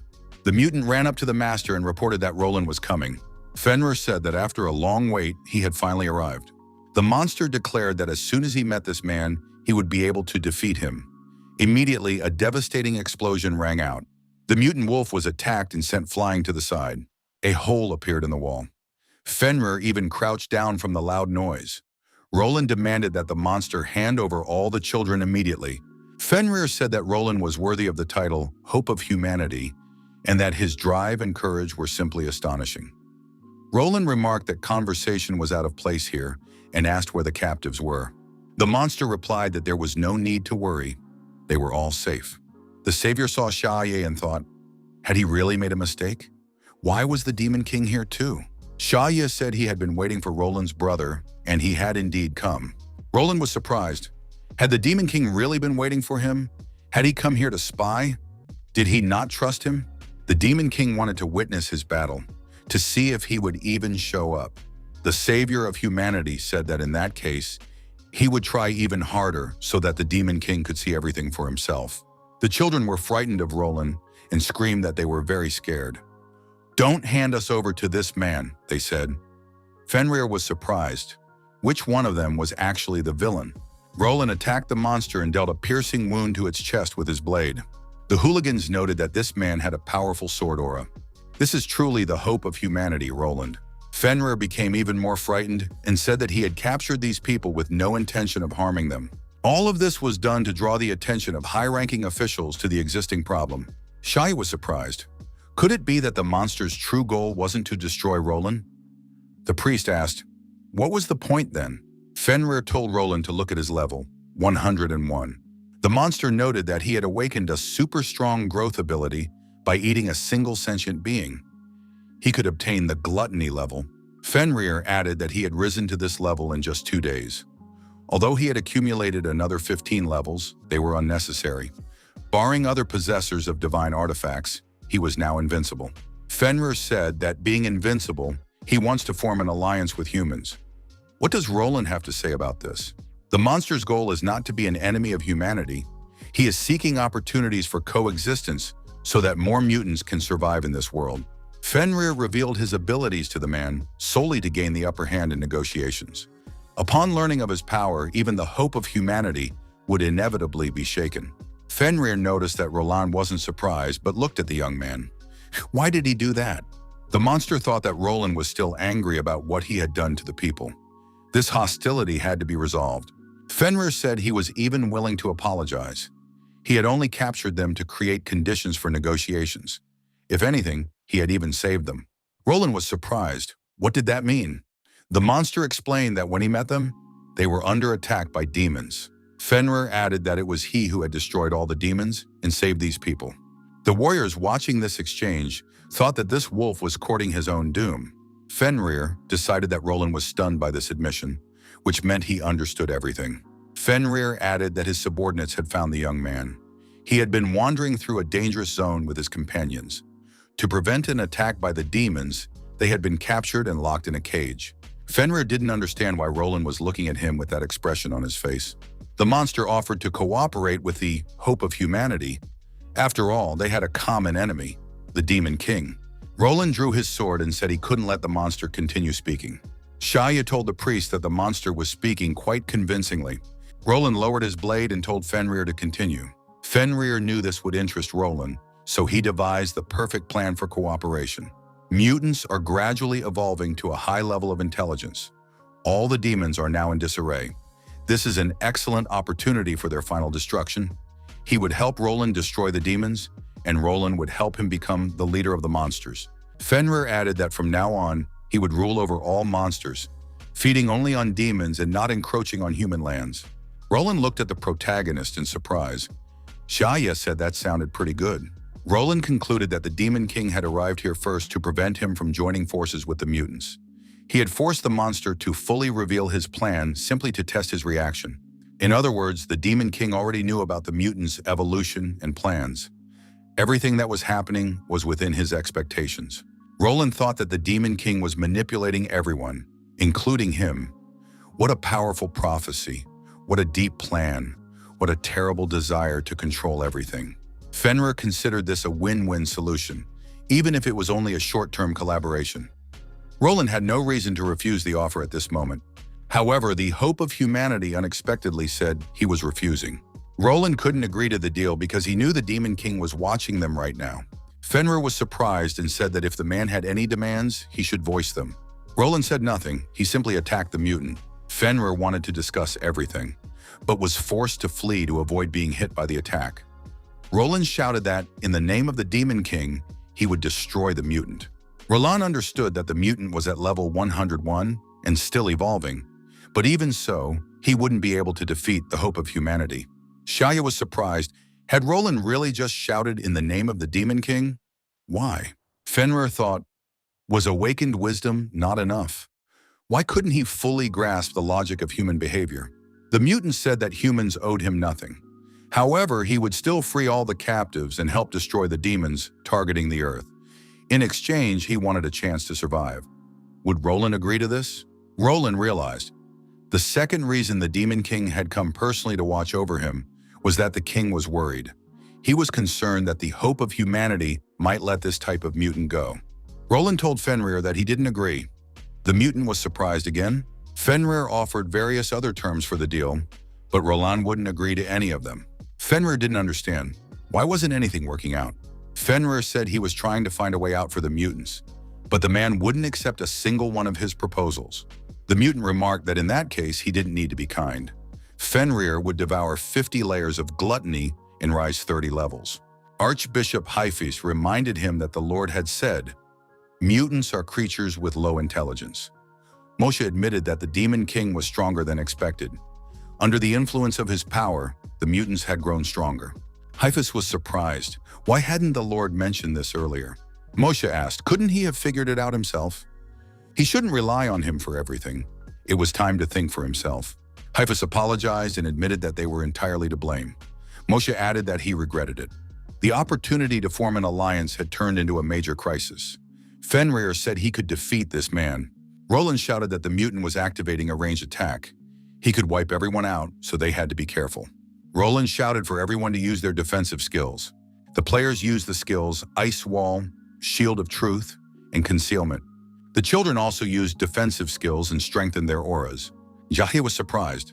Was he really the only one there who couldn't do anything? Roland activated the S-rank Divine Shield. The Hope of Humanity thought the mutants' attack was too powerful. The difference in their levels was quite significant. A little more, and the shield could be destroyed. Roland noted that his opponent had no way to use artifacts, and his power was limited only by his level. Was that all there was to it? The priest refused to cooperate with the mutant. Didn't the Demon King want to help him? Meanwhile, Xia was trying to hide from the looming threat. The protagonist turned his head from side to side. He didn't understand what was happening or why he felt no pain. Roland concluded that the Demon King was a poor actor. He was deliberately pretending to be stupid and avoiding his gaze. The priest continued to fend off the high-level mutant's attack in proud solitude. Roland had sacrificed everything for the Demon King, yet the latter refused to help him now. The girl threw a vial of potion at the mutant and said she would help her older brother now. Roland was surprised. What was that? The vial hit the mutant in the head and shattered. The potion spread across his skin. Xia watched in horror as Fenrir attacked Roland. Everyone present, including the protagonist, held their breath as they watched the outcome. Suddenly, a huge glowing sphere appeared in the mutant's mouth. Fenrir didn't understand what was happening. Hope of Humanity used the skill Divine Shield. Fenrir thought that he had broken exactly the same shield before. But what had changed now? Roland explained. This situation had arisen because Fenrir was now at a different level. The mutant was surprised. Why had all his gluttony levels disappeared? Fenrir, a B-class mutant, had been exposed to a purification potion, and the gluttony status had been dispelled. His original 76th level had been restored. The mutant replied that even his body shape and condition had returned to their original state. It was all because of the potion the girl had thrown. The purification potion dispels magical effects. Fenrir believed this was impossible. A C-rank potion cannot remove his rare S-rank properties. Roland was surprised. What kind of potion is this? Xia hadn't expected this potion to be so useful. The protagonist said he had plenty more of these potions. Roland and Fenrir looked at the man in surprise. The priest realized that the Demon King had prepared everything in advance, waited until their feud reached its peak, and only then intervened. They were merely pawns in his hands. Roland asked, "Why is Fenrir so angry?" The mutant declared that he was now in a desperate situation. The priest declared that those were the monster's last words and attacked him again. Fenrir realized he couldn't win this fight. He had to do something else. The monster retreated. As he walked away, he said he no longer wanted anything to do with Roland. Xia turned to Roland and said that he knew the hope of humanity would save them. The protagonist declared that he had finally mustered the courage to step forward, hoping to receive some kind of reward for the mission. However, he hadn't expected to encounter this. Roland thought that as soon as the matter was over, the Demon King had reverted to his false facade, as if nothing had just happened. Roland shouted that Mr. Xia was right. He could be sure that the mutants wouldn't harm anyone now. Our hero declared that Roland was incredibly cool. Jivitz asked if Xia was tired of having fun and if they could go back to the city now. Our hero asked, is the problem really already solved? Roland was surprised. What was Mr. Xia talking about? The protagonist reminded him that this mutant had escaped. Roland noted that Fenrir's stats no longer posed a threat. Xiaoye pointed out that for low-level players, this mutant was still very dangerous. Although he originally only attacked demons and didn't harm humans, Roland still refused to form an alliance with him. The priest said he understood everything. In that case, he was leaving. Roland got on his bike. The priest told the warriors that he had already destroyed all the mutants causing trouble in the vicinity. Now it was necessary to send the children home, to a safe zone. The Demon King must be taken home and ensured that he is not inconvenienced in any way. The warriors put the children on the bus. The group leaders asked why Mr. Xiaoye didn't take another vehicle. A separate limousine had been provided for the Demon King. Xiaoye said he would gladly accept the offer and settled into the comfortable car. Some thugs approached our hero. The girl asked if his name was Xiaoye. She apologized for taking him on the mission, but failing to protect him. The girl added that she didn't know Xiaoye was acquainted with Roland. The leader of the thugs returned the 2 gold coins and said that they were friends, so he didn't want to talk about money. If the opportunity arose next time, they could form a team together. The limousine driver asked, "Are these young men friends of Mr. Xiaoye? Would they like to get in the car?" Xiaoye said that he had hired these people to accompany him on a mission, so calling them friends wasn't quite right. Besides, when they were in danger, he felt like he'd been shoved hard. The NPC warrior said he understood everything. The hooligans were tied up, and they were offered a ride in the police car. The NPC assistant repeated the young men's confession. They admitted they had made a mistake. But wasn't this extortion? The hooligans were put behind bars. The hooligans committed a crime. They shoved the good man, Yaya. For this, they were sentenced to 3 years in prison. The NPC assistant said the crime could be reclassified as extortion. The morning news reported that the Heavenly City Guards had accidentally uncovered a brutal extortion incident in which low-level players were unlawfully harmed and protection fees were also collected. News also came from the front lines that the missing children had been found. The suspect was a mutant wolf named Fenrir. He is currently moving along Damon Street. The hope of humanity, Mr. Roland, is pursuing the mutant. The children were rescued thanks to the help of Mr. Xiaoye, an ordinary, enthusiastic citizen. Xiaoye gave an interview and explained that it was all just a coincidence. The news anchor reminded viewers that Mr. Xiaoye had been directly involved in the auction for the elf in the safe zone before the scandal. Legends circulate about the young man, claiming he is a god-tier boss. What is his true identity? The anchor continued asking questions. Why doesn't Mr. M appear in the rankings? Is Heavenly City deliberately hiding his true identity? And does he have any connection to Roland? The demonesses listened intently to this news report. Babylon and Belial were surprised by the Demon King's incredible exploits. Belial said that Fenrir hadn't gone to Demon Street for nothing. The mutant was flustered at an incredible speed. He believed he couldn't lose. Fenrir still couldn't understand why things had turned out this way. With his high stats and ability to devise a nearly perfect plan of cooperation, he hadn't even been given the chance to become an ally to humanity. However, that no longer mattered. Fenrir decided to survive and grow stronger. In the future, Roland would be under his command. The mutant could already smell the fortress the demons had built after arriving on Earth. With the great demon absent, the base was empty. He had planned to keep it as a food reserve, but now it would come in handy. Fenrir was approaching the demon children. To become stronger, he had decided to sacrifice them. They were to become his food. The 85th level Demon Guardian reported that some 76th level mutant had dared to break into demon territory. Fenrir attacked the Guardian Demon and told her to get out of his way. The monster opened its mouth and screamed that the time of gluttony had come. The children were terrified. The Guardian Demon said that this wasn't the end. As long as she was alive, the mutant wouldn't be able to harm these children. Fenrir proved persistent. The Guardian Demon was attacked again and deactivated. Suddenly, there was an explosion, and a hole appeared in the wall.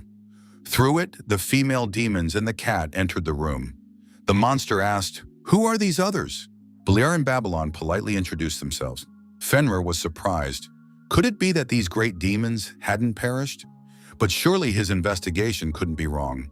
The mutant wolf, possessing a superb sense of smell, detected the scent of a stranger. Fenrir said that this demoness smelled like that guy. Such a unique and intertwined scent could only be obtained while sleeping together. Babylon looked at Belial and said that was impossible. After all, ever since they met the Demon King, they had been sleeping in cat beds. Belial silently lowered her gaze. Babylon saw the look on Belial's face and thought, could this really be true? The demon children screamed that Lady Belial had met the Demon King and had even spent time with him in bed. Babylon couldn't bear such a revelation. Bao Bao asked Bao Bao, could she smell the master? Could it be that the mutant had already met the master? Fenrir was surprised. Could this guy really be the one the cat calls master? Could this really be the Demon King? It turns out he had deliberately brought a potion capable of removing the gluttony skill. He pretended to have been caught. He did this in order to infiltrate the mutant's lair. Fenrir realized that he had indeed revealed all his plans to the Demon King. He said he wanted to destroy all the demons and feed on them. Now it's clear why Roland shouted, in the name of the Demon King. Fenrir thought he was the only one who knew nothing. Bao Bao said that now that the mutant knew the truth, he could die in peace. Fenrir was devastated and admitted that he no longer wanted to live. The cat climbed onto the lying mutant. Fenrir thought that the power inherent in these creatures came from the master. That power was concentrated in him. Bao Bao said that the master hadn't destroyed the mutant right away. That meant there was a reason for it. Bao Bao stepped aside and said that in that case, he would give this mutant wolf a chance. He would take Fenrir to the master, and the master would have to answer for his actions. The demonesses thanked the esteemed Bao Bao for escorting them. The girls added that if the Demon King accused them of acting on their own, it would be on his conscience. The pets approached the hole in the wall and said it was time for them to return. Bao Bao's keen gaze noticed that someone was hiding behind a large rock in the city. It was Roland. He was extremely frightened, for he believed he had accidentally discovered the demon's camp. Roland had originally been the hope of humanity, but now he was constantly in despair. He had been ordered to pursue Fenrir, but had mistakenly ended up in the demon's lair. After Fenrir was discovered, he found himself alone, surrounded by 3 powerful demons. Belial said that she could only destroy this man to silence him. Roland knew that his strength was unmatched among humans. In a one-on-one duel, none of these demons could stand against him. But at this moment, he had no chance of victory. Roland activated the skill, the Lee family's last trump card, and dropped to his knees. He declared that it was the Demon King himself who had asked him to come here. They believed Roland. He concluded that these servants weren't all that smart. None of them knew the Demon King's plan. Belial was outraged. Did this man really mean to say he knew their master's plan better than they did? Babylon declared that this was very arrogant. Roland explained that at the beginning, the Demon King had given him a task, saying that he must rescue the children who had been taken captive. Xiaya had indeed said that the children were weak and helpless, and it was better for them to stay safe. Could Roland go and bring them back? The priest added that when he arrived, he found the Demon King already waiting at the scene. Later, the mutant fled here, but encountered these demons. Babylon was surprised. What was this man talking about? If the master had wanted to destroy the mutant, he would have done so instantly. Belial noticed that this man was telling the truth. Possessing the ability to foresee the future and being close to the Demon King, she had known about this plan for a long time. Bao Bao realized that now that everyone knew, he no longer needed to pretend. This really was the master's plan.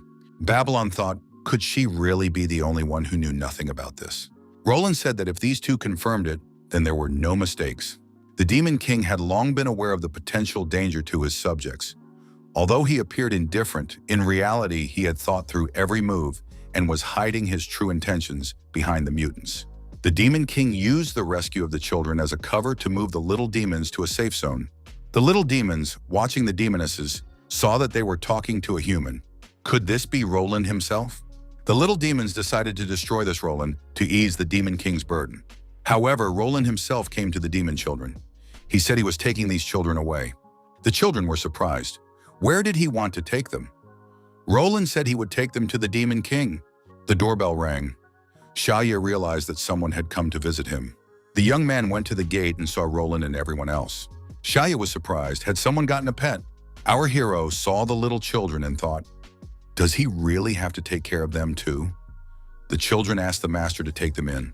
Roland was surprised. Had the Demon King asked him about this?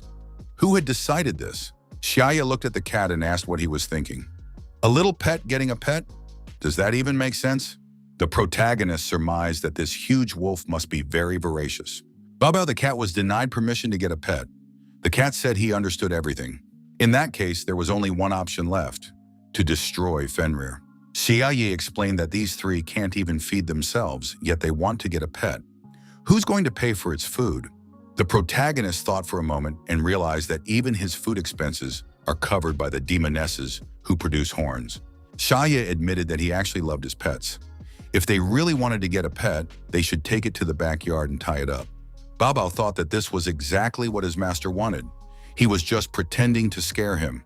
As he made his way to the backyard, Fenrir silently apologized to the Demon King. Fenrir was put in a cage and decided that from now on, he would be an obedient dog for the Demon King. Roland told Mr. Xiaoye to take care of these children. Xiaoye was surprised. Why was Roland talking about this so naturally? Roland decided that this was exactly what the Demon King had planned. When he said this, the Demon King looked at him differently. Roland said that he had tracked down Fenrir and found a group of children who had also fallen victim, nearly perishing at his claws. The priest added, "The past and identities are completely unverifiable, so there won't be any problems. No one will doubt it." Xiaoye was surprised. Isn't an unclear past a problem? The protagonist didn't understand what that meant. Roland, as an official representative, asked him to contribute to community building. He has indeed helped many times. It would be awkward to refuse him. Our hero noted that settling in would be a bit difficult. However, he had some basic supplies that he would distribute among everyone so they could stay warm. These were slow-moving goods. Xiaoye added that he would sponsor an orphanage. He had been given a plot of land, but he had never used it. The protagonist noted that he really couldn't give any more. Roland was surprised. The children asked, were they now the ones with no one to rely on? Xiaoye thought that it was all very sad indeed. Our hero declared if Roland really needed help, he had an idea. Why not create a guild and accept everyone? That way they would be closely connected, look out for one another, and help each other. If there is an organization, then the children are no longer helpless. If a fee must be paid, it should be a win-win situation. The conditions for creating a guild are extremely strict. Not only do you have to pay a high fee, but there are also requirements regarding combat power and the number of members. However, once a guild is established, the maximum interaction fees can be reduced by 15%. The protagonist also decided that he could use the guild to participate in more events and earn more money. Thus, it would be beneficial. The young man noticed that he already had a guild creation application form. Roland thought this was a feigned refusal, specifically to create a guild. But if that was the only reason, it didn't matter much. Roland Lee approved the application, and the guild was successfully established. Xiaoye accepted congratulations on the founding of the guild named Overworld. Does this name mean that people from all over the world can unite and rely on one another? The elven princess thought that the meaning of the name lay in the fact that the host wanted to create a completely new world where all races could live in harmony. It was indeed a grand plan. Roland believed that no one understood the Demon King's true intentions. The hope of humanity himself was horrified by what he had just done. A new guild, Overworld, had been established. Qin Haojun was surprised to learn that the Demon King had founded a guild. Xiaoye received information that Haojun had applied to join this guild, and Lu Ju, and Obara had also submitted their applications.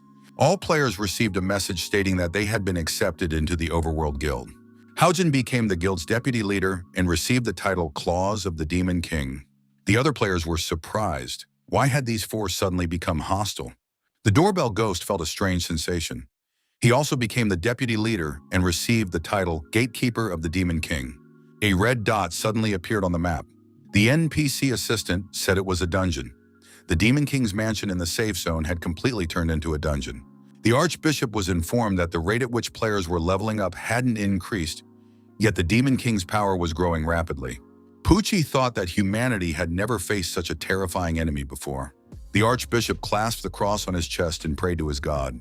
Moshe received a request for protection. God said there was no need to worry. The outcome would be worse if he came in person. Roland didn't understand how this could have happened. He felt that he could no longer be the hope of humanity. The priest decided he must not give up. No matter how dark the path of life might be, there is hope ahead. Hope that will never fade. Babylon and Belial, watching Roland, said that no matter how hard he tried, it was useless. The Demon King had already prepared everything. The girls added that their victory was an inevitable future. The door to the room swung open. The elven princess appeared in the doorway. She told the sisters it was time for dinner. The demonesses received their cookies. The princess had a pastry for dinner. They believed that as long as they were their master's favorites, that would be enough for them. Fenrir saw the Demon King and was surprised. Why was he here? Shaya asked, is this the king of the mutant wolves who wanted to cooperate with Roland and destroy all the demons? Fenrir was frightened. Shaya added that he seemed to have been right.